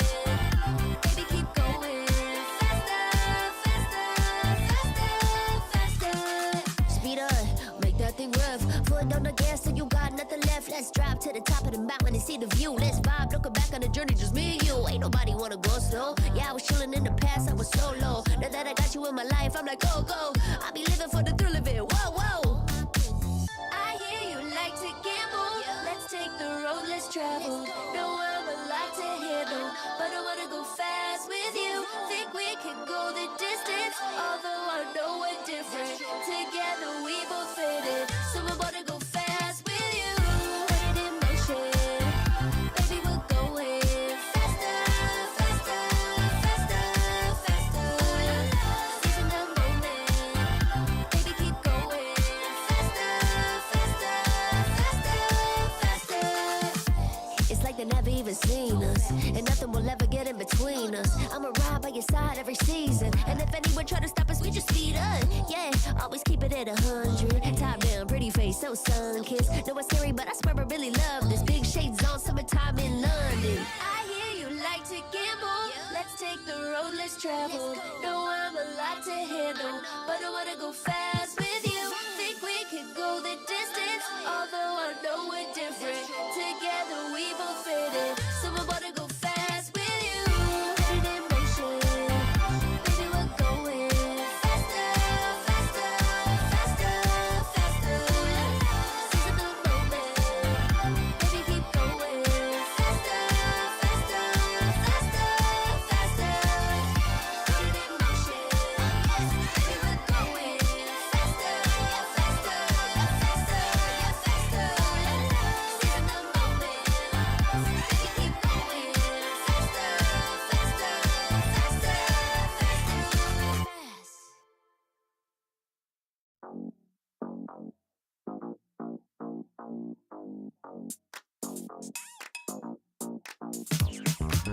Cutie, dressed up and I'm glistening. I'm the gift, don't wrap me like it's Christmas. Want some yours, you'll know what you've been missing. Feeling like we should get into mischief. Listen, you've been looking like you're down on your luck. Need a girl like me to come through, lift you up. Hold me in your hand, I like when you touch me. Keep me around or you might get lucky. I'ma keep you with the good mood. Keep you up all night. Never number around you. Baby, this is so vibe. Got me dancing like a soul train. Laughing the whole time. Got me singing in the shower. Baby, are you all mine? Baby, I'm your four-leaf clover. Your rabbit's foot, your charm bracelet, horseshoe. Baby, I'm your good, good omen. You wanna keep me with you. Keep me with you. Yeah, it's not hard to see. There's a pattern forming when you got me. 777 all wins, big money. The tramp over here never see me coming. I was in your back pocket the whole time. A quiet power, a silent gold mine, a big old confidence boost. You never delude. Just know that you'll be winning cause I'm with you in the building. I'ma keep you with the good mood. Keep you up all night. Never number around you. Baby, this is so vibe. Got me dancing like a soul train. Laughing the whole time. Got me singing in the shower. Baby, are you all mine? Baby, I'm your four-leaf clover. Your rabbit's foot, your charm bracelet, horseshoe. Baby, I'm your good, good omen. You wanna keep me with you. Keep me with you. You been looking like you're down on your luck. Need a girl like me to come through, lift you up. Hold me in your hand, I like when you touch me. Kick me around and you might get lucky. Baby, I'm your four-leaf clover. Your rabbit's foot, your charm bracelet, horseshoe. Baby, I'm your good, good omen. Yeah, you wanna keep me with you. Oh yeah, keep me with you.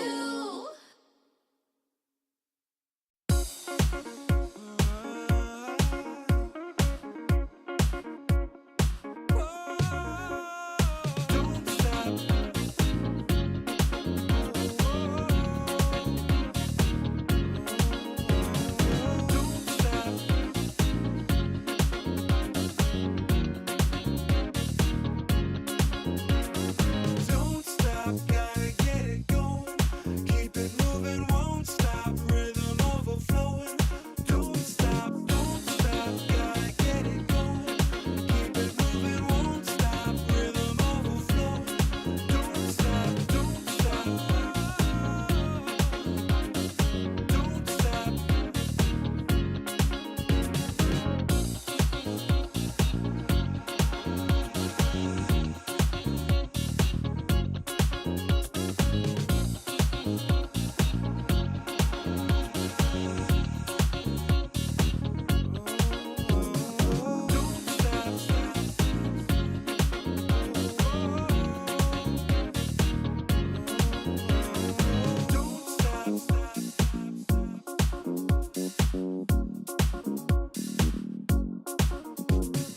Don't stop, gotta get it going.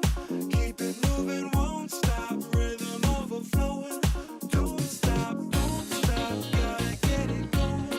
Keep it moving, won't stop. Rhythm overflowing. Don't stop, don't stop.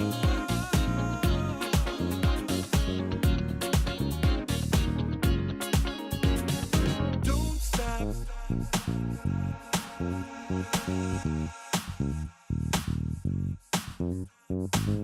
stop.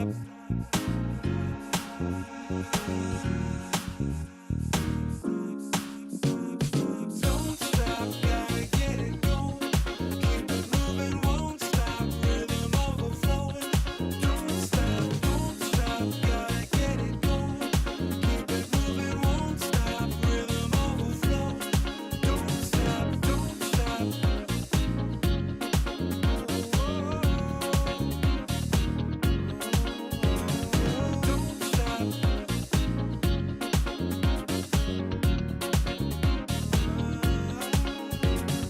Don't stop.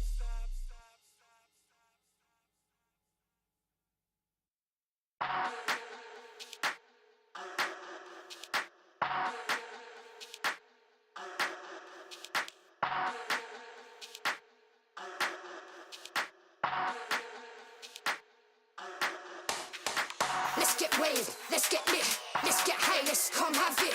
Let's get burst, let's get mash, let's buy a bottle and splash that cash. Guess what, it's time for action. You're feeling fine, main attraction. Pure vibes, not satisfaction. Feel the baseline, chemical reaction.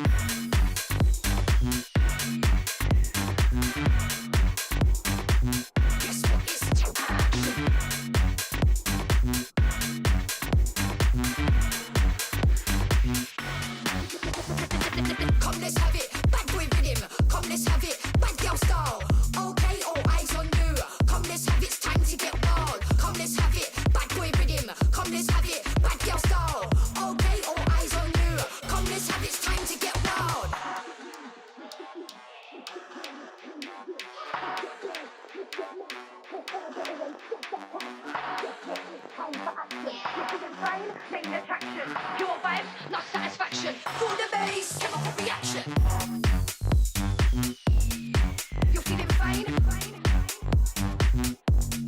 Chemical reaction.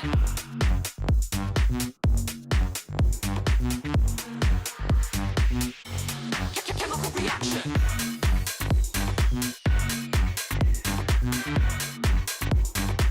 Guess what is action?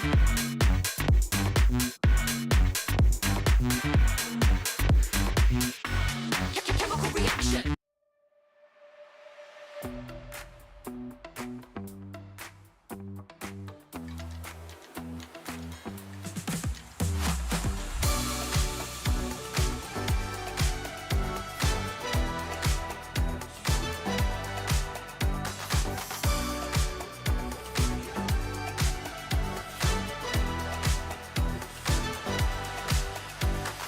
Walking through the bar, all eyes on me. People picking up my energy. The music never stops. They play my song on repeat, on repeat. I'm flying till I hit the sky. The melody is getting high. You know how to free my mind, my mind. When I'm with you, my world is golden, so golden. Baby, you make my heart shine golden, so golden.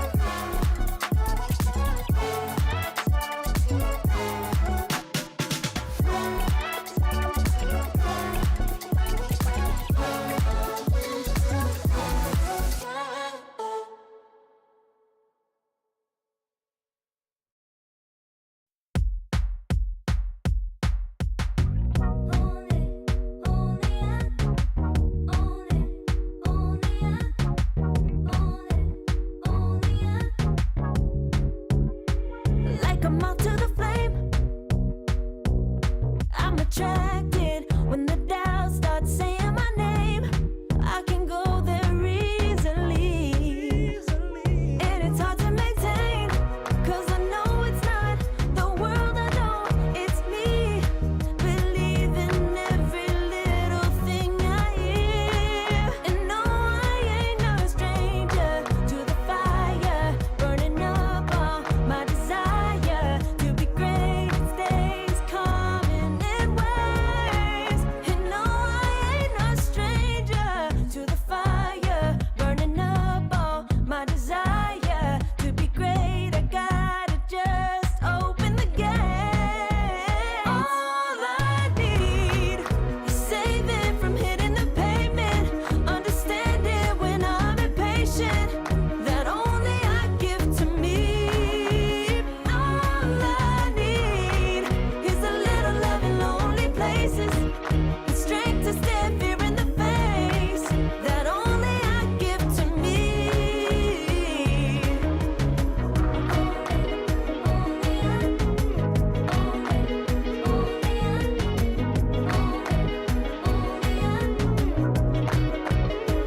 Now I'm running this race, yeah. Stallions couldn't catch up to me. I'm running till I get first place. I'm running till I get everything, everything I ever wanted in my dream. No, I ain't no stranger to the fire, burning up all my desire to be greatest days coming in waves. And no, I ain't no stranger to the fire, burning up all my desire to be great. I gotta just open the gate. All I need is saving from hitting the pavement, understanding when I'm impatient, that only I give to me. All I need is a little love in lonely places, the strength to stand fear in the face, that only I give to me.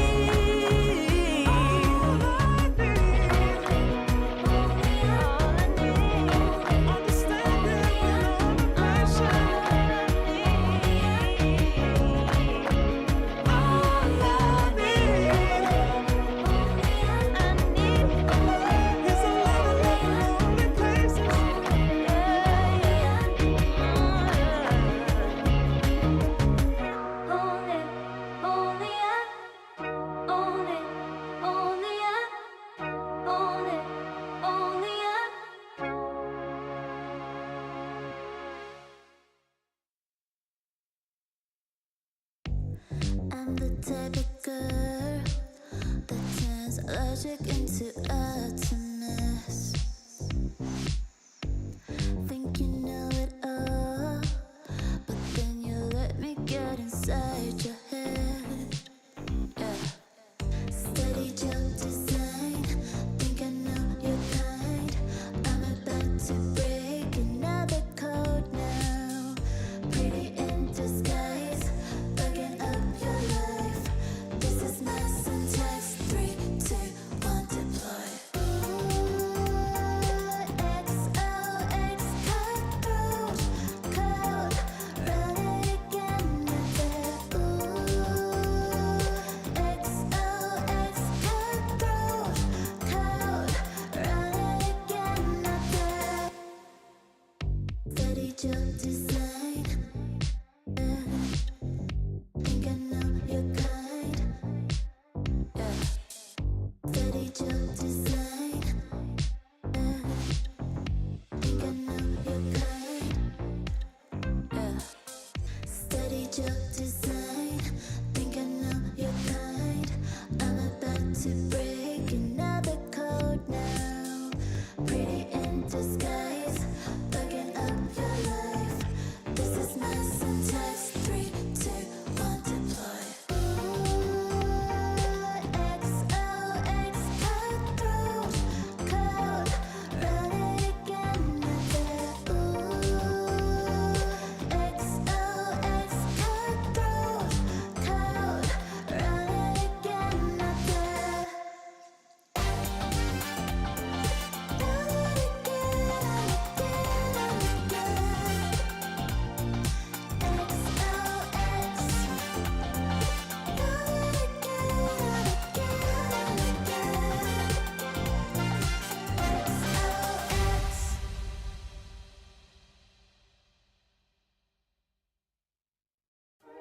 You waited all night for me to come back. Why'd you think that it's not alright? Told you that I'm not that type. Didn't mean to get you so excited. Tried to tell you not to fall in love. Why you always hit me uninvited? Was hoping you would get the picture. I've had enough. Now it's time for me to turn around. Thought you knew what this was. Yeah, I am superstar. You were never the one for me. Never should have fell for me. Take back your heart. Why don't you take it back? You never had a chance. I'm gonna take back the one heart. Call it a savage love, just till I had enough of us. I'm good, babe. I'm on my own. This ain't a phase. Just let me go. Told you that I'm not that type. Don't bother wasting breath. Begging for one more chance. Yeah, know you got carried away. Ooh, you made me to say you've been messing with greatness. Faces, stay in your place. I was looking to play, then you got in the way. All the love that we made got me stuck on your brain. Got no time to stay here and say goodbye. Yeah, I am superstar. You were never the one for me. Never should have fell for me. Take back your heart. Why don't you take it back? You never had a chance. I'm gonna take back the one heart. Call it a savage love, just till I had enough of us.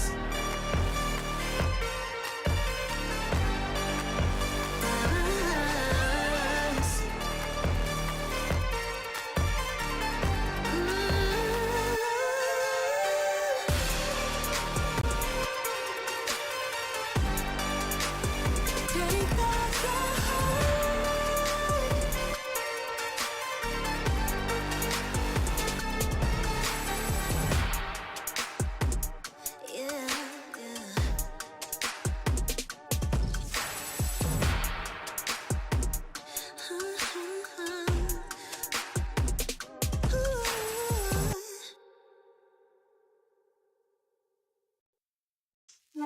Give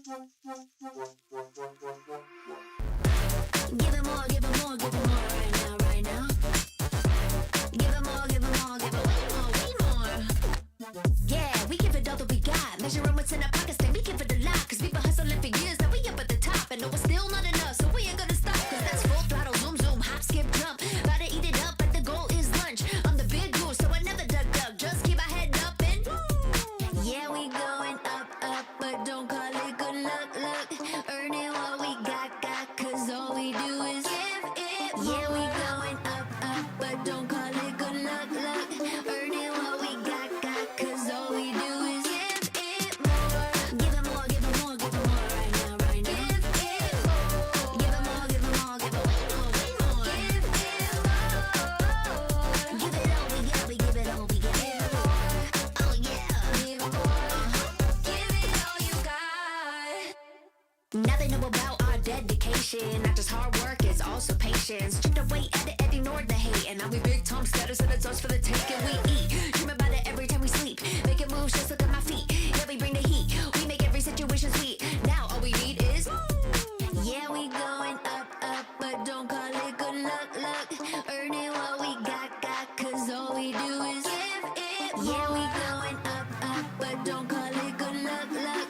Earning what we got, cause all we do is give it more. Give it more, give it more, give it more right now, right now. Give it more. Give it more, give it more, give it way more, way more. Give it more.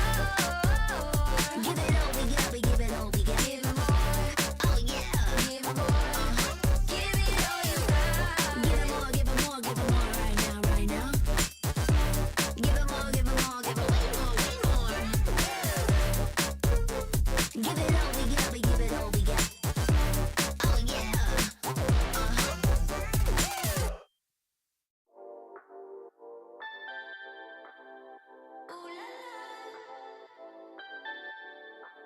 Let's go. Put it in motion. Baby, we're going faster, faster, faster, faster. Seizing the moment. Baby, keep going faster, faster, faster, faster. Speed up, make that thing rough. Foot on the gas so you got nothing left. Let's drive to the top of the mountain and see the view. Let's vibe, looking back on the journey, just me and you. Ain't nobody wanna go slow. Yeah, I was chilling in the past, I was solo. Now that I got you in my life, I'm like, go, go. I be living for the thrill of it, whoa, whoa. I hear you like to gamble. Let's take the road, let's travel. No, I'm a lot to handle, but I wanna go fast with you. Think we could go the distance, although I know we're different. Together we both fit in, so I wanna go fast with you. Put it in motion, baby, we're going faster, faster, faster, faster. Seizing the moment, baby, keep going faster, faster, faster, faster. It's like they never even seen us, and nothing will ever get in between us. I'ma ride by your side every season, and if anyone try to stop us, we just speed up. Yeah, always keep it at 100. Top down, pretty face, so sun-kissed. Know it's scary, but I swear I really love this. Big shades on, summertime in London. I hear you like to gamble. Let's take the road, let's travel. No, I'm a lot to handle, but I wanna go fast with you. Think we could go the distance, although I know we're different. Together we both fit in, so I wanna go fast with you. Put it in motion, baby, we're going faster, faster, faster, faster. Seizing the moment, baby, keep going faster, faster, faster, faster. Put it in motion, baby, we're going faster, faster, faster, faster. Seizing the moment, baby, keep going faster, faster, faster, faster.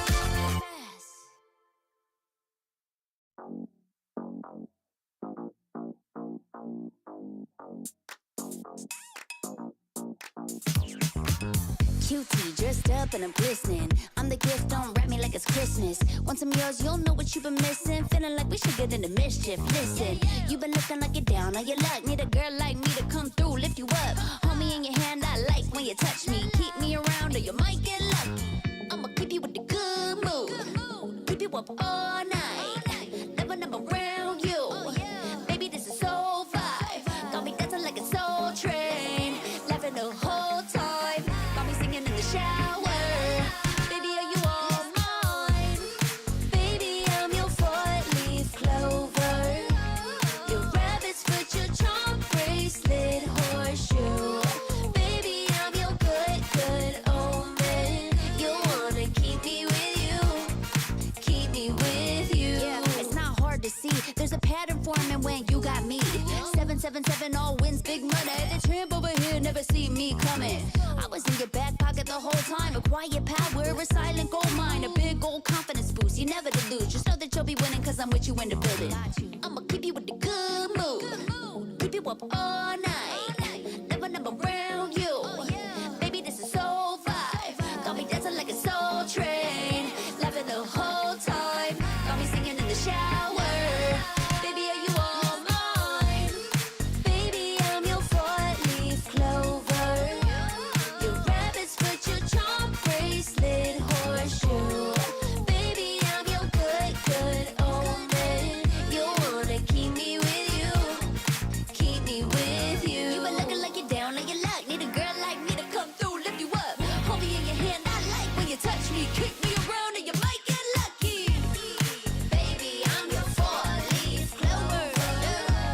Your rabbit's foot, your charm bracelet, horseshoe. Baby, I'm your good, good omen. Yeah, you wanna keep me with you. Oh yeah, keep me with you.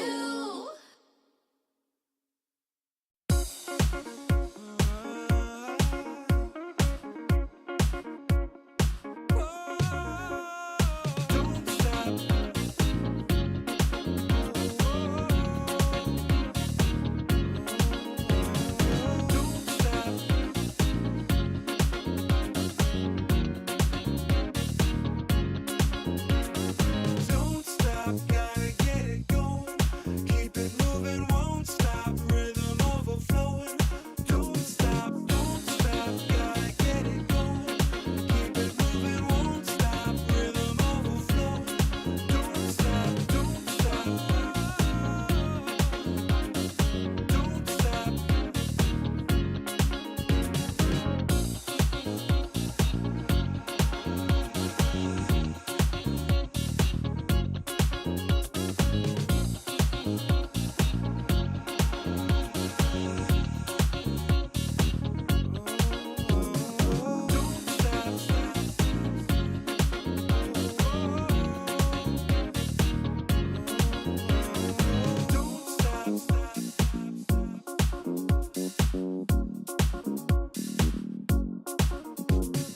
Don't stop, gotta get it going. Keep it moving, won't stop. Rhythm overflowing. Don't stop, gotta get it going. Keep it moving, won't stop. Rhythm overflowing. Don't stop, don't stop.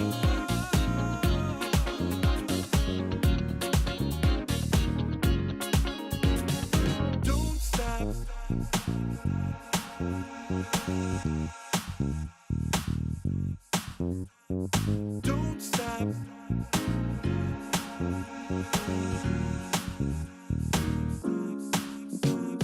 Don't stop, gotta get it going. Keep it moving, won't stop. Rhythm overflowing. Don't stop, gotta get it going. Keep it moving, won't stop. Rhythm overflowing. Don't stop, don't stop.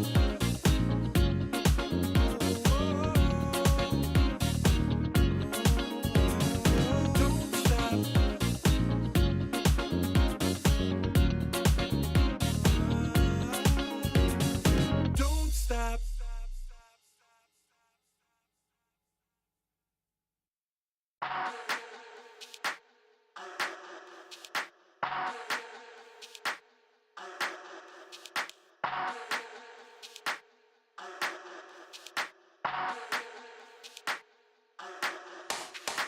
Let's get waved, let's get lit, let's get high, let's come have it. Let's get burst, let's get mash, let's buy a bottle and splash that cash. Guess what, it's time for action. You're feeling fine, main attraction. Pure vibes, not satisfaction. Feel the baseline, chemical reaction.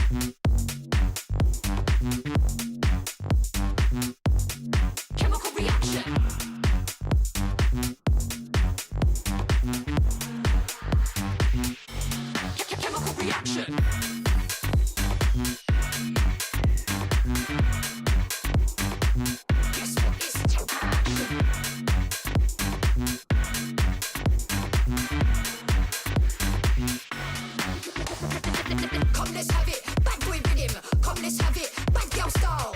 Okay, all eyes on you. Come, let's have it. It's time to get wild. Come, let's have it. Bad boy rhythm. Come, let's have it. Bad girl style.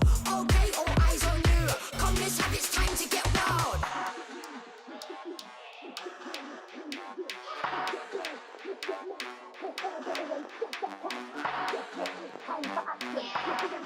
Change attraction. Your vibes, not satisfaction. For the bass, chemical reaction. You're feeling fine? Chemical reaction.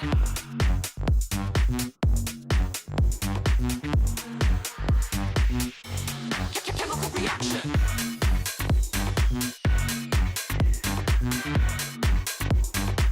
Guess what is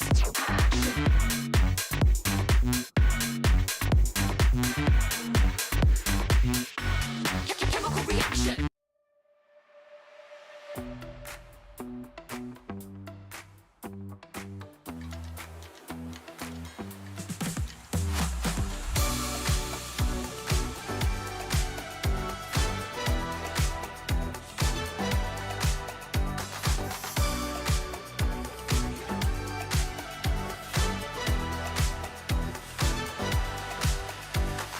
Walking through the bar, all eyes on me.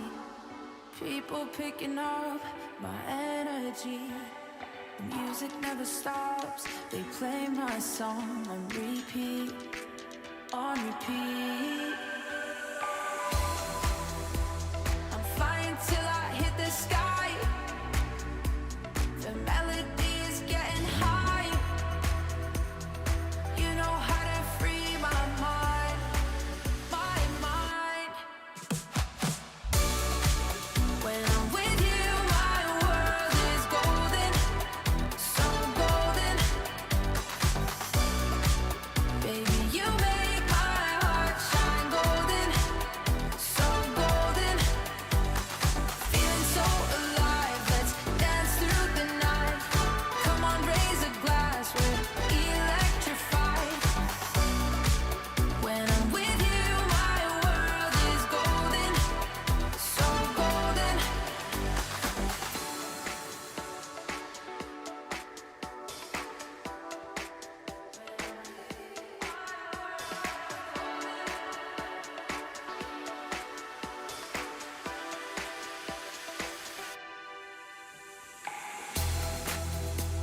I'm flying till I hit the sky. The melody is getting high. You know how to free my mind, my mind. When I'm with you, my world is golden, so golden. Baby, you make my heart shine golden, so golden. Feeling so alive, let's dance through the night. Come on, raise a glass, we're electrified. When I'm with you, my world is golden, so golden.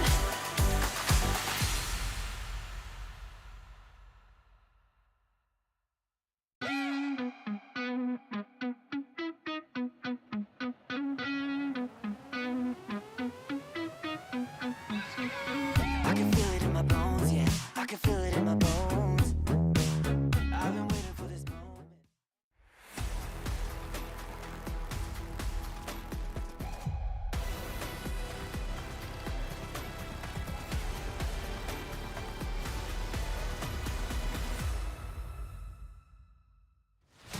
Welcome to the grand finals here at the Snapdragon Pro Series. For the first time in history, Onyx v Onyx. Organization versus organization of two different regions in the grand finals. Most would have hoped that it wouldn't come down to this, but the conspiracy continues. My name is Gideon Q. I'm going to be your host for the Snapdragon Pro Series grand finals. And here today with me for the cast is going to be Leo and as well as Mirko. Boys, how you thinking about the Onyx conspiracy? It's not a conspiracy, it's a convergence. These two teams have worked so hard, and it just so happened that at the rise of Onyx PH, Onyx ID had to rebuild. And now they've proven that the investment they put in Lutpi, the investment they put in Savero, which by the way, the JB fans seem to love Savero.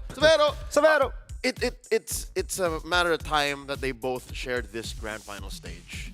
Well, I think this time round, at least they're not going to be able to share their homework against each other, at the very least against the... Oh, man, it hurts.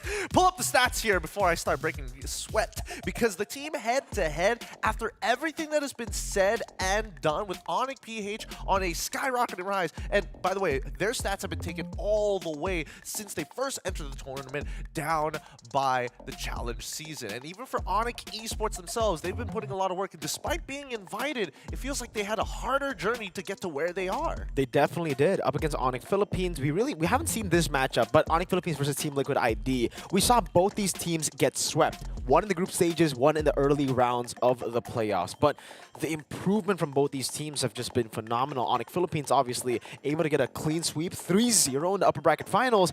Onyx esports, yeah, way tougher. It definitely seems like Onyx esports' playstyle is much much sluggier, much more scrappy. They like going in for these brawls too. There's still a bit of Indonesian in them, you know? And I looked at their drafts, both of them. Very few, if none, pocket picks for Onyx esports. They play the meta, they know what works well, and they have amazing win rates, if I'm not mistaken. Keyboy on the Tigreal is sitting at 100%. At least from the playoffs onwards. Oh, actually, even Lupti with 100% on his Fovea so far. See, so Onyx esports knows their meta, and they play it strong. Onyx PH, though, it seems like their pockets are infinite.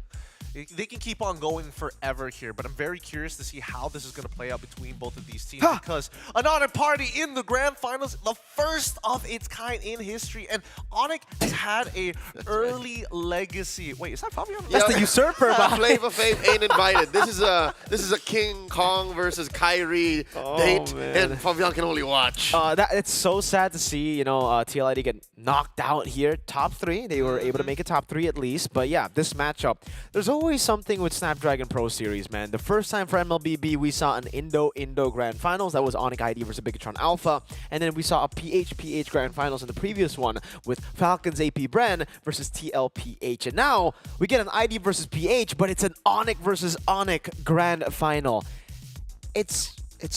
I don't know, it's so cool. It's foretelling of what this year might bring for us for the competitive road of MLBB. But with that being said, let us introduce you our world champions, winners of M6, coming into the SPS very, very strong. They had a couple of games which made you question, is it already over for them? But it's never over for them. It's going to be Onyx Philippines. Get excited for this team because they continue to show that their arsenal is so deep with a lineup that I think people are coming to really love as the Super Fam. La Supra Familia took us for a ride, got swept in the groups, struggled against RQ in their berth in the playoffs, and then just suddenly woke up and said, we are them. We are the world champions. We are the strongest team that has ever stepped foot in an M series before, and now leading up to the S series, it looks like they're poised to take it home too. They want to continue the legacy. They want to continue the dynasty that looks to be a pretty long one. I honestly, with the stats that they have here, it's been incredible. In the draft, I've been super impressed by just how good Coach Wynot is at adapting to the patch. The patch drops, and it almost seems like he's had a whole month to decipher what's strong, what's not, what's good, what's the counter to even their pocket strat of going Selena Gatot. I don't know. Maybe it has to do something with the fact that he's basically had the entire history of MLBB on the back of his palm, or someone is feeding him. Maybe they're analysts. Hard to say, but because he was there. He was there. That's how OG Tony is. And if you're wondering, the analyst too was there ever since. Coach Hayes is a season oneer.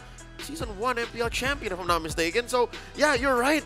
If you're talking about, like, biblically, in the genesis of MLBB esports, those two are around. It's pretty crazy to imagine that Onyx as an organization, I mean, looking at the most picks and most bans, I'm not too surprised with what we're seeing here today. However, I do want to bring the conversation to the patch, because so far, based on what we've been seeing coming into day 2 and as well as day 3, a lot of teams are becoming very honest with it. No more flex picks. It's here's our mid trio, here are both of our side lanes, no dilly-dally, straightforward fighting. And it's because, I would say, of just how strong these picks are in each of their roles respectively. The Joy, the Suyo does so well in the jungle, you won't be able to flex it like we have seen before. You know, it went to the XP a couple times, mid lane, even to the M6 World Championship, and it just goes on with every single pick. The Granger's very, very honest. We saw it in the jungle, but after the nerfs, yeah, no more. We will not see the Granger in jungle. Cho also, a lot of the flex picks that we've seen in the M6 World Championship, let's say even the Khalid actually, Cho, Edith was there too, Gatot Kacha. They have completely lost their flex potential due to them just not having the core components of their roles. Like, there's always a weakness when there's a strength. And that's the beauty of Onyx PH, the way the Super Family plays and how you read their draft.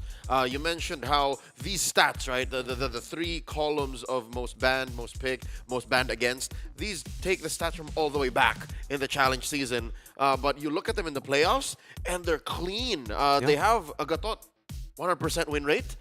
They are sitting at strong pocket picks. I think all wins because they only really lost 1 game in the playoffs. Edith, Glue, Arlott in the XP lane. In the mid, they have the Selena, played once, won once, and Matilda mid. So even if, you know, you cover your bases on the first 3 bans, as long as something comes through, you're never sure what Super Friends is going to be playing. Honestly, I think a lot of teams are going to be, especially coming into the beginning of the year, it felt like the meta was kind of like figured out, but I think this just goes to show that the meta really is more execution-based than it is like, hey, we got to play for our power spikes, we got to make sure we can get these objectives whenever we can. No, just win your fights, be clean with it. Yeah, the drafts have had a big say, as it was a big factor as to how teams win games, but I think here as we get to top 4, top 3, it becomes a battle of execution. Who can execute their game plan better? And if we're talking about execution, we have to talk about the 2 best junglers in the world right now, right? It's the KK. It's not going to be easy for this one. I don't even know where to start because Kyrie, for the longest of time, has been the jungle. He is the guy when you think about jungle. King Kong suddenly comes in with a couple of picks showing that actually, despite being on a team previously that was just at the bottom of the standings, he has world-class potential. Somebody just had to unlock it. And why not, literally to his namesake, why not? Career high record milestone, I think the most expensive buyout on a contract from a player that came up from a top 8 team. So if you know, you know. Kyrie and King Kong, both top of their game right now. Is it fair to say that one is better than the other, objectively speaking? Can you say the Sky King is better than the Beast is better than Sky King? Are there ways that one does better? Is on a defense, can Kyrie do what King Kong does? When they're way ahead, can King Kong steal like Kyrie does? I mean, hey, the one thing that I do know for a fact is that King Kong really analyzes Kyrie's games. I remember in an interview, he's just like, every single time I see him play, I gotta look at it, I gotta break it down, I gotta figure out what exactly he's doing so that I can catch up to that level. And I think he's even found his own style in the jungle. But that's not all. Onyx Esports, even though there is Kyrie, there's still Gilaxans, Keyboy, Savero, who has his own Chad with an expedited career process of CW, and even Lutpi filling in those boots. It's so good to see Onyx Esports again trust, you know, the new prodigy in the gold lane. Savero started off really, really shaky. Keyboy kept on supporting him. The entire team kept on supporting him. And I think this is just the environment that Onyx has, right? It's proof here. Both of them have made it to the grand finals. Both Onyx. The environment that they have to trust in rookie players, new players, and let them grow without giving them too much pressure. Or honestly, no pressure at all. Savero, even through the hate that he was getting, it almost seems like he didn't get to see it, right? It was a good job, I would say, by the management, whatever they did to kind of, you know, cover up for Savero and the hate, because clearly now he has built on what the previous gold laner of Onyx CW did not have. It's the aggression. We saw the aggression many times. It led to blunders, but it also led to game-winning plays. And that's what Onyx want to keep playing on for Savero. They always just force him, yo, do it again. I'll go Gata this time. I will support you. I will double down on your aggression. It's truly a testament to the organization as a whole. I mean, they used to be called the Kages for a reason. They were dominating the MLBB scene in the early days Season of its esports.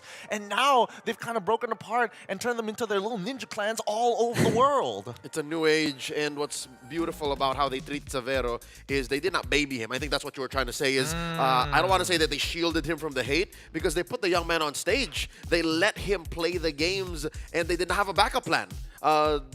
They said, we're going into SPS, we want to win this, and we want Savero to have the trust and confidence to do that. And throughout their run in the Challenge Finals, he's played 6 unique heroes, all of the meta gold laners, and they've done it to a point where they can make it here. Even when you don't play the Gatot, even when you don't play the Jawhead, even when Kiboy doesn't have the Tigreal, his signature Tigreal out of SPS, Savero finds success. Savero plays a lot of Iritel. That's something we can expect in the upcoming Best of 7. Are they going to force the young 17-year-old to play beyond his years? Because again, what was the word? In all of CW's career, the better part of 4 years, Savero experienced in a week. Yeah. And we have to see this matchup now. We have to talk about Savero's matchup in the gold lane, right? Because, yeah, he's been doing amazing. He's been phenomenal all this time in the Snapdragon Pro Series. But now he's up against the god in the gold lane. And that is a tough battle up ahead for Savero. For a rookie to be going up against, again, the god in the gold lane, he's gonna have to like 2-time that effort, 2-time the hard work, 3 times maybe even. He has to anoint himself before touching the heavens. Even so, I still think that it's a pretty high standard to ask of Savero so far. And especially, honestly, the one thing that I would like to see in this match is if it does go the distance, are we going to see Beatrix kind of creep its way in? And I don't know whether it's going to be for the Filipino Savage himself or even for Savero, but I would like to see it still. This is one lane-to-lane matchup wherein you can say, clearly Onyx ID are punching out of their weight class. You can say Kyrie, King Kong. That might have been a situation of when your idols become your rivals, because you know King Kong achieved the World Championship trophy before Kyrie, so you know you could say that they're maybe on the same level now. But Savero still is definitely looking up 20 stories up to Kelra. That is a Triple Crown MVP that Savero has to fight against. That's a savage you're laning against. And that's why I think we've seen the improvement in the hero pool too for Savero. I think before the lower bracket finals against Team Liquid ID, Savero was holding a 0% win rate on the Granger. Yes. And we saw him on the Granger. He was good. We saw the adaptations happen here on the fly after yesterday's matches. So for Onyx ID, they're continuously improving. And I'm not sure if they can, change and improve that much in the 30 minutes that they got, because they only got 30 minutes here from their lower bracket finals match in a full best of 5 against Team Liquid ID. And they're going to need it. Again, this is not going to be a situation where Onyx ID only needs several tweaks. They're going to have to improve by a lot to go up against Onyx PH, because yes, they are strong, but Onyx PH seem like they're on a level of their own. Look, this is why we don't get to see this very often. Most people like to keep their scrims in-house. They don't show the world, but this is the very first time that we get to witness here on the SPS stage live scrimmages. I mean, big stonks for Yeb, right? He's looking at ID as VP. He's looking over at Philippines. It's just like, my work is done. Yeah. It's done. What could you ask for more, right, from Yeb? He's just like, all right, both of them have made it to finals. Where's my buffet? Mail me the rings. He is in a buffet. It's an eat-all-you-can smorgasbord of amazing plays that he himself invested into. Folks, just what's not in the headline is former Onyx PH coach as well. Yeah. Coach Yeb has brought Onyx PH, not this version, but a much older one, to the M3 Grand Finals. They were first in the upper bracket, and he loves that team just as much as he loves his former team that he took to a 4-peat. So, again, this is just Yeb relishing in the fruits of his hard work. He's going to need more fingers, that's for sure. He's going to need a lot more fingers. Give the man a necklace, and then he can carry him like an old warlord, like a conqueror. Oh, that's actually cold. Not on the feet. That'd be very, very cold. Not on the toes, not on the toes. Hey, you got to pay for that exclusive Onyx content here. But here's our current prediction. 3-4, 4-1, 4-0. All 4 Onyx. We can get into the nitty-gritty of this, but I'm curious to see, because Miracle, obviously, is this Indo Pride talking about, or are you expecting the blind side? I'll be honest with you. They asked me for a prediction. I just said Onyx 4-3. And they're like, which Onyx? Just Onyx. Onyx. I said the same thing. I was like 7-0 Onyx, and I got a 4-0 apparently. It's Onyx. So what did you mean? I think Onyx is better than Onyx. And I think Onyx, if they put the right, strategies in play, will be able to out-strategize Onyx in this Onyx versus Onyx Grand Final, which Onyx is going to win. He's sounding like an Onyx doubter Seriously though. Onyx BTR. Onyx BTR? Best team in the world. Ooh, that's there you go, 7-0. Thank you, yes. 7-0. No, you man. really think Onyx is going to do that to Onyx? That's disrespectful to Onyx. Hey, no, Onyx, best team in the world, clearly. I mean, the fact that they're live streaming their scrimmages for us, we are the ones who are getting blessed here today. Look, it's really tough to say, but Onyx PH is going to be what I'm going to be leaning into, generally because of their overall outstanding performance. I mean, as you mentioned, it's smorgasbord of players here, but their track record means a lot. Yep, leading up to this grand finals, Onyx ID had to climb Mount Olympus to touch the gods. They went through, a 5-game series against the Young Stallions.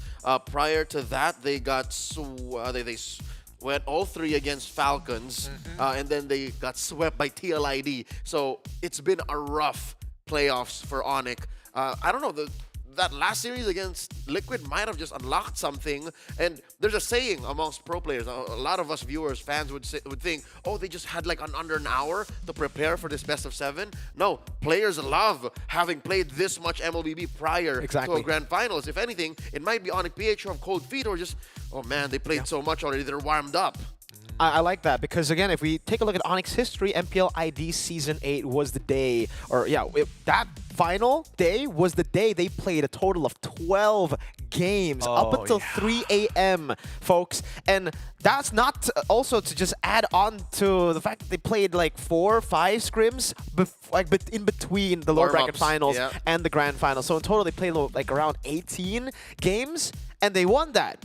It's genuine love for the game, but also understanding that it's quality on top of the quantity that you're getting that makes these players what they do best. I mean, looking at the stats coming in for the gold lane, obviously the guy of the gold lane looking a lot better generally across the board, but do you think Severo, if he's going to make a god bleed, how? What is the steps required to do so? We can't always just say it's the rest of the team here because, again, we've seen him solo kill a couple of strong competitors for Kelra. He touched the untouchable one. That's one thing Severo did just about 30 minutes ago. If there's one way, that Severo can give Kelra, a difficult time, is this might sound impossible given that you have to commit so much, but in the draft, if some way somehow you can give Severo a winning matchup in the lane against Kelra, then maybe that's one way. Do you think that it's going to boil down to, are we going to get one of the best marksmen in the gold lane, Harith, and then we'll see whether your carry is good enough? Oh, I'm not sure, man. I think for Onyx PH, though, they'll be the ones to let go of Harith all the time. Onyx ID will be the ones forced to ban Granger and maybe even Harith, so 2 ban slots. Doesn't sound worth it. Exactly. Yeah, it doesn't. All right, with that being said, we're going to go on a short break. The grand finals is about to start. We're going to break things right open with the opening ceremony here at the Snapdragon Pro Series. Thank you for watching.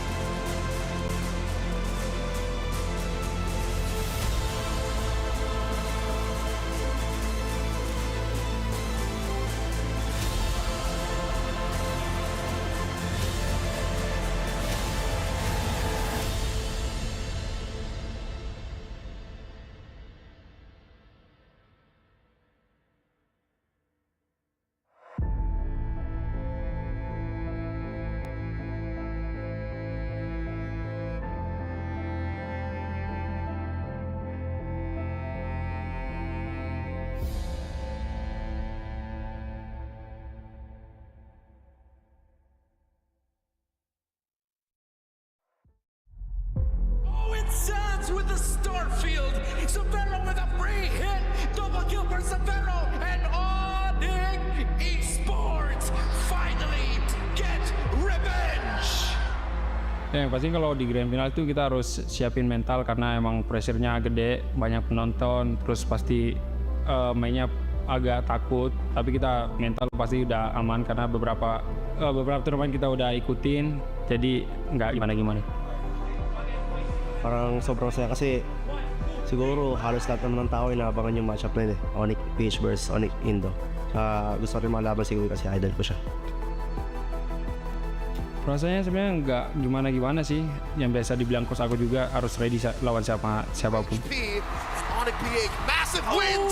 Super Friends finishes the job. Malakas pa rin naman po sila eh. Mas disiplinado tsaka mas kami. Mas malakas sa kanila. Looking to finish the job. AOG just to make sure everybody's in here. Look at me. This is a very hard question. But if you ask me who's gonna win this Snapdragon, I think it's still the world champion, Onyx PH. And he sees all those fear of destruction. And here comes the Super Friends. Onyx Indo, galingan natin at bigyan natin ng magandang laban ng Sonics fans. Get the Lord, but they're getting zoned down by the members of Team Falcons. Kaltisi goes in for the explosion by Kiboy. But Kiboy... Ya, main seperti biasa, kasih yang terbaik aja. Cerita kita udah lama dan saatnya kita ambil trofinya kembali. It's time to decide who's the better team.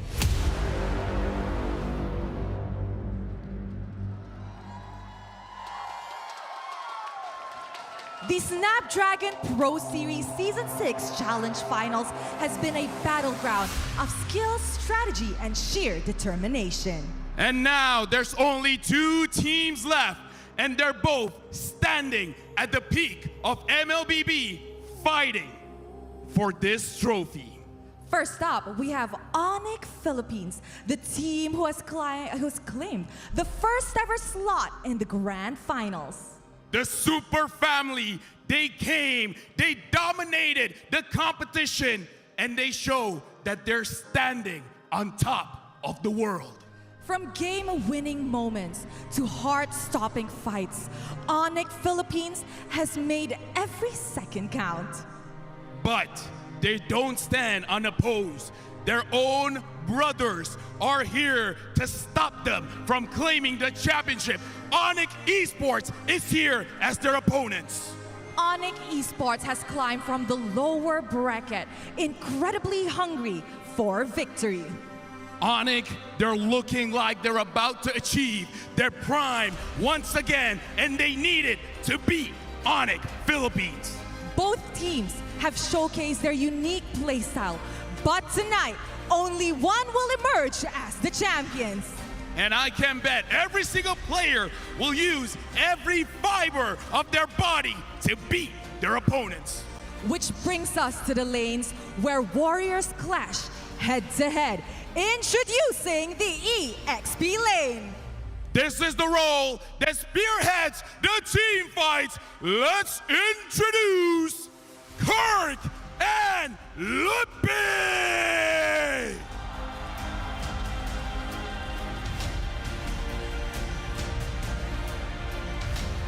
Kirk and Lupi have been fighting on the lane and leading the charge against the Lord, the Turtles, and the team fights. Give it up for Kirk and Lupi!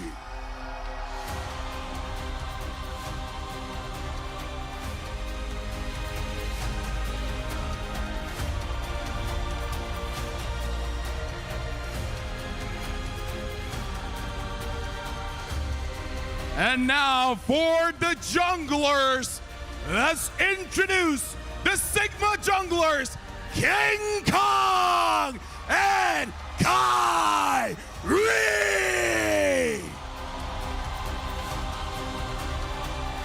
Both junglers showcase their strength with the assassins, with the damage dealers, and now they're going head to head in the grand finals. Give it up for King Kong and Kyrie!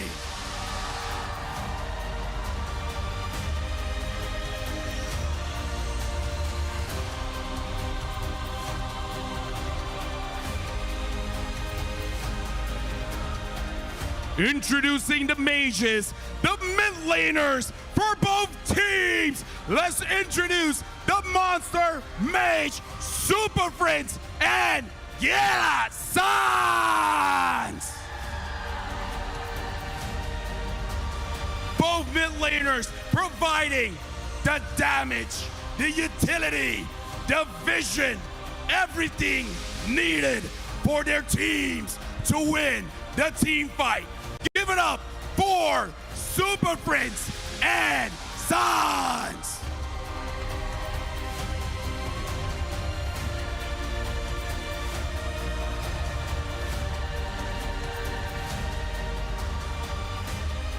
Now for their partners, the dynamic duo, it's time to introduce the Roamers. Introducing Brusco and Keyboy!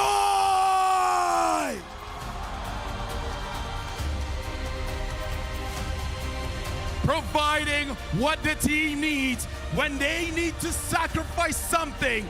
These are the first to sacrifice everything for the victory. Give it up for Brusco and Keyboy!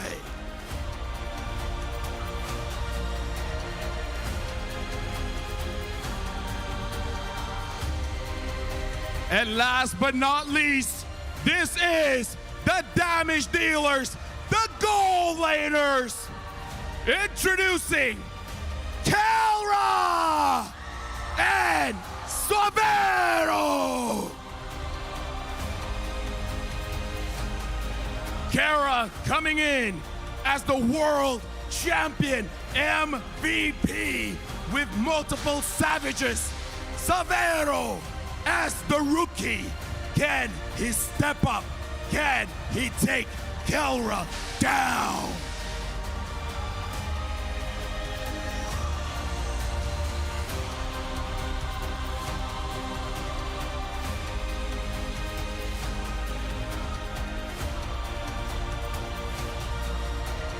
Ladies and gentlemen, the best of the best are standing right before your eyes. Two teams, one championship, and a night filled with unforgettable Mobile Legends action. This is where legends are immortalized. This is where dreams are crushed. This is the Grand Finals!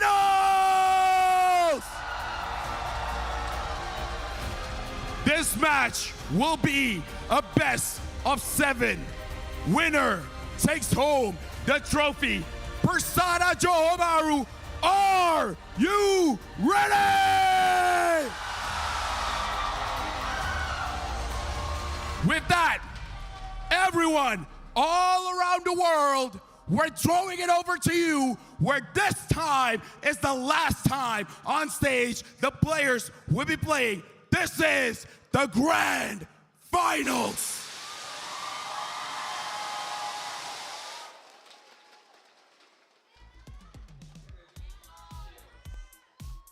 The Snapdragon Pro Series is here with its grand finals. Johor Bahru, Persada, and the audience is ready.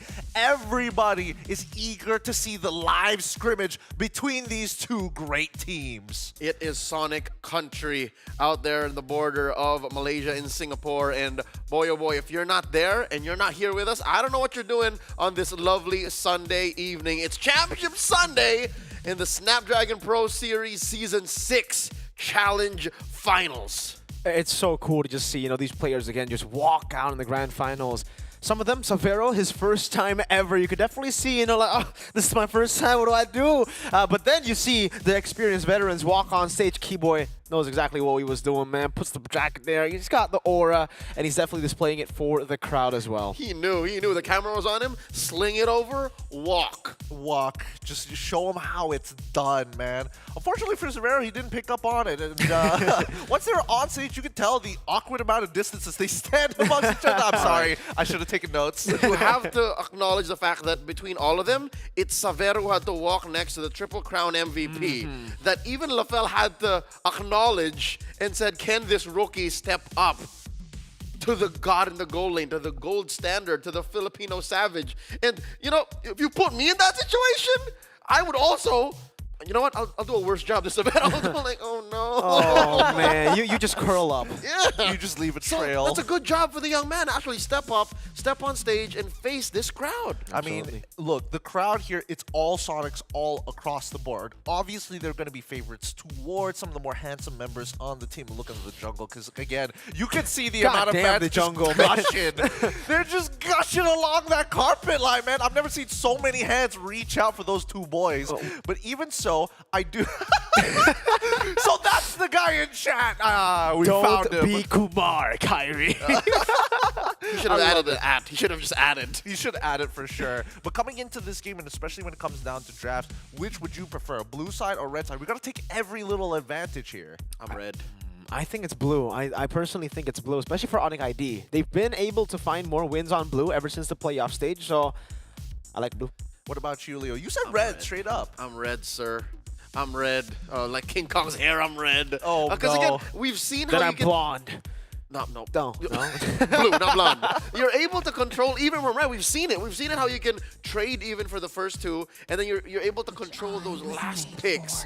And again, the meta's honest, right? So Yeah. whatever happens, you know, as blue, if you've lost out by that fourth red. It's a pretty compelling argument here. However, I want to see how exactly Onyx Esports is going to handle it, or maybe Onyx Philippines in the following game, because I'm sure they're going to want to switch sides. But and again, that just could be me. As we get into the draft here, our very first game in this best of 7 series, Onyx Esports on the blue side, Onyx PH on the red side. It's kind of like you guys already knew where they were, and the bans are coming through. Okay, Juicin and the Yves there. A lot of respect from Onyx PH over towards Sans there from Onyx ID. And also, obviously, the Harith will be taken away, but the Granger has still been left up for grabs. And the Fani.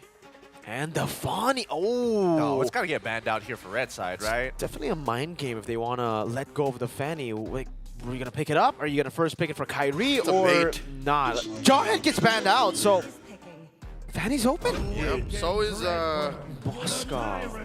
Granger. Again, Suyo, Joy banned out. This is going to be a Fanny for King Kong. This is going to be quite the wild game with the priority of Moscow as the first pick coming in for Onyx Esports. The Fanic, he needs to lock it. 0% win rate because it never gets let through. Yeah. Also, I think the time that it was let through, it was not able to get a win, unfortunately. There was one time. What? Bigatron. We don't talk about that. We don't talk about that. one. Speaking of which, I do think that when you start getting the gut out here, we're expecting that the first 3 is going to be extremely honest for the mid trio, right? So we can suspect that this is probably going to go, or assume it's going to go into the roam. It's 99%. That is Brusco's Gatot. I mean, Hylos has fallen off, man. You know the stats on Hylos right now? Hylos is like 0% in the playoffs. I mean, sure, but since you have a Fanny, don't you kind of want to take away some of its counters? That's the one way to take care of Fanny, just bonk her straight up, and I think Onyx Esports would do well to pick it. There it is. Okay. And how does Onyx close? Onyx PH, you gotta get used to that now. It's Onyx and Onyx. Ranger. I like it, you know. Yeah, very, very straightforward draft for both of them. Honestly, for Onyx Esports, a bit more flex with the high-lows, right? It's not as, well, for the Gato, not as flexible as the high-lows here. We can still go XP in Rome. And though, yeah, Gato can still go XP, I don't like it, personally. I agree with Leo. I think this is almost a guarantee that it's a roam, unless they pull off something crazy like that you know, that Mathilda last-second swap. Oh yeah, that has a precedent, so I kind of saw that coming, but not this. Yeah. Especially with the meta changing so drastically. Onyx Esports, they can do well to block out Super Fringe picks. Hope we'll find a way. That's one. Even The if Vex, it's take out the reward. Farsa, take out the Valentina. There's a number of ways they could go about this, but what I'm most concerned about is that I feel like for Onyx PH, as long as they don't mind having like strong side laners, because Fanny is one of those just clean up mechanics. Hey, you get chunked out low, you better pray that your recall gets through. For Onyx ID, I think if they do want to get the high-lows here in the XP, they got to take away, there you go, a glue, but also they're going to have to be careful about something like a Phobius, right? Something that can set up for the Fanny really, really well in these skirmishes, brawl it out, and get people low for the Fanny to come in and just clean up. You know what else is missing? Matilda. Yep. She's open. I mean, would you want to give that mid lane pressure over? And even so, like, Fanny is quite the early game monster. Having a Matilda kind of doesn't save you from some scenarios. That's right. No, I was thinking maybe Onyx can play it. Oh, sorry, Onyx PH can play it. Yeah, Right? I gotta be specific. Yeah. You with Onyx the PH. The I PH think, or the esports? yeah, I think if Onyx PH don't pick up the Mathilda, they're open to getting countered. We've seen this before. Keyboard just picked the Khalid against Witty's Mathilda earlier in Game 5. And it's 4 mid lane bans to Sans. Okay, respect. Loyi. Oh, wait, sorry. Loyi is already banned out from Onyx. Is this another mid lane ban? Like, Onyx just want to be petty against Onyx. They're like, There's a Farsa. no mid lane. There's a Farsa still out there. Take away all. An Aurora. Faramis. A Faramis, great read. All the mid laners gone. Is it like Sicilian Farsa situation here? Yep. Sicilian Farsa, Aurora, like you said, Leo. Eudora. No, Don't know if I want Aurora. yeah. Onyx PH can actually still Selena. This is still a Selena-able lineup. Yeah, I agree with this child here. I don't know where this is going, right? Where exactly is the mid lane? Is it? I mean, clearly it's a priority based on the number of bans that have already been committed to it. But since this is the second phase, Red Side Onyx PH will decide on their pick before seeing the entirety of the composition. What about the Novaria? For Onyx Philippines, do they want to go Novaria Granger, outrange Onyx Esports completely, and then again use Fanny as a cleanup tool?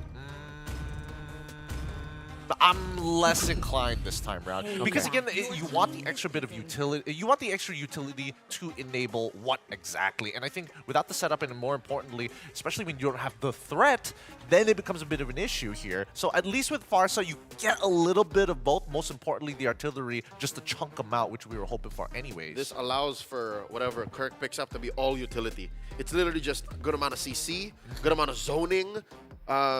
Great start for Onyx PH here. Hoping it's not a Uranus, please. No, I don't think it's going to be a Because Uranus. CC is open, I'm just saying. Yeah, I think it should be a CC pick for Onyx Esports. Again, thinking that Onyx PH don't really have another frontline. It's just Gato Kaja so far, so Onyx PH technically are forced to go for another frontliner. Onyx Esports go for the Aurora, there you go, and the CC. So the combo together with the high-low stun, I believe, or together with the surge from Suyo. Yeah, it's going to be a death convoy with Onyx Esports. They want to group up together, move around the map, and move as one. Onyx PH are going to be able to play the map here more often than not. Yeah, play the map, play the range game, poke out Onyx Esports before even Onyx Esports is ready.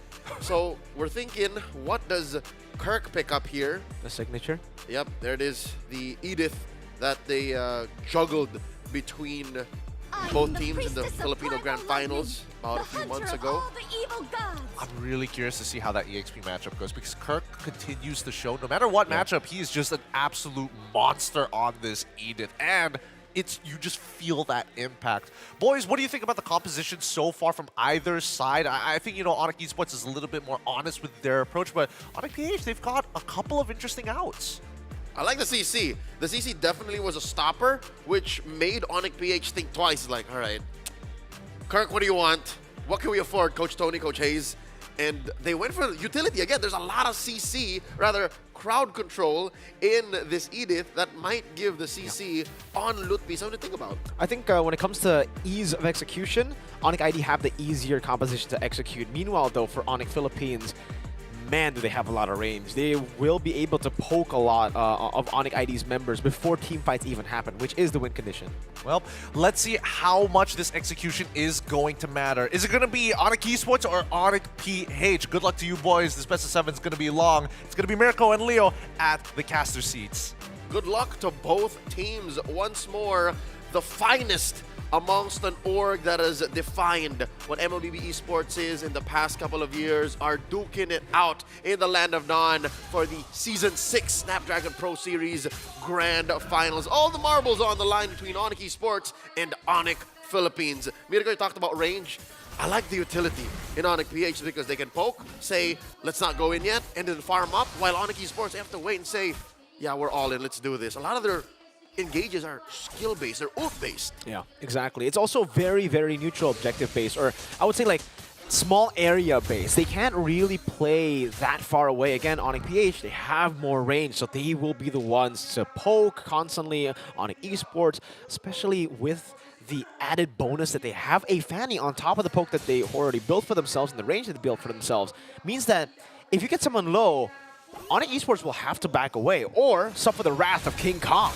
right? King Kong can come from any angle. Brusco jumping in early, down to a tenth of his health. Speaking of the devil, Surge coming down as well. Brusco very low, still able to sustain back up. Kyrie looking for the shot, gets it, but it will be a trade. First blood for King Kong. Both the junglers securing a kill.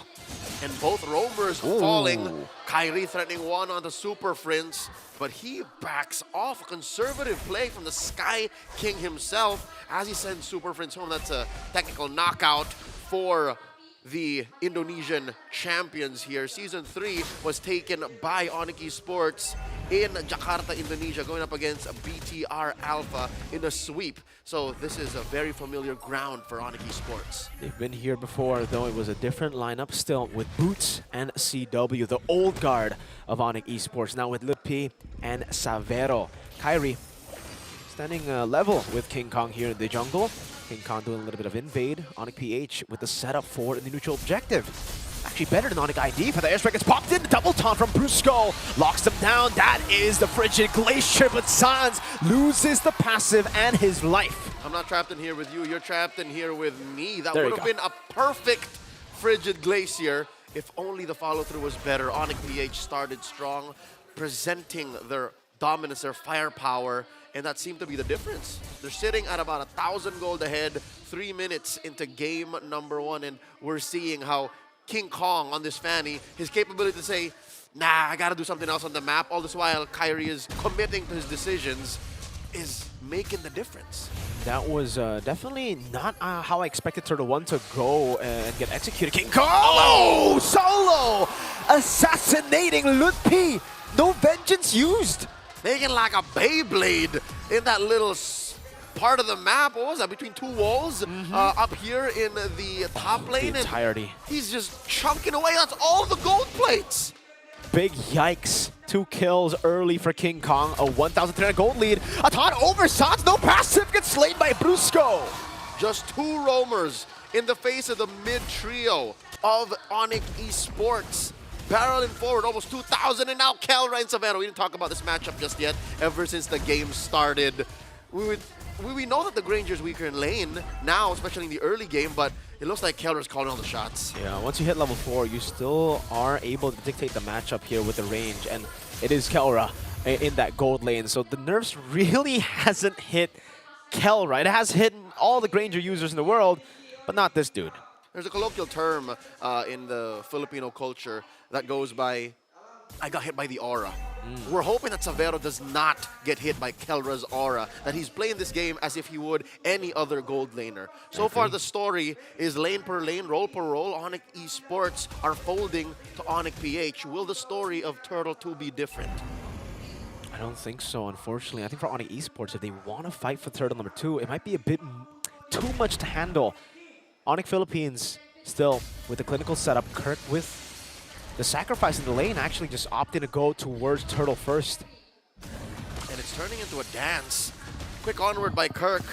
Just setting up. Will be off of cooldown in just a wee bit. Prince and King Kong. I don't know if Onyx Esports know that King Kong holding his push. Brusco gets a taunt to Glorious Pathway too. Lutpi still holding on to the Vengeance. Brusco going to be stunned up again. King Kong in the midst of it all. Directory winning it out. Feather airstrike going in AOT. That's a jump by Brusco. Catches the stun, catches the jump, the taunt as well, and he stays alive. Brusco, the eternal. Oh, Super Prince almost catching Sans in the bush. Now gets stunned up by the surge of Kyrie. Meanwhile, though, King Kong keeping busy. Destroying the structure in the mid lane. Kyrie low, but he's still opting to go for the purple buff. I think King Kong might be ready to invade. Calculated idleness. They're going for the purple. Dumping in. Oh, Kyrie able to escape. Now, the shot. Will it secure the purple? Yes. No, it won't. But the airstrike, Sans not getting the freeze. Who got it? I think it's on King Kong. There's no aura on Kyrie, and his retribution is off, so he may have hit the charge queller, but it wasn't enough. It's not on Kyrie. I think it might be on Sans.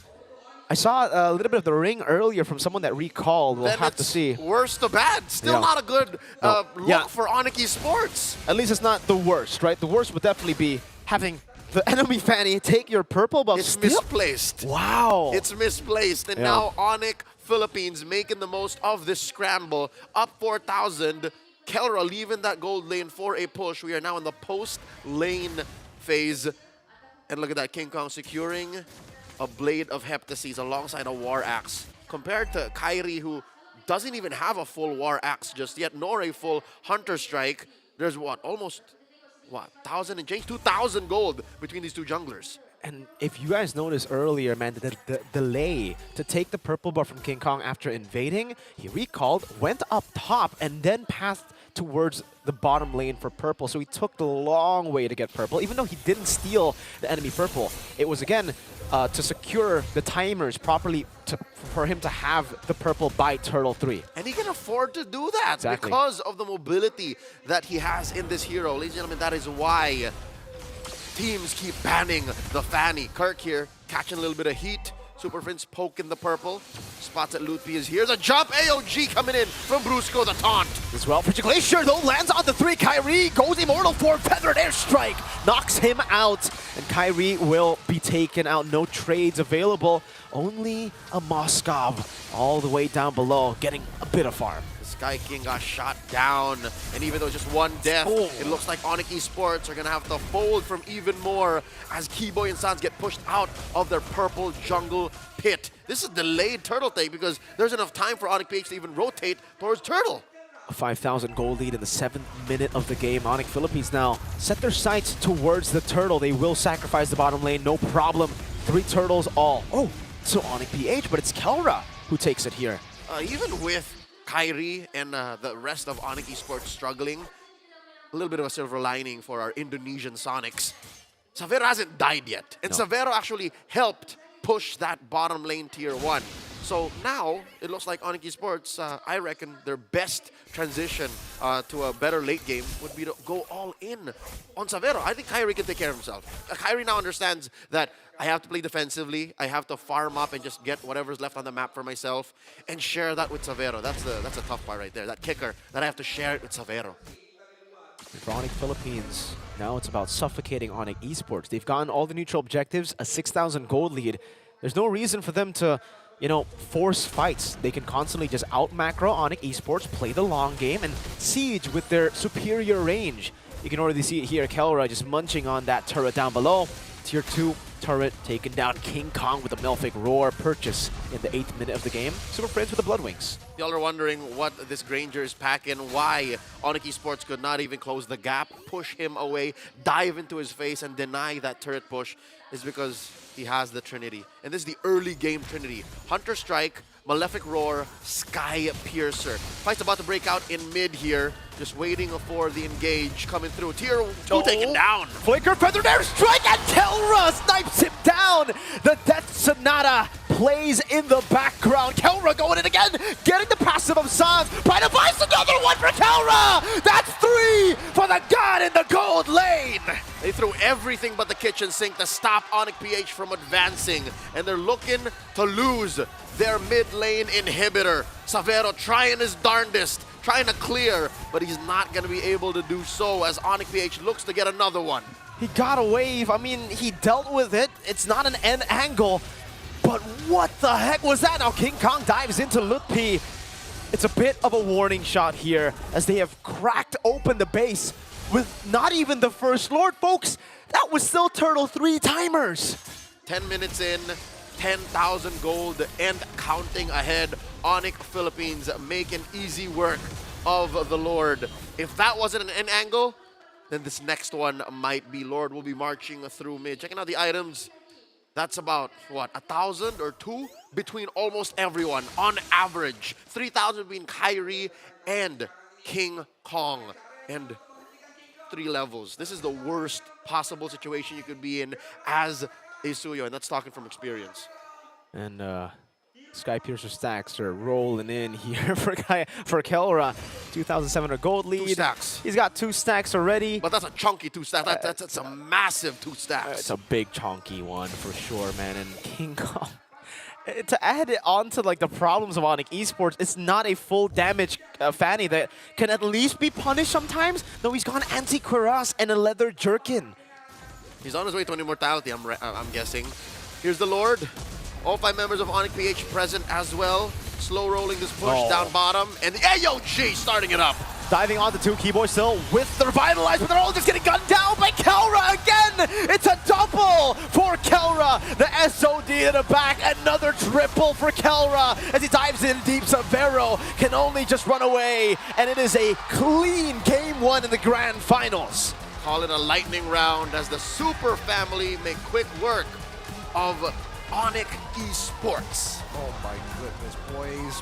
What did we just watch here? That looked disgusting. Every scenario we saw coming in for Onyx Esports, they couldn't capitalize on it. They were always on the back foot. They were just taking punches to the chin one by each member in a row. And I hate to say it, but it's all on that Fanny. The Fanny almost single-handedly opened up the map, made decisions so difficult for Onyx Esports, and it made the lane, roll to roll, a losing fight. I don't know. This is what I would say a signature Adi kind of feint in match one, or sorry, in game one of a best of 7. He likes to do this, you know, to leave it open, see what they can get away with. It seems they can't. So next game onwards, I'm expecting the Fanny to get banned. Some adjustments, massive ones, to be made by Onyx ID. That's a feint caught by a haymaker. It really did. It just goes to show this team demands respect. Anything less will be punished. And it was very clear. Even when they were putting so many bans towards Super Prince's side, it's like, okay, I'll just play the Pokken game. I'm just going to get a casual kill onto Sans, even if you blow my flicker early. It's just why? Why even put yourself in that position? King Kong's clutch antique Kiras is such a thing of beauty.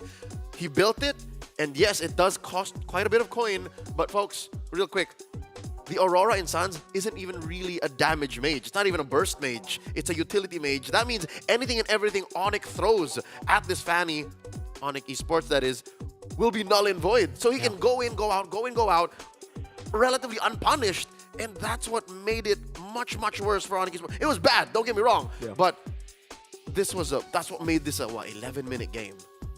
I feel like it was pretty unplayable. I mean, considering that even bot side, I mean, Severo was trying to hold on as long as possible. Yes, he didn't necessarily get solo killed by Kelra, but you could see the bleeding effect. Every single time he's forced to recall, he loses gold. And for Onyx ID, their composition relies heavily on them winning Turtle 1. That's why I didn't really expect them to give Turtle 1 the way that they did. It was Onyx Philippines who had the better setup, who took it away, and Onyx ID were the ones reacting after that, obviously, after Turtle 1 was given so easily. Turtle 1 is a point of contention. We might see it in the highlights once we ooh and ah at the movements of King Kong. I think even Onyx Esports did not see that coming because they got ankle breakered on. If you'll remember, Kyrie was going for the delayed orange take, right? He was going to go for the orange first and then make a beeline to the purple. Whether it was up or not, they would have gone straight to Turtle. But what the MVP did, what King Kong did was said, yo guys, I'm going to feint him. Y'all go ahead, Prince, Brusco, go check in. I'm going to fake it on Kyrie and then go rush in. That's what happened. He showed himself, hit the Ursa, Rock Ursa, and then ran as a Fanny would and secured the turtle. That's what happened. But again, I feel like even in the lanes itself, right, what we expected, CC, Lutpi was actually winning in the lane against Kirk, level 1 to 3, but then it didn't really translate into anything. The winning trades, the winning pokes, and here as well, this little skirmish didn't amount to anything. And Kyrie was all the way down, and they still walked forward. They still... I don't know. For me, a CC should always try to look for a flank angle. Like, that was a very, like, I don't know. That was a weird execute. He got flanked there. And he got flanked, and then Vengeance not used. Yep. I don't know. Not exactly the hottest game coming in from Onyx Esports, and I think, you know, a lot of the... I want to say a lot of their gas really wasn't ignited as much as I would like to. I would have liked to see a lot of battle spells just not used. Even if we're not looking at Lutpi, even for Sans to a certain degree, not as, you know, using that flicker to get himself out of some pretty tough situations, relying heavily on that passive. I get it though. When you're playing against a team like Onyx PH, who you know for sure are not just watching you on the map, but are as well counting your resources, ults, and battle spells, you'd best believe maybe even Onyx Esports is thinking, all right, I can afford to not battle spell here because they're going to be coming in. There's a Lord. I shouldn't spend my battle spell. And then Onyx PH punished those little windows and got away with so much more. I think at this point that they need to start turning the plan. Yes, Super Prince is pretty good at what he does, but again, I think there are too many resources being committed. Jungle rotation clears going towards his side of the map, having a lot of glorious pathways prior to first turtle and even second turtle towards that side of the map, and all they got was a flicker max. Yeah. I do think that there should have been a bit more priority into their side lanes, especially after Luthi getting solo killed in Tri-Brush. You've already lost all your planing. That should have been something that is foreseeable. Yeah, and also because Onyx PH had just so much range, Aurora wasn't able to do anything, right? The only time you would see a Frigid Glacier or a freeze would be onto the frontliners, and I think Onyx Philippines were very happy with that. They're like, yeah, that's what the Godthought was for. That's what the Edith was for. Use your resources to them, and then Granger goes pew pew. Even worse is more than half of the Frigid Glaciers, mind you, there were very few, that Sans actually let through were when they were on top of the Aurora. Yeah. And that's too late. That's too little too late. Some things to think about before we start heading into the second game. Both these teams really, I mean, one more than the other, needs to really break down what exactly went wrong in that game number 1. With that being said, we're going to go on a short break, and when we come back, it's going to be game number 2 here in this best of 7 series at the Snapdragon Pro Series.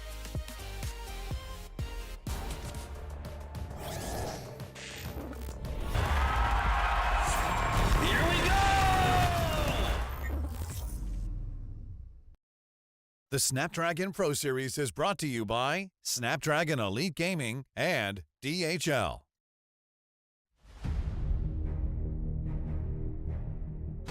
The journey to greatness starts here. From the 11th to 13th of April, the race reaches its peak at the Tennis Indoor Sanaya.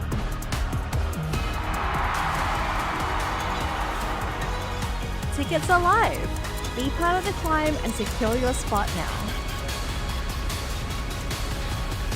Be part of the journey. Witness the rise to the top.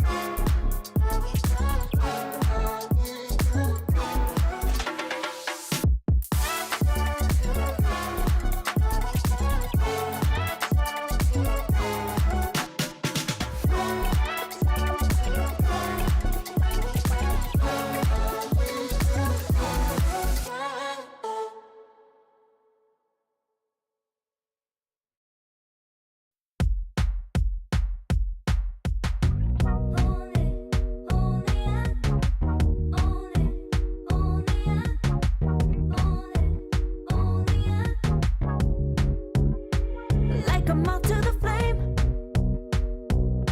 I'm attracted when the doubts start saying my name. I can go there easily, and it's hard to maintain, 'cause I know it's not the world I know, it's me. Believe in every little thing I hear, and no, I ain't no stranger to the fire, burning up all my desire to be great. It stays coming in waves.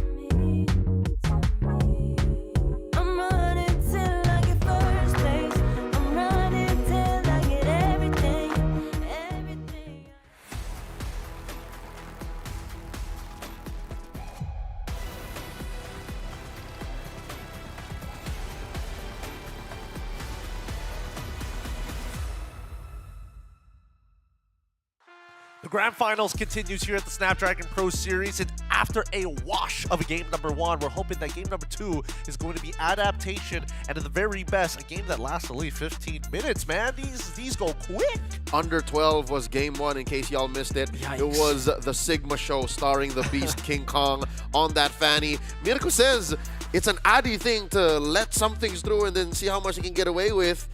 I'm hoping that game 2, they really just ban on the fanny and then play good MLBB. I agree. And I think we can see here again, right, the King Kong, Kyrie differentiations. Average GPM, I think I want to draw into that. King Kong is such a good farmer because of the paths that he takes, right? He's so good at pathing around the map, and especially on the fanny, it only just enhances that strength. You saw just how he was able to control turtle number 1 through mirroring or just matching Mr. Kyrie in the bottom side of the jungle and seeing, oh, he's taking orange. Yeah. Go straight up, takes the turtle, free.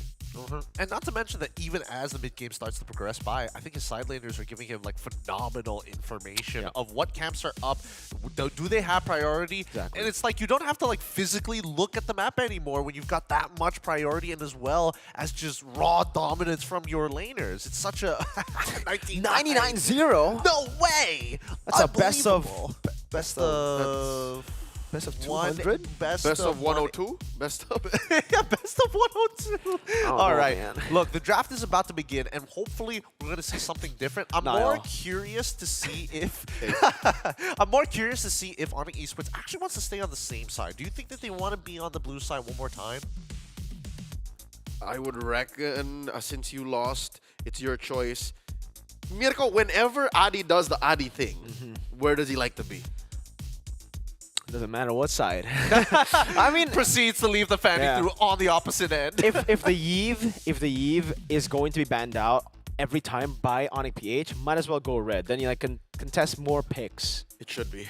All right, here we go. Onyx PH going to be on the blue side up against Onyx Esports on the red side. As you called it, Onyx PH getting rid of that even. So Onyx Esports will have to be, thankfully, banning out the fanny this time around. So I would reckon this Onyx Esports choosing to be red, so they're going both comfort, conservative, and just making sure that they're winning because they can see things coming from a mile away. The answer, the open low yi and the high prio Gatot, who is still sitting at 100% in the hands of the bruiser. This man right here, BJ Paro Brusco. Yeah, 100% win rate. Ganda Kacha has just seen a crazy level of play here in the playoffs. For some reason, it wasn't prevalent in like this prevalent in the group stages. It was actually kind of 50-50. It was Badang that stole the show in the XP lane.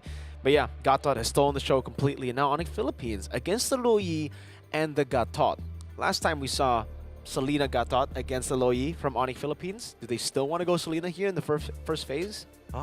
Maybe. Who's to say? Because I think that, you know, at the very least, it's about opening up the map. And I think the real question here is what are they going to use to open up the map? If not, is there going to be a flex pick coming in from Onyx PH? Because they're very capable. Their arsenal is deep. It's going to be Granger to open up the map alongside the Cho. And this could be a curve Cho for all intents and purposes. Something tells me it's not as simple. We've seen Kyrie play Nolan a couple of times in the Challenge Finals already. So this is their next best thing outside of a Hayabusa. This is Burst that they're looking for. I reckon if Onyx Esports don't ban the likes of an Arlot, Onyx PH should pick up an Arlot. It's a great way to answer from a massive diversion play. And Kirk has 100% Arlot given just once played in the finals. That's fair. Hildebrand is the follow-up coming in from Onyx Esports. It looks like it might trend into that territory. But at the same time, Irithel, coming in from the side of Onyx PH, really wants to put Severo in a more uncomfortable match. I think they're more than happy to be like, okay, you can get the Moskov again. I'm more than happy to deal with it. Go again. One more time. The Irithel, Bandal, yeah. At this point, it kind of is Onyx PH saying, you know, go for it. Do it again, Moscow. Or go for the Claw. That's even more risky here. I don't know. For Onyx Esports, though, yeah, maybe banning out the Arlo would be great. Arlet is a good matchup into the Nolan. You can constantly just follow where the Nolan goes. Those resets enable you to do that. The Onyx Esports go for the easier attack, which is, you know, the Edith. That's a signature for Kirk.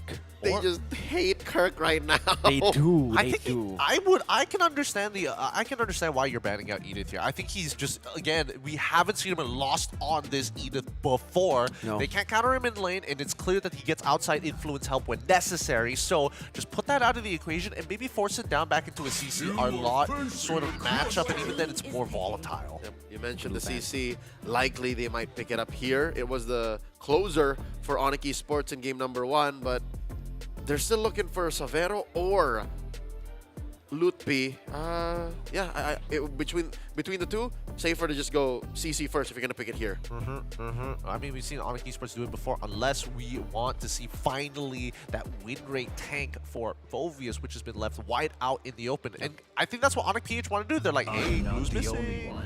I like this. I like this route from Onyx Esports, man. The CC pick earlier as well. It was kind of like, yeah, it's a prio pick. It's great, and we know you're gonna have frontliners, but they weren't able to make it work. So I think Lutpi needs to go back on comfort. Every time I see him on CC, it's not, you know, it's not Lutpi having a good game. And Volvius wins against Arlet, so this kind of blocks out Arlet for Onyx PH. What do they respond with? The CC. Here you go. It's Kirk's turn, and oh my there you God! go. Oh my God! The return of Prince's Selena. It suffered a few losses given. Did it? Other teams have played Selena, yes. Yes. But Prince is still 100, right? He's still at 100. Yeah, he's only played one game of it so far. This would be his second game at Onyx. Oh my goodness. All right, as expected, the Moskov. Where do you, for Onyx Esports in particular, I feel like it's pretty clear. For Onyx PH, if they can just slow down, they know that the goal lanes are going to be okay. If they can slow down mid-rotations and more importantly, get an early kill for Kirk, I think that they should be okay because Lupti is going to put a lot of stops. There's so many dashes on Onyx PH. Definitely. I think for Onyx Esports, they have a solid composition again. In game number 1, they already kind of did as well, but they just failed to accomplish what they needed to for first turtle, again, to enable their win condition. So here, they have a better way, for sure, to go up against Onyx Philippines. And the fact that Selena has been picked up means that mid-prio won't be 100% for Onyx PH, unlike the previous game. I mean, they've got the Tro to actually help it out. With that being said, the game is about to begin here. Game number 2 in this Best of 7 series here at the Grand Finals of the SPS. Leo, and as well as Mirko, all of you guys cast this game. With pleasure. It's a marathon, not a sprint. The first mile taken here by Onyx Philippines as Onyx Esports tighten things up. A little bit of housekeeping by Coach Adi and the Indonesian champions. Season 3 was taken by this squad. A majority of them were in Jakarta, Indonesia when they won the grand title of Snapdragon Pro Series champions. Can they present to the M6 World Champions a better challenge? Brusco down to what? 2 HP here.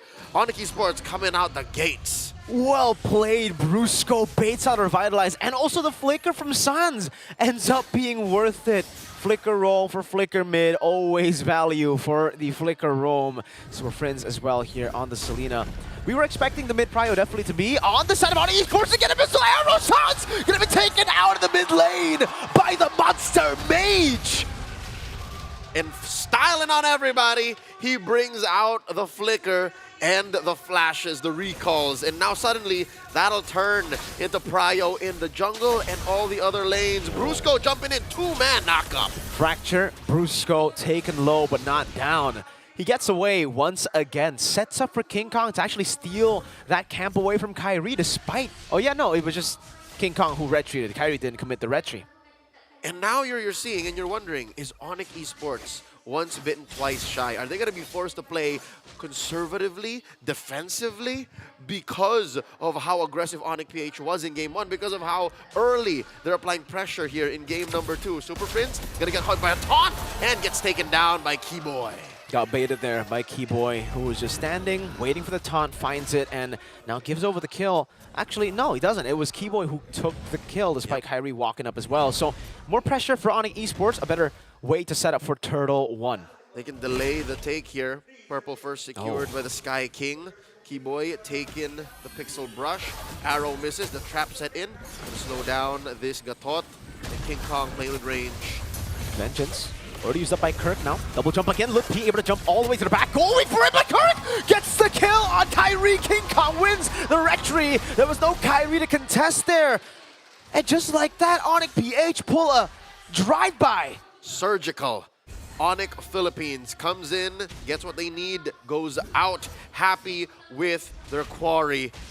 And all it takes for Onyx Esports to reset is a diversion out by Sans, resetting that wave in mid, And let's talk about this gold lane. It's the same. It's a replay of game number 1. What are some lessons that maybe Savero can take into game number 2? We'll talk about that if Super Frizz gives us a moment, man. Super Frizz just always coming up. And again, Brusco this time. Oh, he won't be able to get the angle to go for the way of the dragon. But yeah, the gold lane matchup. Kirk diving in. Oh, Kirk almost getting another solo on Kyrie. And he's forced back again. This is just so bad for Kyrie in the jungle because King Kong was already 2 levels ahead. He's going to steal another camp and he's going to have another boost in advantage. Is it just me or is... Oh, wait. Keyboy gets caught. Abyssal Arrow away the dragon. No, Brusco doesn't want Keyboy. Is Onyx Philippines employing the same strat? Another arrow. Lord. Sans catches it with a big smile. And trapped, swallowed by Keyboy. All right, Frinz will back out. Is Onyx PH attacking Onyx Esports the same way they did Liquid? Oh, they collapse on the Kelra. Kelra gets slain up top. Kyrie with the help of the diversion. The assassination. Brusco, though, waiting in the bush now, jumping in with Jikundo and the way the dragon to Super Frinz. There you go. It's the kill for Brusco off of a stun despite the AOG. Kelra for Kyrie. Long-term trading for Onyx Philippines. Now it's time for the M6 World Champions to start targeting the gold lane. Unless they're continuing with that same strat again. Against Liquid, they attack Aran, they attack Fabian. Here, they're isolating Lutpi, and they're isolating Kyrie. Kyrie is just not even within King Kong's range. I mean, what can you do at this point? That's a 2-level lead that King Kong still has. This will be a 3-level lead now as he gets the turtle. 2,600 now down to 2,300 because some of the waves have just crashed into the turret. Oh, Sky Piercer already too. Onyx Philippines are just so comfortable in the land of Dawn. This is their home. Currently, Kelra is barefoot, no boots. No boots. So, Kelra committed to just hunkering down, winning that lane, and farming out of his mind. He has 2 core items, and he just picked up his base boots now. So he had no plans of even getting out of there. He was going to win against Savero or die trying. He's pulling an Onyx Esports, no boots. That's true. For the better part of a year now. Quick push here, down bottom by Kirk. That will put Onyx PH up by about 3,000 gold at the 5.5-minute mark. Lower quarter is where the next turtle will spawn. And it's just a matter of time before even Kyrie's purples will be but a memory. Oh, curtain call. And, oh, wow, the Abyssal Arrow, I thought for sure just would barely. land there. Barely gets away Lutpi from the Abyssal Arrow, but look at the control that Onyx Philippines has now. Diversion spotted by Brusco. Abyssal Arrow to stop Lutpi. Now they dive in on the Super Frizz. Flickers out of the fracture. King Kong has dived in with the surge. Back step sever, and the AOG keeps the beast down. Immortal form now dashing away. King Kong still sustaining. Kelra free hitting. Abyssal Arrow going wide. Now it's Kelra in the midst of it all, still able to flick around. Kirk walks back in. Not much of a response. Onyx PH lost one of their key members. The SOD from Savero hitting from the top. He will be working on this tier 1 and gets a push for Onyx Esports. All that for a kill and a tier 1. Onyx Esports finally on the board in objectives. They get a structure. Brusco, though, has the flicker. No, Savero will not wait that long for Brusco to get that Jikundo flicker. Long-term trading for Onyx Esports. They suffered in the first 5 minutes, and then suddenly, all it took was just them to take down King Kong, and that made it all so much better. Onyx PH now just up 2,000, and they're thinking twice. The first turtle was easy. Second turtle, not so much. Kirk playing with range here. That's 3 members of Onyx PH in the vicinity as Onyx Esports wait for Kyrie. They're waiting for the Sky King to say yes. Keyboy charging a taunt, will be able to get Kirk, but he does still have the vengeance. Abyssal Arrow goes wide. Sans able to slide away from these skill shots. Purple buff taken by Kyrie, and for Onyx Philippines, it's so slow. They know Onyx have the man advantage here. Diversion. Sans all the way going down, taking Keyboy and Kyrie with him. Brusco holding his Y brush, spotted by Lutpi. Man-to-man defense. Oh, spotted out by the Death Sonata of Kelra. They get the mid pushing in, and that's going to be a free turret. Onyx Esports out-macroed. The diversion became an advantage to Onyx Philippines, who just played it slow. Super Friends throwing out that arrow, kicking Keyboy out of that Y brush. Another arrow thrown an inch away from Lutpi. Onyx PH. Oh, man. Collapsing onto this turtle. The SOD maybe a second too late. 3,000 gold lead now for Onyx Philippines as they continue to build their dynasty brick by brick, kill for kill, and man, it is looking so dominant for them. Despite the 3-for-3 scoreboard, this is such a massive lead in tempo across the map. Yeah, I was about to say, it's not just a matter of carnage and an onslaught that Onyx PH are looking in for advantages for. They're so comfortable playing the map too. Yeah. Let's not forget that Kyrie is still down 2 levels from King Kong, so Kyrie has to catch up in that sense. Looking at the gold as well, he's down by like 1,000 and change. That's massive when you're thinking about an assassin like Nolan. Where else is the damage going to be coming from? Another Abyssal Arrow puts the trap down just to add in a bit more oomph to the Abyssal Arrow there, but there's no commitment. Another one lands on Lutpi. He gets 2 on the charge, but it's more dangerous for Lutpi to take that. And now King Kong gonna attempt Grand Theft Purple, successfully gets it, leaving the small purple buff standing to possibly deny the spawn, but no, just the same. He's making this worse, all the more worse for Kyrie. It's all in absolutes. Onyx Philippines deal in absolutes. Kyrie taking the diversion. They go up top, but no one is there. Onyx Philippines, no one is on the map. They're planning something for sure, and they just read it out. Again, another wasted diversion just due to how aware Onyx Philippines are. Whether it be Super Prince calling the shots, again, as mentioned in the Ocho Gahabang podcast, players laud Super Friends for knowing exactly where their opponents are because of those diversions, because of rotations. This monster mage is just so good at understanding their opponent's movements. I'm pretty sure the rest of Onyx PH have caught on to that and learned over the past 6 months of, yeah, no, the opponents are most likely here. Fringe says they're here. And they committed to make things even worse for Onyx Esports. They teleported up there.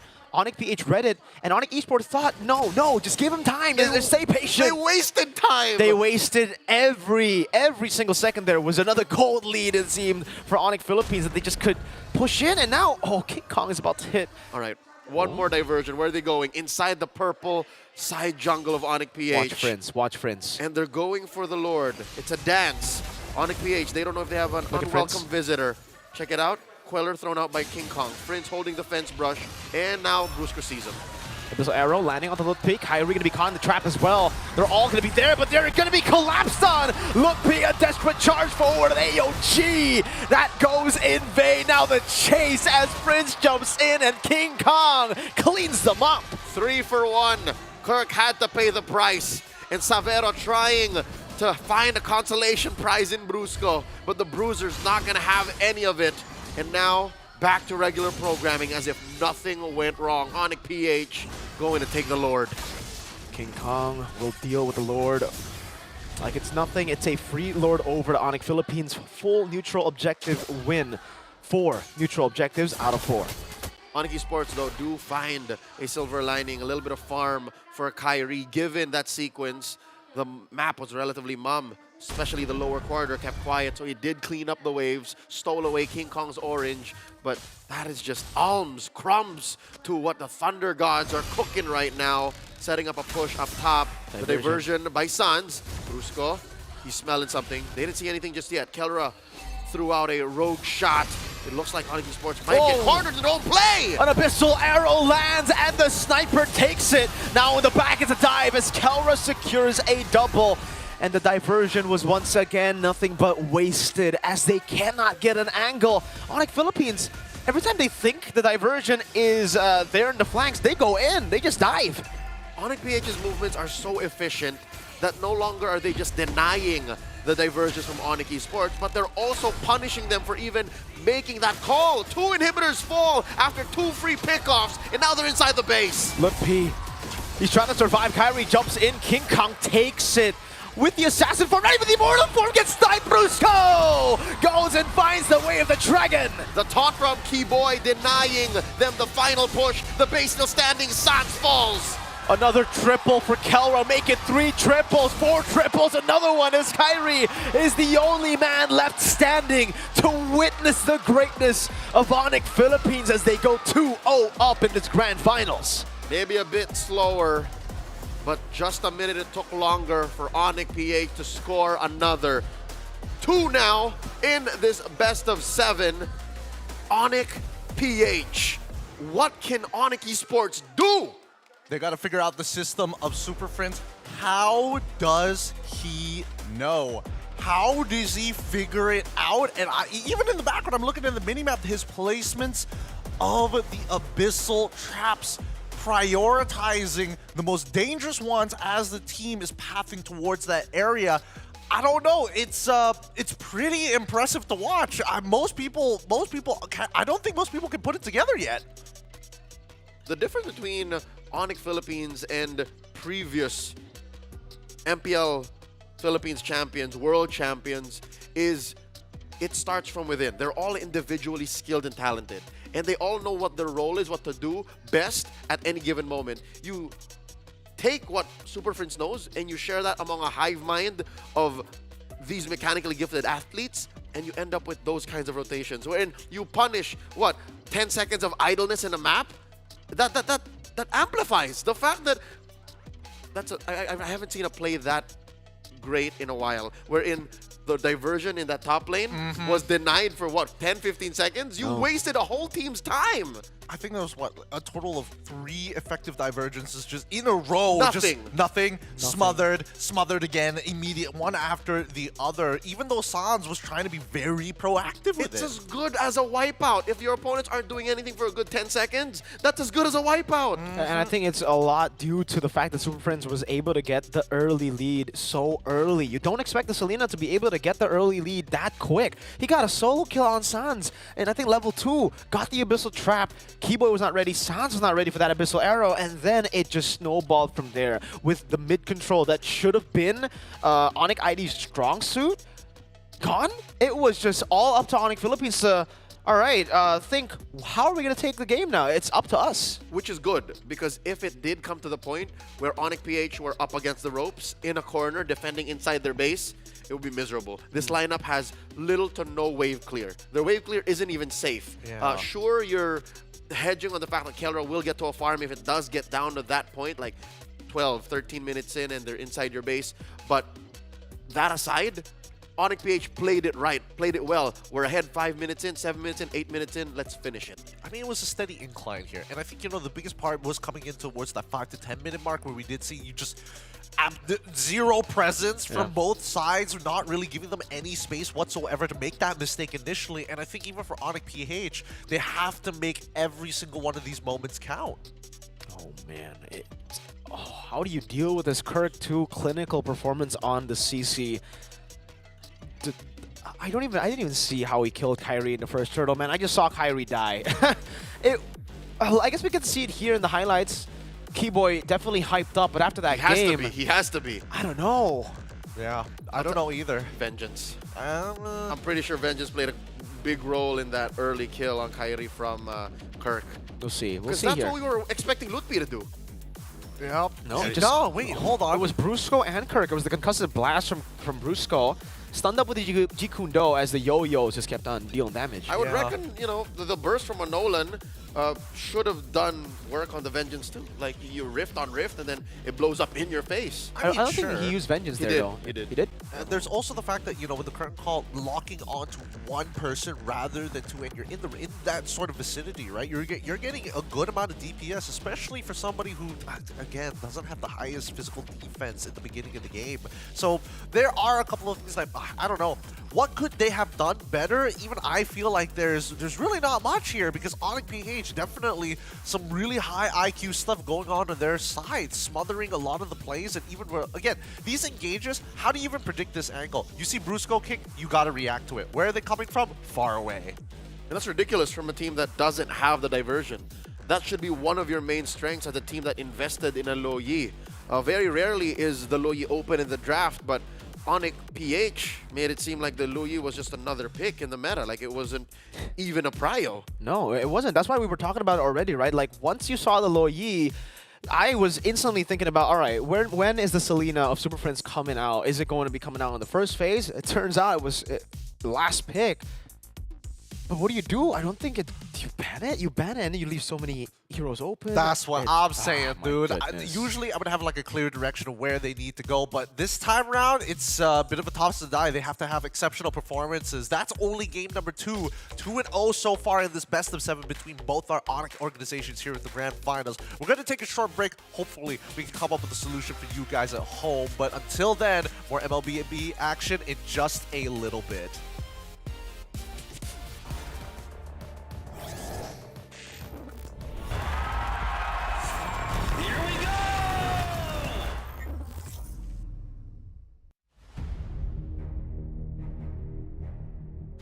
The journey to greatness starts here.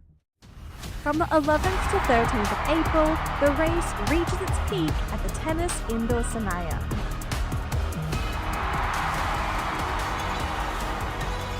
Tickets are live. Be part of the climb and secure your spot now. Be part of the journey. Witness the rise to the top.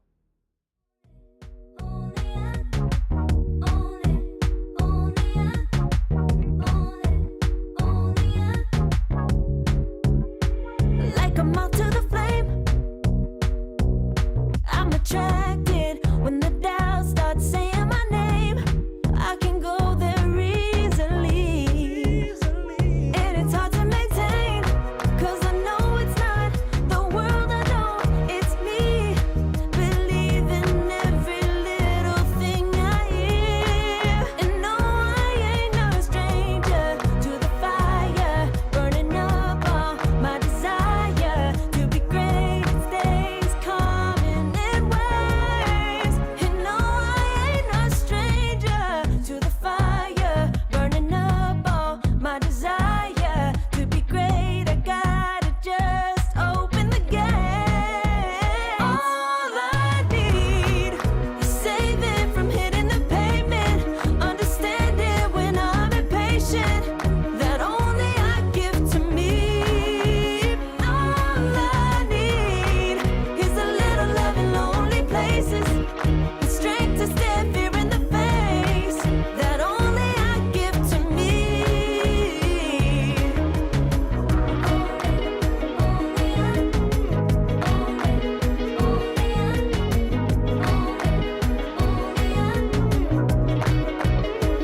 Now I'm running this race, yeah. Stallions couldn't catch up to me. I'm running till I get first place.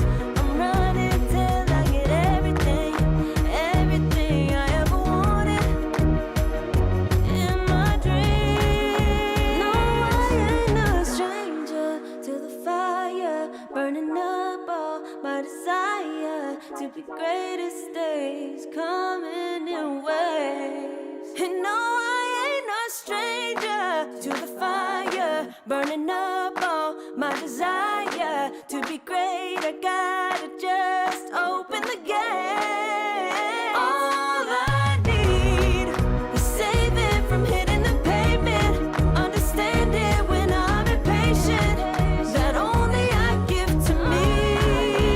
All I need is a little love in lonely places, the strength to stand fear in the face, that only I give to me.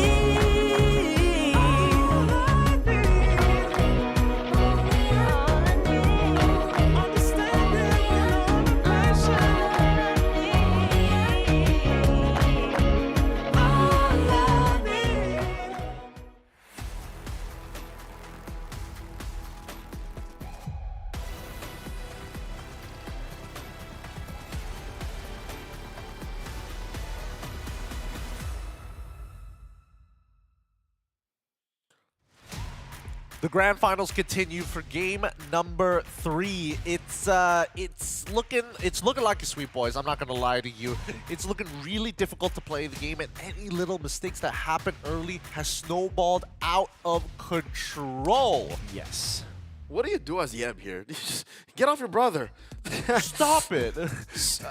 Time out. I don't know. I think he's just like, I mean, like, we all get to go home early. Oh, I suppose. I A suppose. win's a win. Because it's at the point of frustration. Like, if you go 3-0, that's gotta hit you in the morale. If the 2-0 doesn't, by 3-0, you gotta start sweating. Yeah, I think you're already sweating from first game, how dominant it was, right? Game 2 was another dominant game, even more so than game 1, despite the fanny ban. And now there are too many questions. There are too many questions to answer. Yeah, I think there are too many questions to answer, but I totally agree with you that game number 1, if you were to say like, oh yeah, we fanny ban, we made a lot of mistakes, that's kind of just like GG, go next. I get it.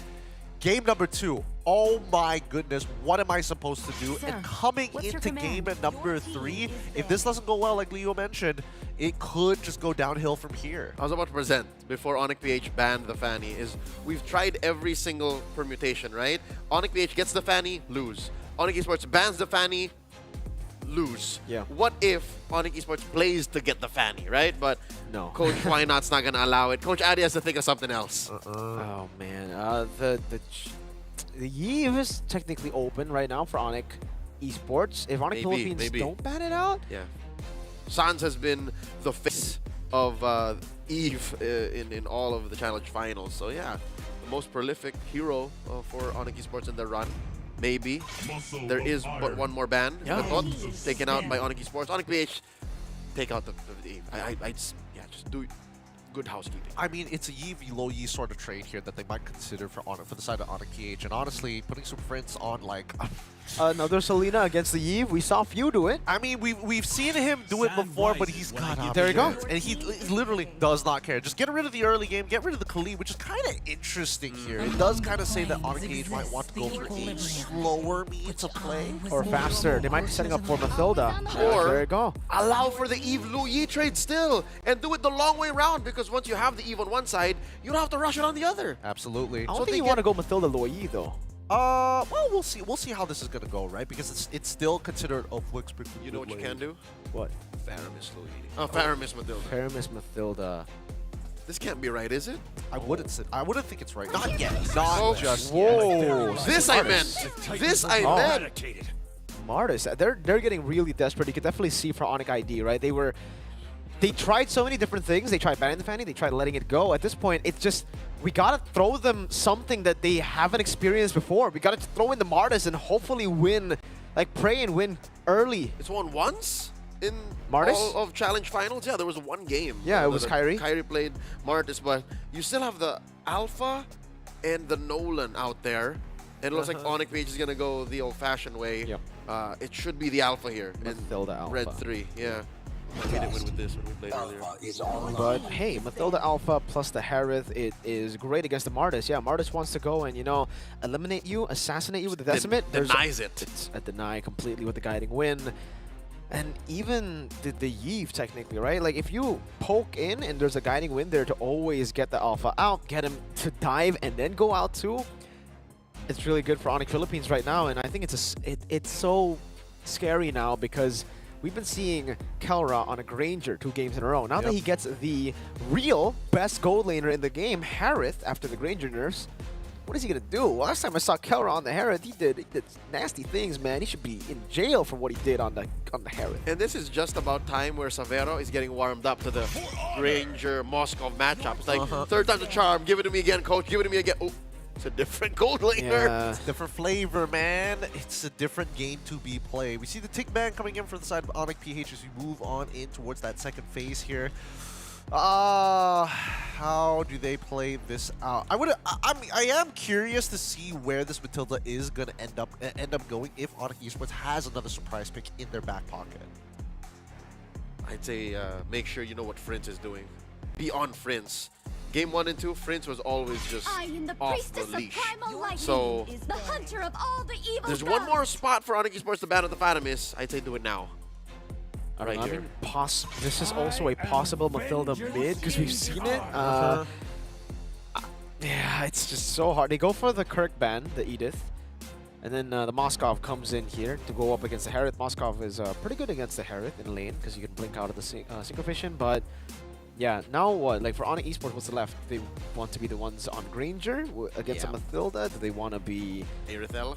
Irithel, safer option, but against a Mathilda, the sustain's gonna get you, dude. You're not able to shred, these guys quick enough. I still think it is pretty important for Onyx Esports to probably just lock in, go figure out exactly what they want in terms. Sorry, lock in early the support now, because essentially, as we look at Onyx PH, they don't lock in their mid laner on purpose to kind of play that as that flex. They're most likely going to, when they do finish off their composition and still being on red side that first pick, we might see that it could just be a double flex for all intents and purposes.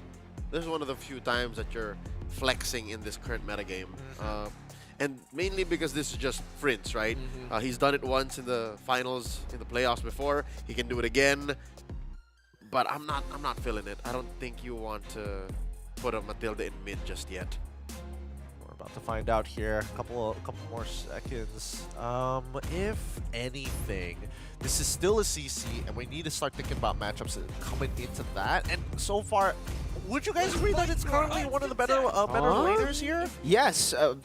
You were talking about, getting a winning matchup against CC. That's not a winning matchup against CC. That is actually a good lane for CC. Yep. But I guess for Onyx Philippines, they are just so confident that they got Kirk. They got the man who could make the Lucas work against CC. No. Did we not say the Edith into CC was a losing matchup for the Edith too? Because you get bullied out. Kirk made it work. He did. Yep. Now Onyx need to finish off their composition with the Loyin as well as the Edith out. At least they don't have to worry about the TPing mage. There you go. They lock in the air Jawhead as well. Really doubling down on this early game. This is a gamble for Onyx Esports, right? They got to win the early game. If they don't win the early game, then they are, well, with the Martis, kind of cooked. Yep. No, not just the Martis, the Jawhead too. Jawhead sucks on the back foot. If you lose the early game against Lucas, Matilda Alpha 2, Harith, that is a snowballing comp that is just so dirty. And the jig isn't up just yet. You still don't know where this Matilda's going. Yeah. Friends, what are you going to play, Friends? Brusco, are you on the Matilda, or is Friends on the Matilda? Is it going to be Selena? Is it going to be... What is it going to be? Oh, boy. He gets to play whatever he wants here, to be fair. 10 seconds left on the clock until we see that final composition here. And keep in mind, it's going to, if they win this, that means they'll be at match point. Oh, Novaria. It's a first-time combo. Okay. Wait, what? Okay. But why though? Yeah, Novaria. But why though? Is this just as a Friends thing? You're just like, guys, don't worry. Don't think about it too much. I'm Friends. I'm the best mid laner in the goddamn world. Why are you still doubting me, boys? Come on. Yeah, no, this is an unprecedented combination of heroes. Yeah. It is. Number one, you don't get the Harith as often. Number two, you wouldn't draft Lucas into a CC. Matilda's usually banned, but putting the Novaria into the mix. Look, there's only one way to find out, and that's to brawl it out in the land of Dawn. Game number 3 is going to be under its way. Leo, Merkel, please take it away. Onyx Philippines puts us and even you guys into the very seats in the shoes of Onyx Esports as they baffle all of us, taking a quick turn in the draft, because we're all wondering, like, what are they doing and how do they do it as we go into game number 3, 1 point away from match point in this championship bout. It was such a grueling climb for Onyx ID, from a shaky performance in the group stages, climbing and climbing again in the playoffs, knocked down by TLID, beating them by 1 game in the lower bracket finals to then meet the gods of the game, getting 2-0 in the first 2, and now, finally, on a comfort pick on Sans. They must stabilize. They must look to pull up a fight here. And they start by setting up in the early. Game 1 and 2, the early game belonged to the Super family. Now, they're holding their ground, and they could do that by securing the buffs, by having priority in the lanes, and by threatening early damage, and luckily they have the kit to do just that.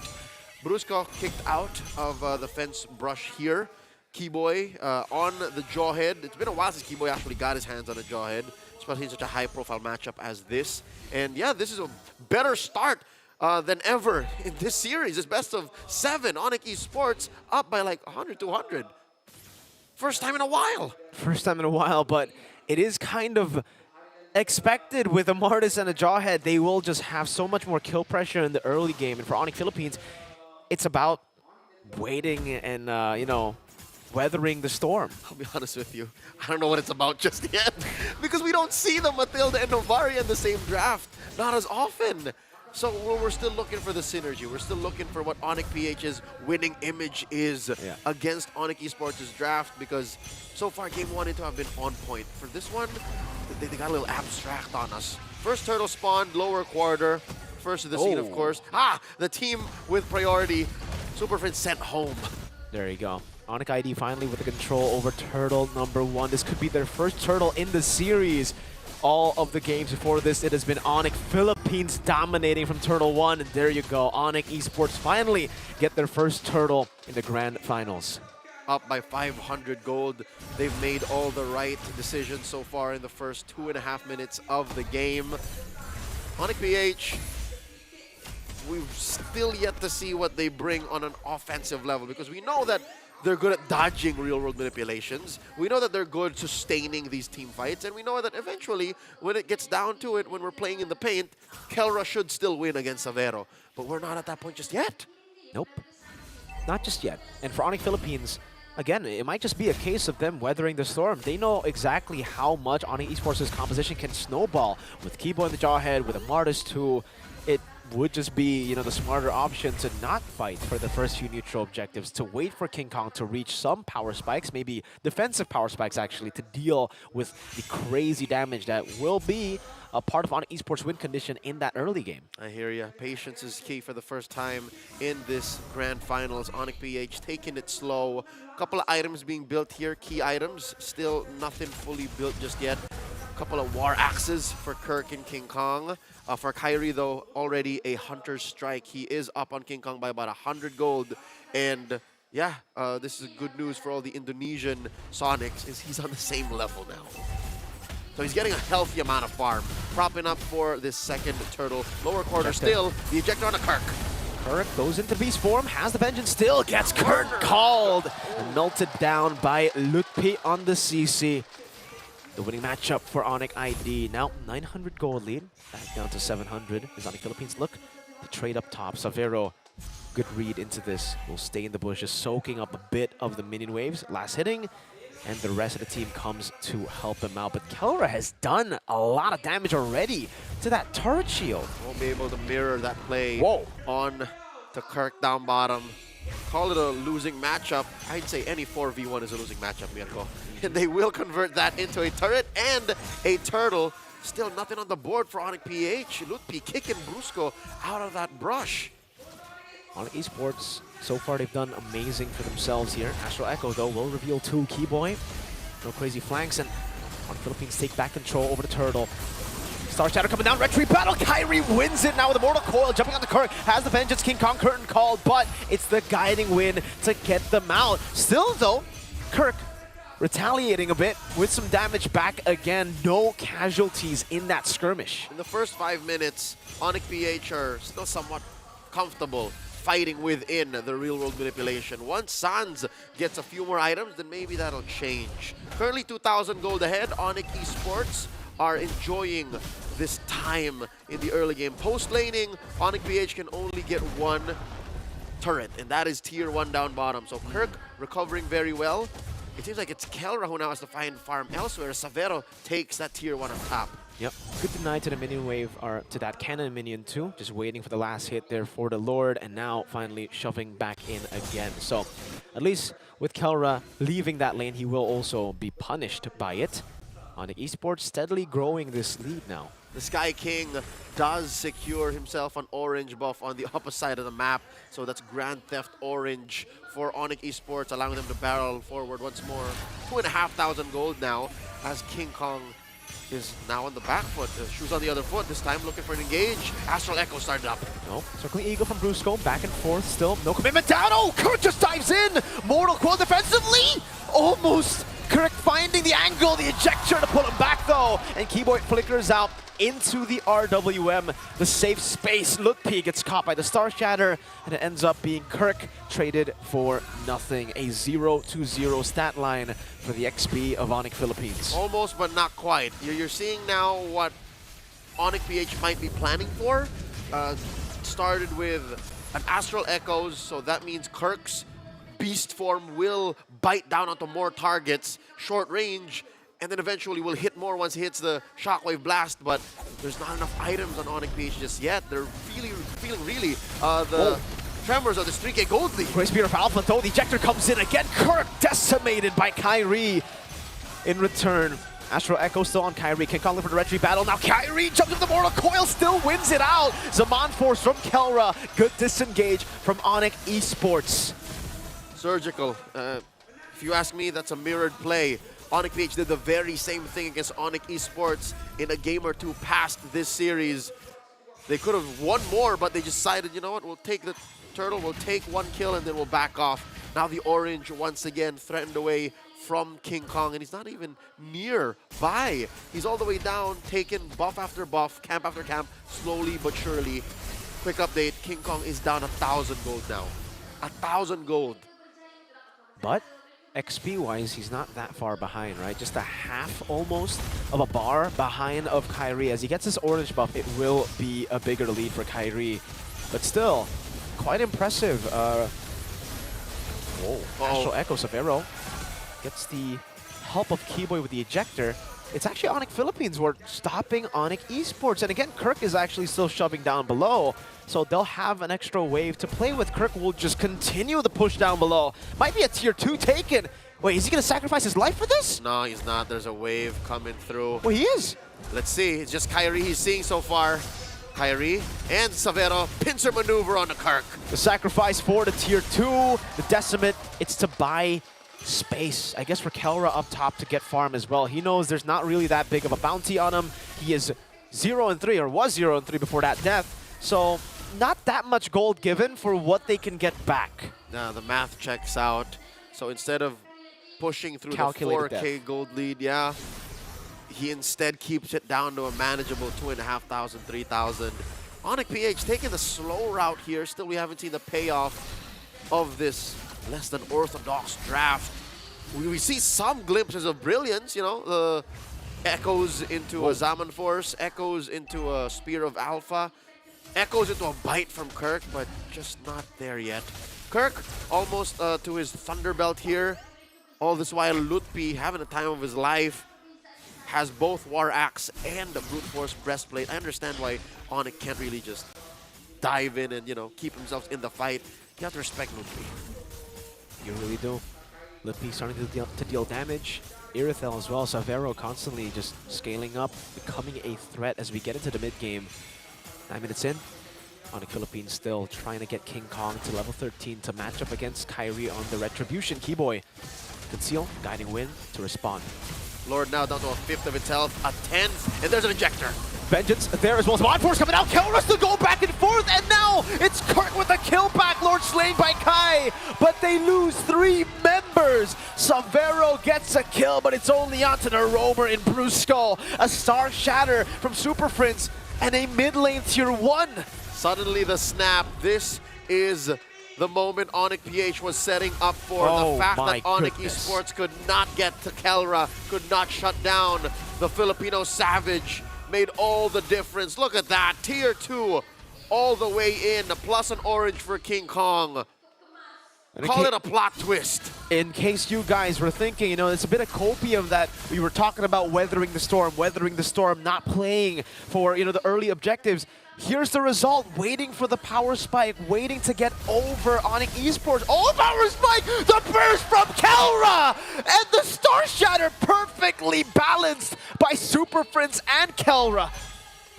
Ironic that we were just saying respect Lutpi, but Lutpi did not respect the range of Onyx PH's engagements. Sure, they did lose a tier 2 up top, but just the same, the fight continues. Suns! Kelra goes in. The RWM is nothing to Kelra. Kyrie forced to run away. 2 members down. Keyboy concealed defensively. Kirk is chasing him down. The ejector used to run away, and now it's Onyx Philippines who are calling the shots. Minor objective scored by Onyx Esports here. That Holy Shield popped down bottom.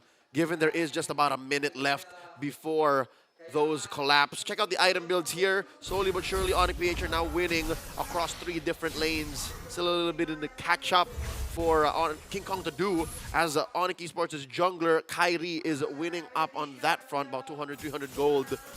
But this is a very specific way of jungling. Onyx PH showing us versatility. Onyx PH showing us that it's not just about the stomps, not just about going max speed, not just letting it rip.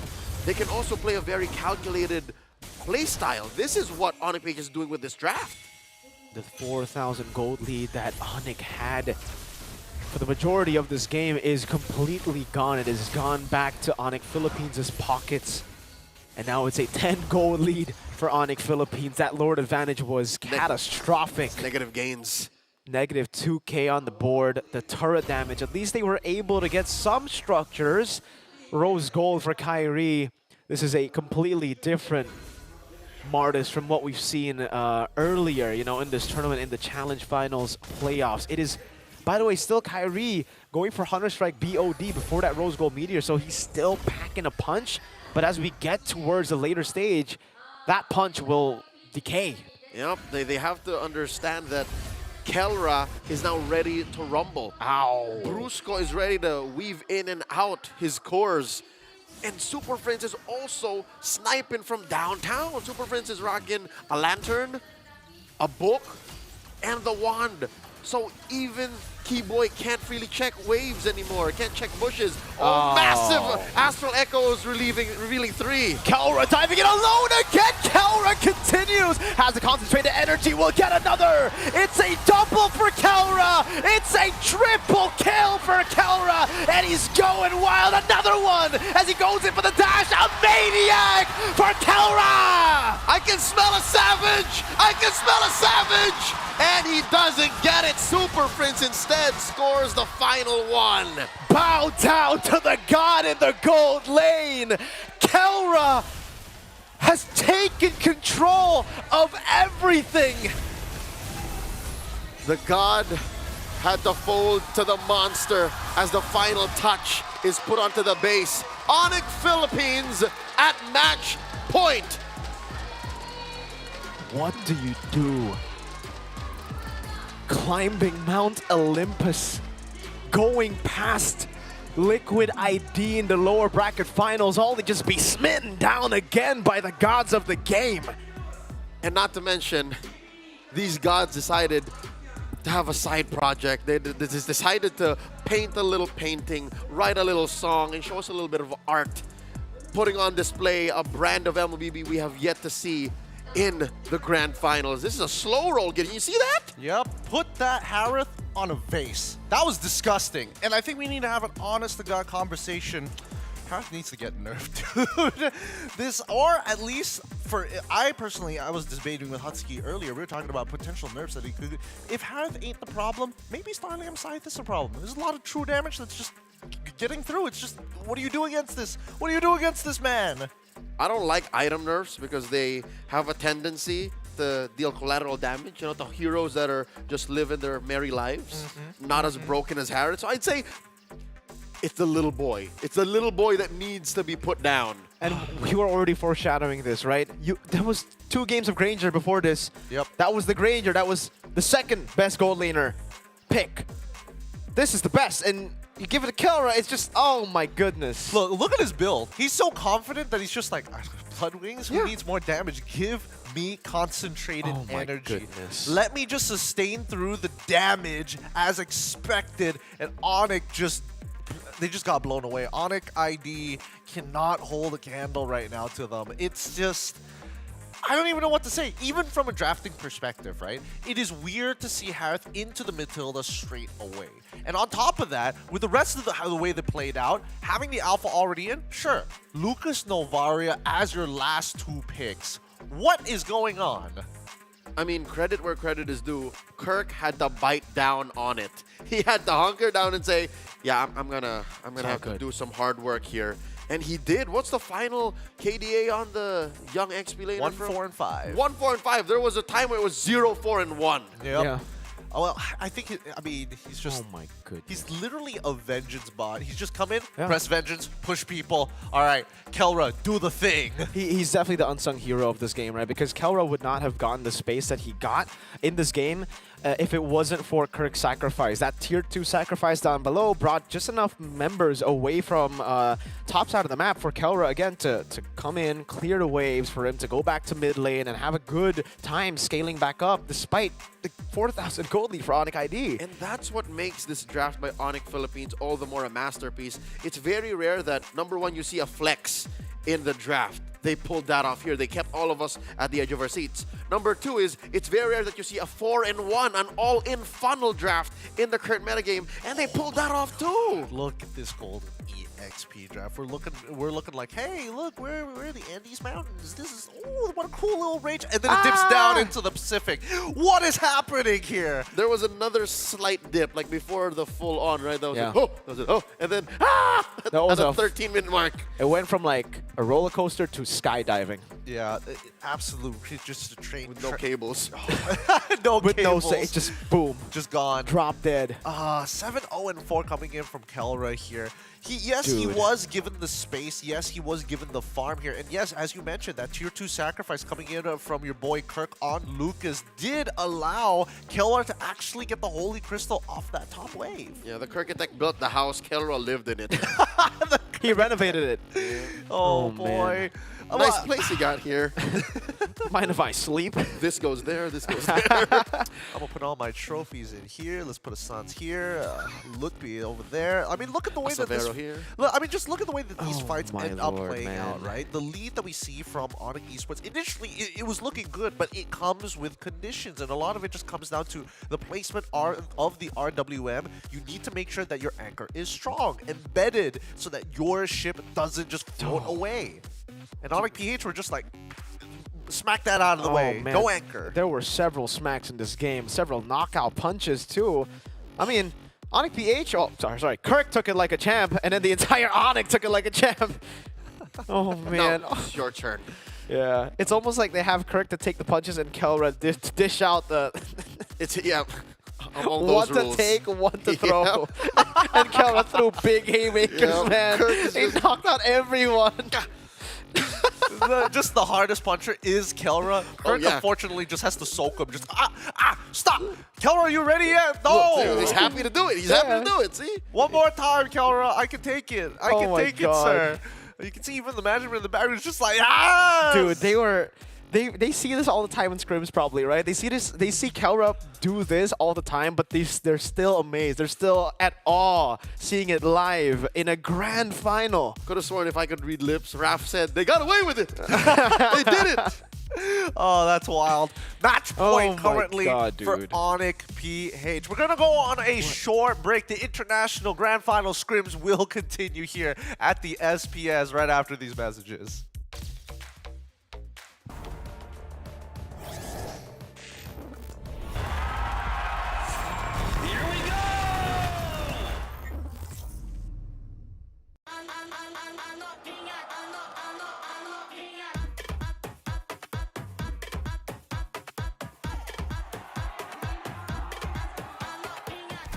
Event memang banyak function lah. Dia bukan setakat nak tengok game je, tapi banyak benda kita boleh buat. It's actually nice to watch with family and friends because it's fun while cheering and watching live. In my first day at here, I go to punch game.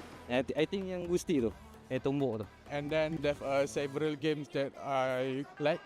I think that the event is very hyped up and I'm very happy to meet my favorite teams and then join the audience while cheering out loud. Lain nak tengok dekat handphone dengan dekat real life, depan-depan.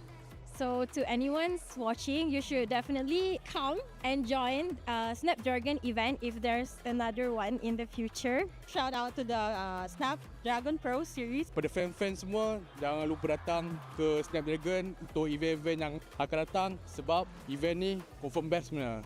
Thank you SPS for this event. This is best event I had. Snapdragon Pro Series kali ni memang terbaik. Harap boleh buat lagi kat Johor sebab kita orang Johor memang akan terus support lah. Terima kasih.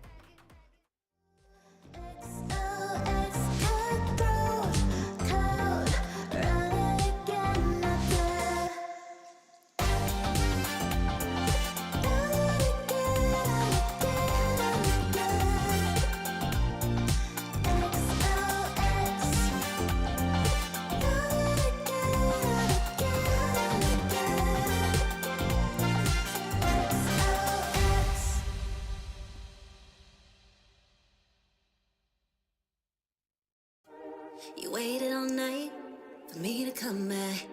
Why'd you think that it's not alright?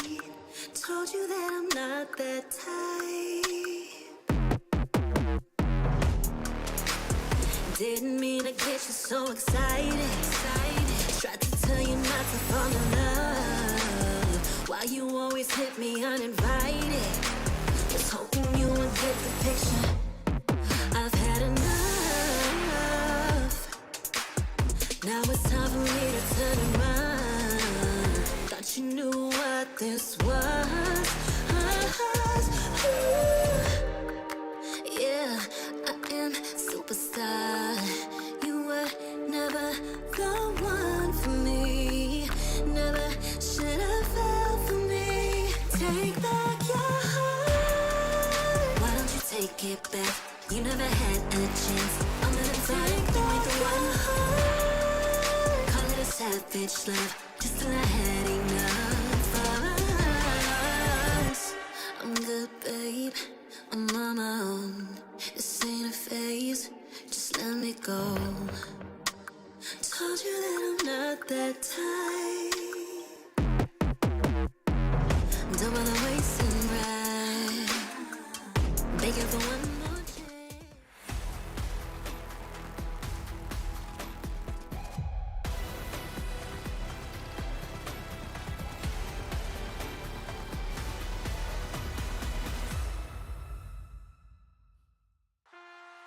And the grand finals continues. Match point for Onyx PH up against Onyx Esports. 3-0 is the score, and a potential clean sweep could be underway to complete the saga of the Sonics Philippines.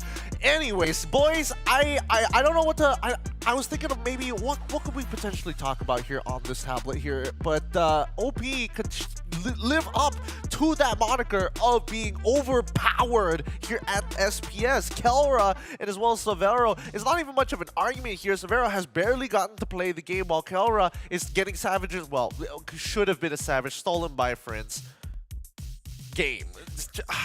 Game is game, friends. Game is game. Nice one. Nice kill. One thing is to say you deserve to belong in Onyx Esports, right? Yep. But it's another to say that you can beat the Filipino Savage, the gold standard, the god in the gold lane. And that's what Severo's facing now. So Standor. maybe that's not where it starts. Maybe alleviate a little bit of pressure from the young man. But where does that leave you, right? Onyx PH has proven that they can beat Onyx Esports by not just attacking the jungle in the EXP. Because they didn't have to think about gold. They have, in Game 3, denied Sans his power pick. Say you can have Eve beat this. They're just better. They really are. They really, really are. So coming into this very, potentially this final draft of the International Grand Final scrims here at the SBS, it's, because can you imagine that these guys are consistent scrim partners? They deal with this every other day. Big bro, stop it! Stop it! Okay, You're stepping so on my toes, are you man. saying Big Bro is Onyx PH now? I mean, it's whoever's the world champion at that time. Okay, all right, yeah, cool. yeah. So prior, it was the MSC champion from 2023. They were Big Bro. All right. They were big bro for a while, and then big little bro just grew up. turned up, man. They were like, He hit puberty and he's just like, well, M6. what's happening? Yep. When did you become 7 feet tall? We're Asian. I'm Big Bro now. I'm Big Bro now. Sans and even Super Friends, like, you're looking at the stats and it's like, dude, it's not like Sans has bad stats in the first place, but Super Friends is, what do you even call this man? This super. He is the... He puts a Monster. super in Super Fam. The Prince is just for formality. The Yeah. Super is all him. Yep. Dude, I don't even know what to say at this point. Like, I'm just so Starstruck. squidabbled. With a Q. With a Q. Squidabbled, yeah. Look, Capital S. I don't know what to tell you guys at home. Usually we have something to say about everything, but Onyx PH really just dominating this match so hard. So let's see Onyx PH on the blue side. Give it up for Onyx Esports on the red side. We revert to the old pattern. Oh. First pick gatot, like we're back to square one, and looking at Onyx Esports, I'm reading their body language. Just this can't be happening, man. This is ridiculous. It almost seems like they're just like they accept it. They're like, dude, this what we're facing. They went through the 7 stages of grief in 3 games. Or they've already been going through their grief and it's like, guys, I can't believe they're live broadcasting our scrims. Are they allowing this? Is this even fair? All right, got the first pick as expected here, Onyx Esports. Let's see what the next 2 picks are going to be. Oh man, the lights out of Sans here. Is he getting EP? Did you see him just blink? Oh man. All right, Moscow Suyo gets picked up by Onyx ID. Onyx Philippines with a Gatot Gacha. Joy. Not even wasting 2 seconds. You see how quick that was? This is the exact same pattern as well. All right, all right. For the first time in this series, Onyx Esports get the TIG. This is, if Sans has the Eve, Keyboy has the TIG. Still at 100% as far as games are concerned, yes, because he never got to pick TIG in this series, right? Yep. So this could be the game changer.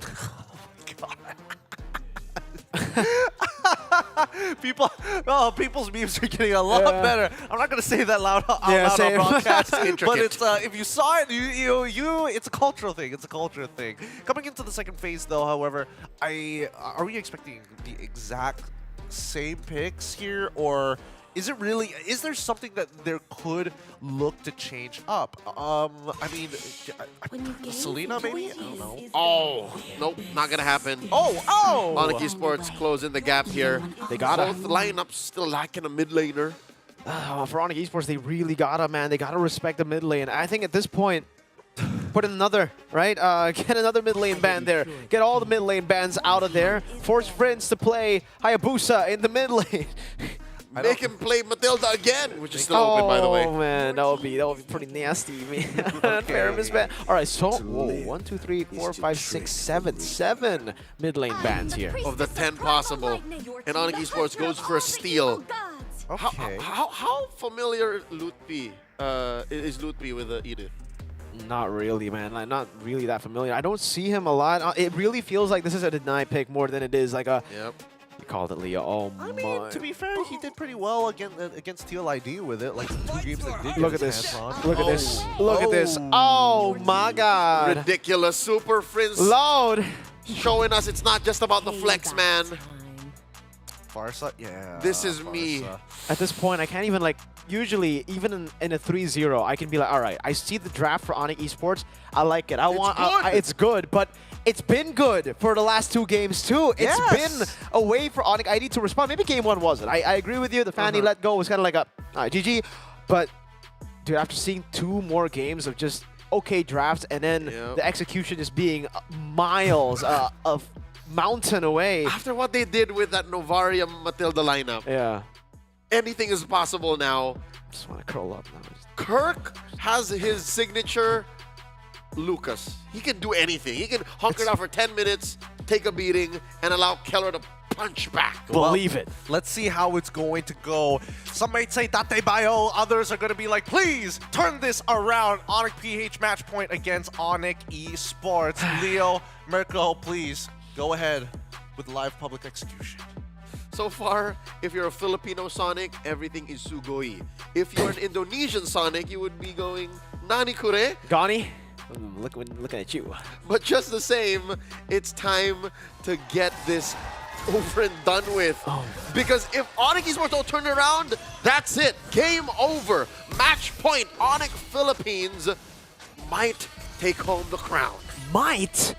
It's now or never. It's championship points. It's literally a game away from Onyx Philippines getting the dub against Sans going in. Dishing out damage, early brawls, skirmishes, and Keyboy is able to get a bit more damage down, but Prince still has the regen and he's ahead in HP over Sans. Now the clear again. Prince continuing the pressure. Mirko, I don't like talking in absolutes. So even if Onyx PH has wiped the floor with Onyx Esports in Johor Bahru, anything can happen, right?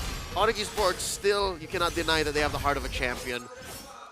That's Prince and Brusco living in Kyrie's face. Now King Kong goes for the steal. Keyboy very low. Electrifying beats from King Kong, but it's just to escape. He doesn't want to go and do anything too aggressive. And see, this is why, for me, I saw Onyx Philippines when they got too aggressive in the MPLPA Season 14 playoffs in the Grand Finals, when they didn't close it out when they should have. in match 4, 3-1. They could have closed it out in match 5 for a 4-1, but again, mistakes. Here you can definitely see the composure that they have learned through that mistake, through that experience of almost giving away the championship. That was a pre-M6 Onyx Philippines. This is a very different super family you're witnessing in action, and now it collapses. Earth Shatter 2, even with that, it's turned around! Keyboy's the one running back, despite the insane engage. Prince gets chunked by Sans. But look at the Lord, or sorry, the Turtle, King Kong is on it. Kyrie's on the way. The Beast Form goes at it. Kyrie on the purple. Turtle taken. No one could expect the sudden turn from Onyx PH as they collapse into Kyrie's jungle. The Sky King has fallen. And King Kong goes for the full stacks instantly towards enemy jungle. Doesn't even want to go for Sans. Steals it away. AOG! Brusco finding Sans, forcing the flicker out. The Feather Airstrike 2 just to say, get out of my turret, sir. Bombs coming in from left, right, and center. Uppercuts from underneath. No one knows where these punches are coming from Onyx Philippines. And just when you thought it was over, King Kong would be going in for a buff. Lutpi very low, forced to use the Primal Wrath just to survive. But now he's forced back. No Primal Wrath means there is no way he can survive another dive. Kirk shoving the wave, wanting to punish every single time. Folks, Turtle won 1 kill. Doesn't usually equal to 1,500 gold lead, but it is for Onyx Philippines. Now building to almost a 2K gold lead as Kilra shoves up top. And it is just a win across the board for Onyx Philippines. Not just gold is what we're looking at, even EXP. Once again, the same situation between King Kong and Kyrie. This has become the status quo. 2 levels, 3 levels down is the Sky King from the Beast. You could hear all the Filipino Sonics saying, sheesh, as we wait for the next turtle to spawn lower quarter. Lutpi just got his Primal Wrath back, so that technical knockout wouldn't count for much. And it looks like Onyx PH are planning for a collapse on the Savero. In comes Prince. The blink is not what can save him. Not even the blink. King Kong obliterates him. Kelra gets the last shot in. And it's now 2-0. AOG, Sans no flicker to taunt. Prince walking him down under the turret. Kyrie looking for the stun. Super Prince able to escape with the Purify. Gets shot, gets quelled. But still, it's not enough. This gives Kelra so much space, allowing him to take his sweet time, taking down his tier 1 up top. Savero can only watch as his tier 1 falls. And this uptime from Onyx PH is almost unprecedented. I have never seen this many things happening across the map in the pre-5-minute mark. Push up top, Turtle taken down bottom, a possible invade happening in mid, and there's nothing Onyx Esports can do to respond. Up top, Implosion purified by Kelra. That was what they could do. Maybe look for Kelra up top, but even then, there's a safety net that is the Purify for Kelra. King Kong gets himself the Starlium Scythe already ready to go. He's up by about 1,000 and change from Kyrie, who's struggling to get anything on the map because you see this little camp right here. Even Kirk is punching it down. Even Kirk is bothering Kyrie. So best believe the Suyo ain't gonna have no farm come the next turtle. 2-0 Brusco with the thunder. You can hear the crowd loving it here, and definitely for the Sonics back at home. Depending on, you know, which Onyx you support, you might be happy, you might just be super stressed. Or maybe you've accepted it. I think they've accepted it come game 2. If you are rooting for Onyx Esports, they have to pull something from out of nowhere because they're staring down the barrel of a 5,000 gold lead at 5.5 minutes. Lutpi holding the ground here. Brusco and Prince just dealing enough damage. Look, he's going to be forced to use the Primal Wrath again. Oh man, the Earth Shatter just sidestepped away by Super Prince. Keyboy getting an angle, but not really a flank that they can utilize. You can see the screening of Onyx Philippines too. Brusco constantly walking in every single bush, just in case Keyboy does a Keyboy. Top lane left relatively quiet for the past minute. This does give Savero a little bit of breathing room. Kirk, once again, denying away this small camp from Kyrie, so every bit counts. Even Kyrie will take the top half of the map as a go signal, because it's the safest part of the map, away from the rest of Onyx Esports, as Kelra barrels away at this tier 2 down bottom. Onyx Esports, where else do they find refuge? Even the purple was denied. King Kong came back to take it. And it's Kelra who's the one who's on the turtle. That's how dominant this game has been. Turtle gets reset, gives Onyx Esports a bit more time to look for trades on the board, but what trade is up for them? Suyo up top, a tier 2 perhaps, King Kong. Full turtle take, 3 turtles this game. Kyrie still up top, but Kelra is coming in. He's gonna check the bush, finds Kyrie up top! A 1v1 ensues, but Prince will not make it a 1v1. It is a 2v1, and it is Kyrie that will fall to Kelra. Meanwhile, on the other side, Purple taking again, Keyboy! Onyx Esports looking for a clapback. No one home. Brusco taking it, but they trade for 3. Onyx Esports folding in the early game pressure put out by the M6 World Champions. That one attempt by Kyrie will haunt them for the rest of this series, for the rest of the next few months, as Onyx PH barrel through, trading an inch for a mile. There are levels to this game, and Onyx Philippines are currently showing that.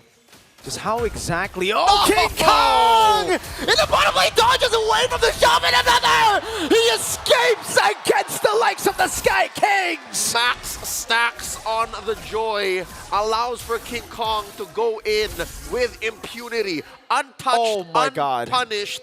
He takes everything away from the Sky Kings, and he stays in this bush as if nothing happened. Stares you in the face and says, let's do that again. Leo, he dodged everything. The Earth Shatter, the shove in, and he killed Kyrie in the process. Nothing. Oh, Kelra! Looking for the last snipe onto Sans. Another one up top, Severo. The marksman is the one forced to body block these shots. Holy Shield popped up top. The only one standing down bottom and mid. Just a matter of time. Tier 2 taken. Sans with a feathered airstrike deterrent to slow down Onyx PH's march. They're approaching the 9k gold lead. 1,000 gold per minute. What do you do? What do you do? Questions rise in the Sky Kings ranks here. What do we do? The sky is red, and Onyx PH is just taking their time with their prey.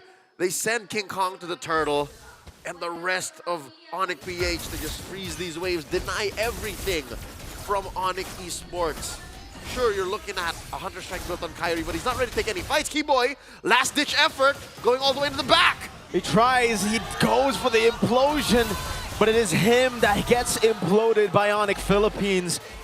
A lured attempt, the desperate one at that. King Kong diving in again! Spear of Misery, electrifying beat! Samero still able to escape just barely through the palms of Onyx Philippines. Look at Kyrie. Deep behind enemy lines, taking what he can. Alms, crumbs, little bits of gold and XP just to be ready for the defense of a lifetime. This could be an end angle. Further airstrike now, also with the Revitalize from Brusco, just to get them back to full HP. Kelra shooting the shots down, Lutpi up top, knocked out with the Circling Eagle. Now another Kelra is unstoppable. The base next up on the docket as Keyboy bites it. No mini waves, still no the shots! Kelra gets another, it's a triple kill! He wants to make up for the savage that he lost earlier. Jumps back in, the surge from Kai. Gets in, gets out. Still alive, 2 members of Onyx Esports. The base! The Sky Kings dared to challenge the thunderous reign. That is the empire of Onyx Philippines. What is a king to a god? The Super Family ascend beyond the heights that Onyx Esports prior set. Altitudes beyond any of us could comprehend. Your new Snapdragon Pro Series champions, Onyx Philippines. Congratulations, Onyx Philippines. A 4-0 victory, a sweeping, unchallenged saga painted in blood all the way from the challenge season. History repeats itself. in a funny way, a plot twist none of us expected. The Season 3 champions facing off against what we thought were their little brothers now fall in an 0-4 sweep. These are your champions, the world champions, continuing their reign from Malaysia to Malaysia. Hands out for respects as they make their final walk on the carpet. We're going to be throwing it real soon to our correspondents and host, Rose, as well as LaFell, up on the stage.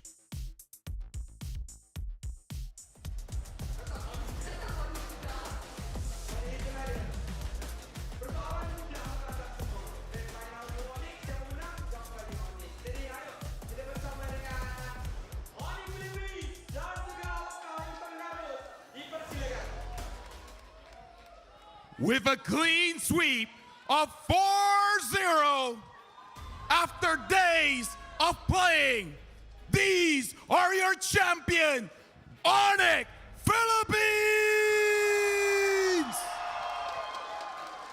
What a dominating matchup. Okay, maybe we could do, Kelra, come here. Kelra, just now you managed to secure a maniac, almost a savage at the last game. Kelra, what was going on in the match? Di ko alam, basta yung savage, sabi ko, akin na yun lang. Inagaw ni Prince. He said he didn't know what was going on, and he told Prince, like, dude, give me the savage. And Prince was like, nah, not gonna happen. I'm gonna take it from you. You know what? That's a championship mentality. That's how you become a winner. And now, you know what? Throughout SPS, we talk to the players, but now I actually want to talk to Coach Why Not. So, Coach, can you make yourself here? Now, I gotta ask, Coach, right now, you guys basically have everything. World champions, and now SPS champions. Your life is everyone's dream.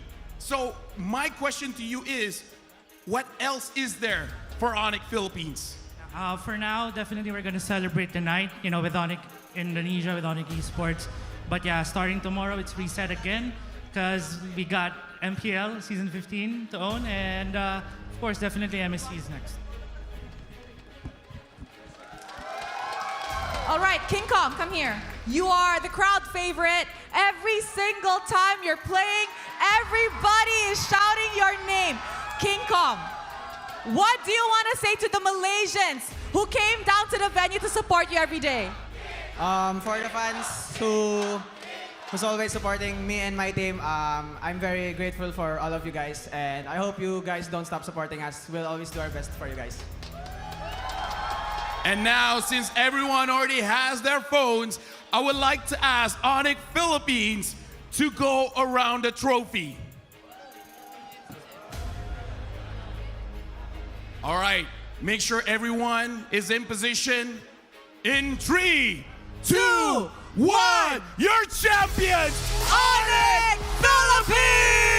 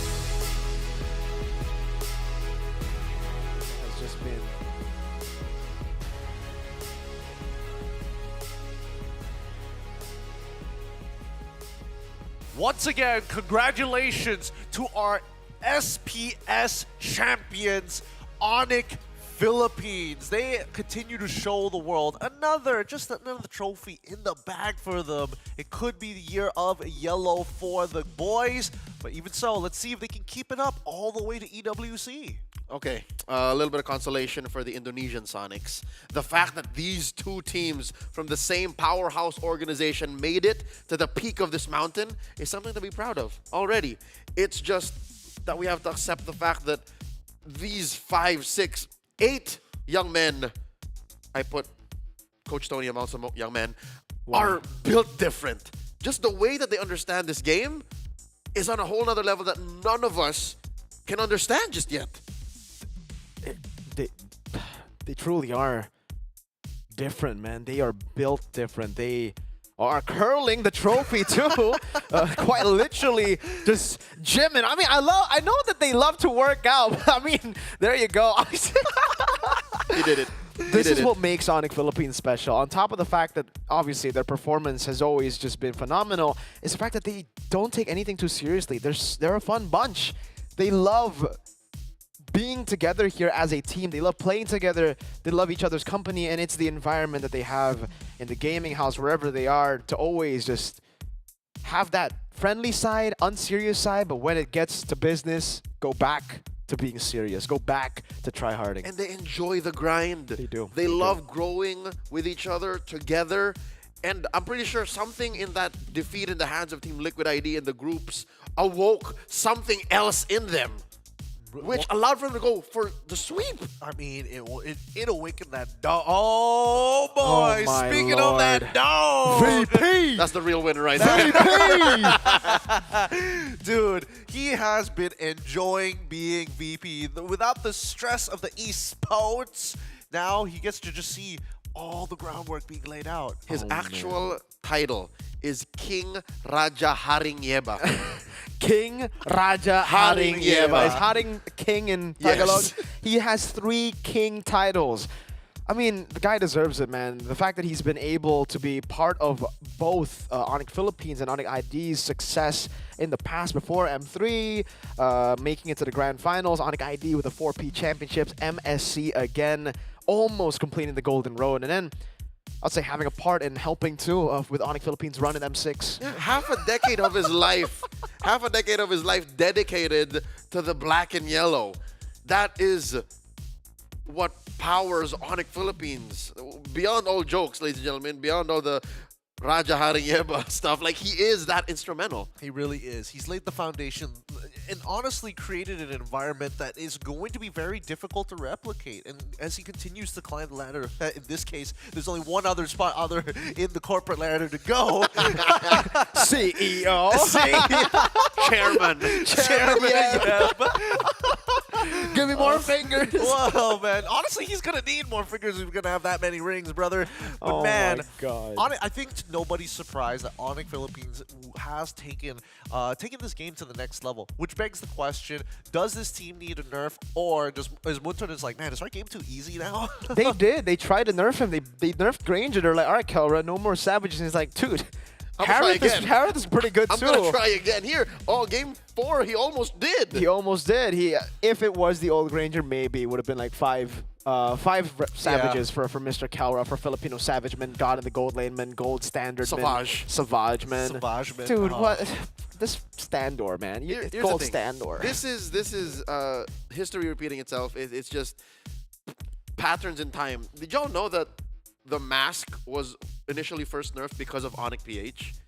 That original 5-man that made it in Season 4 was nerfed because I remember tried this. 5 masks and they figured out a way to break the that system. item. Yep. Correct. Now, 6 years later, what if, because of how strong this squad is right here, they changed the game again? They just go like, yeah, let's change Harith. We revert the EXP in the goal lane now. They're going back to regular lanes now. Go back to hyper carries in the jungle. Maybe that'll stop him. Wise and Venus comes back. Let's go. We're introducing a new roam item. It now needs a slot once more. Maybe they just need to add a little bit of like -40. You know how in Brawl there's -4% damage? Yeah. So Onyx Philippines, just just to Onyx Philippines to make it to their fair. ID, to their unique ID. Yeah, and then maybe they'll only win 4 out of 5 World Championships in the future. They're playing ranked games. It's like, why is this so hard? Oh, I man. usually do more damage than this. Guys, share your feedback with us because here at ESL, here at the SPS, we have a good time. Well, yes, we are a fun bunch, but we also appreciate your support and more importantly, your feedback. So scan that QR code and tell us about our live events, about the broadcast itself. What displeases you and what makes you really happy Why you about like it? We want to know more. What do We you want not to like? hear it. You don't like?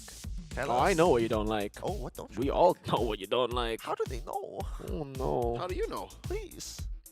All you need to do is look at the comment section once, man. The comment section does say a lot. It does say a lot. But I'm genuinely worried about the rest of this year. My Lord. If the surprises don't stop here, then we've got a little something for you guys. An interview with the Alpha Sigma himself, King Kong. We skibbity have jungler. him on the other line. Guys, of course, let's bring him on. Hello, Supreme Snapdragon Champion, King Kong of Onyx PH. I love you, King Kong. Hello. Congrats. Congratulations. Thank you. Now, King Kong, I mean, we knew that we would eventually have to talk to you again. So let's start with the simple. Let's start with the simple things. How is it, having an international scrimmage for a championship trophy? Of course, happy, but I'm just very proud of me and the whole team, and I'm very grateful for all of the fans. Okay, speaking of the fans, all right, I want to ask King Kong at Johor Bahru in the stadium now. Do you think there's more Onyx PH fans or more Onyx Indonesia fans? What do you feel? Onyx PH and Onyx Indo has a lot of fans, but earlier I think I heard more fans in PH. Maybe are there many Filipinos in Johor Bahru? A few only, I think. Dude, I want to ask you questions, but I feel like I've already asked you all the questions before. I've interviewed you so many times. There's so many times that we've talked. You just keep winning, man. That's why it's so good to see you here winning again. And I don't know what differentiates you from the other teams that fall off after a world championship, that fall off after an international trophy. What makes Onyx Philippines different? I think it's the bond and how we trust each other and the mindset that Coach Tony and Coach Hayes set with us. All right, I think, there's only one important question that everybody has had on their mind for a very long time for you, King Kong, and that is, how could Kyrie become a jungler just like you, Mr. King Kong? How can Onyx ID improve to be just like Onyx PH? I think it's just their decision making when it comes to the mid game to late game, because I see them struggle sometimes when it comes to the Lord Dance and mid game fights. Okay, King Kong, I have a question for you. Let's give our friends in Onyx ID a good job, well done for this series. Who is the standout player from Onyx ID? Who do you think, even if it was a sweep, performed well? Only one player. You can, okay, 2. I'll give you 2 kasi Yes. I know you will say all of them eh. So I'll just 2 players. Okay, 2. For me, it's Kyrie and Sans. Why? For me, I chose Kyrie because he's been playing in this tournament very consistent and same as Sans.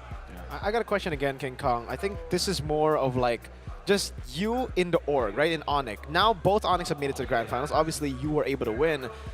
But is there something that is just super different in Onyx? The treatment in Onyx here is the environment. How is the environment from management side? Like, how did both Onyx make it to the Grand Finals? How good is it there? What's the question? The question is like, I mean, How they good treat you. How they treat you? What makes you guys special by management? Yeah. I think it's the way they treat us like we can do anything we want, especially after practices. They do not force us to play more games after practice time. They just allow us to do whatever we want. Interesting. King Kong, who is your personal MVP of the entire tournament? Without this player, I mean, Onyx PH might not have been the same. Only one again? Yes. Only one, only one. I think it's Super Prince or Brusco. Yeah. These guys, they're built different for a reason. Thank you so much, King Kong. Please give your Thank you. final words to the international audience and fans out there who are supporting you. For all the fans who watched and support us and other teams, I want to thank you guys. I will always be thankful for you guys and hope you guys don't stop supporting us, and we'll always do our best for you guys. Thank you so much, King Kong. Congrats. I love you, King Kong. What is that? What? What is that? It's my thing. It's our thing. It's their thing. It's a special thing. Don't get in between with it. But guys, let's have a quick look at the bracket to fully summarize the experience of the Snapdragon Pro Series, or as we like to call it, the Onyx PH saga for the playoff bracket. Boys, from the beginning to the end, obviously there were some ups and downs, but generally it has been very comfortable for these guys. It feels like the playoffs became a whole new tournament from both ends, the start and the end. Because look, Onyx PH and Onyx Indo, they both struggled to even make it past the play-ins, and then all of a sudden, from out of nowhere, it seemed like they unlocked something within them. Because after that, they both succeeded and failed in quite dramatic fashion, and then they just both decided to meet up here again tonight. One through the upper brackets, one through the lower brackets. Usually, that's always the cope from like all the region fans. You know, like one beats the upper, the other will meet in the finals together, friends. But this one, they actually made it. They did it. OP versus Onyx.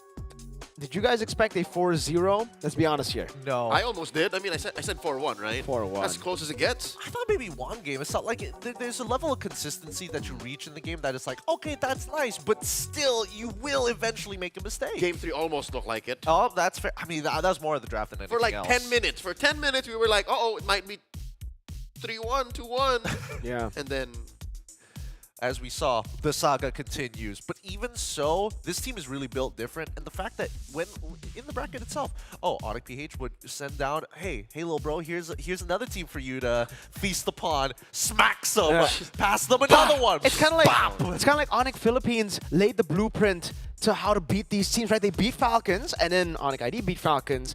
TLID gets beaten, and then another TLID gets beaten by Onyx ID too. So it's like blueprint, boom, blueprint, boom. Well, I'll get back to just the moment, because 450 players, lucky players only, are going to get some codes. It's going to pop up on your screen. Leo's going to shout it out for those of you who can't read. You ready, sir? CQ52, I5, ooh, I. I really thought it was going to be the ooh-ee version of it, but he seems to always have another in the bag. But speaking of which, I feel like the blueprint was only given for the TLID one. That's the hard one to go for, you know? Now, guys, Mobile Masters is about to come around the corner. And let me tell you... M&M. It's the S series. The S Mobile series. Masters. And honestly, this is going to be exciting because this is the very first time that the Mobile Masters is going to be coming here to the APAC region. It's going to be happening in a historical location, Jakarta itself, where M4 was first held. It's going to be a crazy time. We got China coming along, we got MENA coming along, and we have representatives from Turkey and Europe. It's going to be a crazy time, boys, because this is finally where we bring the international to the internet. We're bringing the rest of the world to APAC. It's going to be a good time. Boys, any final words before we wrap this up? It's been an honor to always just be at the forefront of the greatest MLBB athletes action. The competition just always ramping up. Who would have thought that we would see and witness the passing of the torch? I think this is a passing of the torch between Onyx Esports and Onyx PH. I think so, yeah.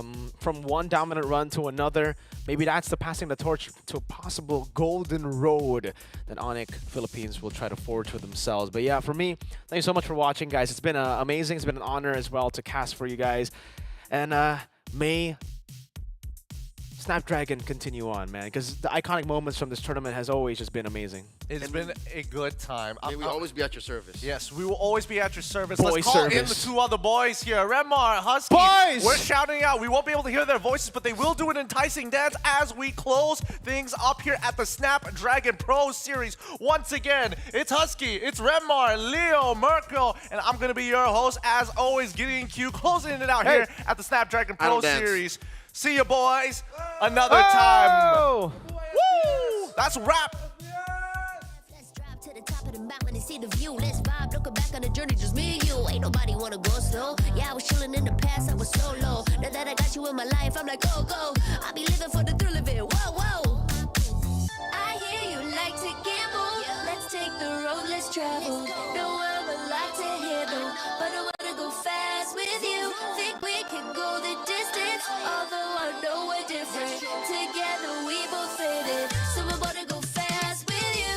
Put it in motion, baby, we're going faster, faster, faster, faster. Seizing the moment, baby, keep going faster, faster, faster, faster. It's like they never even seen us, and nothing will ever get in between us. I'ma ride by your side every season, and if anyone try to stop us, we just speed up. Yeah, always keep it at 100. Top down, pretty face, so sun-kissed. Know it's scary, but I swear I really love this. Big shades on, summertime in London. I hear you like to gamble. Let's take the road, let's travel. No, I'm a lot to handle, but I wanna go fast with you. Think we could go the distance, although I know we're different. Together we both fit it, so I wanna go fast with you. Put it in motion, baby, we're going faster, faster, faster, faster. Seizing the moment, baby, keep going faster, faster, faster, faster. Put it in motion, baby, we're going faster, faster, faster, faster. Seizing the moment, baby, keep going faster, faster, faster, faster.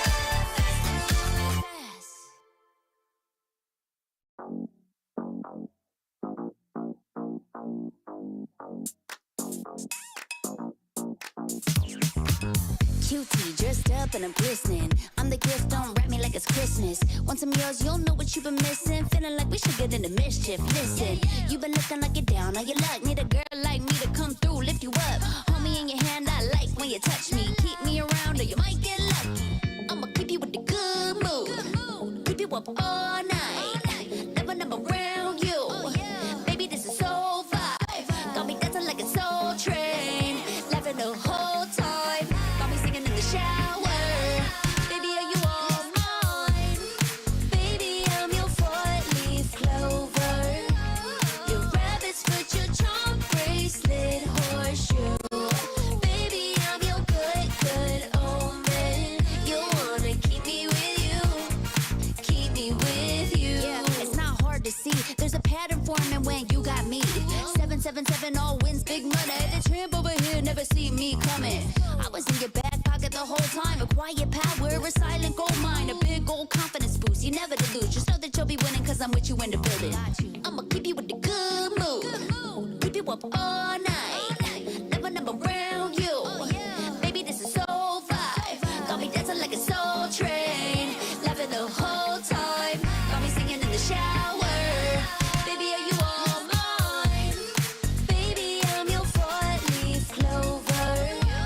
Your rabbit's foot, your charm bracelet, horseshoe. Baby, I'm your good, good omen. You wanna keep me with you. Keep me with you. You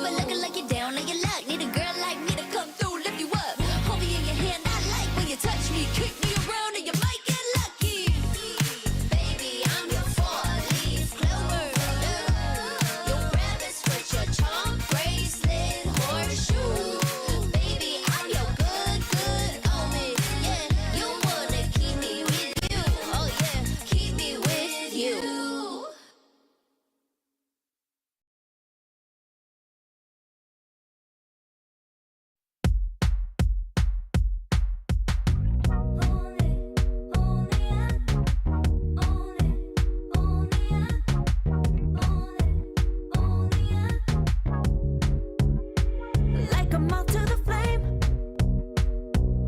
I'm attracted when the doubt starts saying my name. I can go there easily, and it's hard to maintain, 'cause I know it's not the world I know, it's me.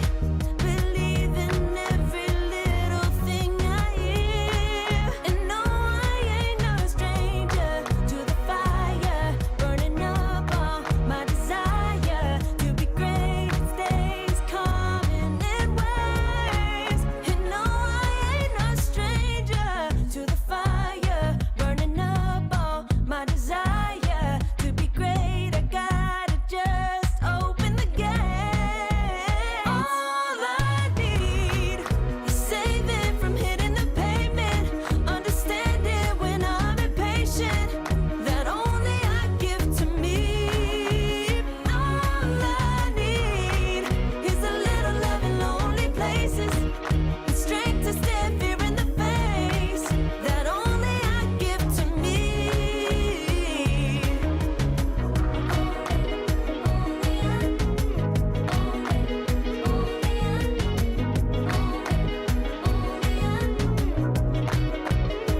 Now I'm running this race, yeah. Stallions couldn't catch up to me.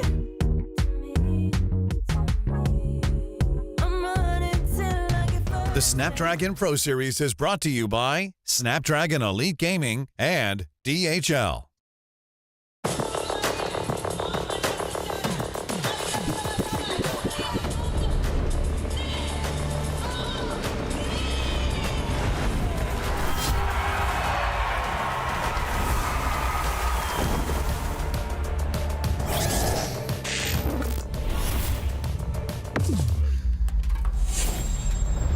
Let the weak melt away. Killing spree.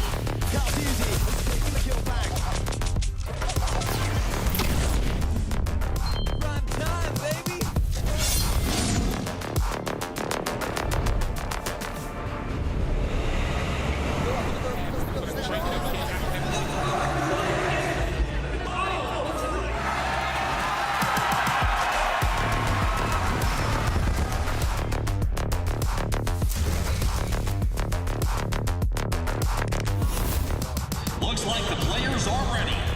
Here we go!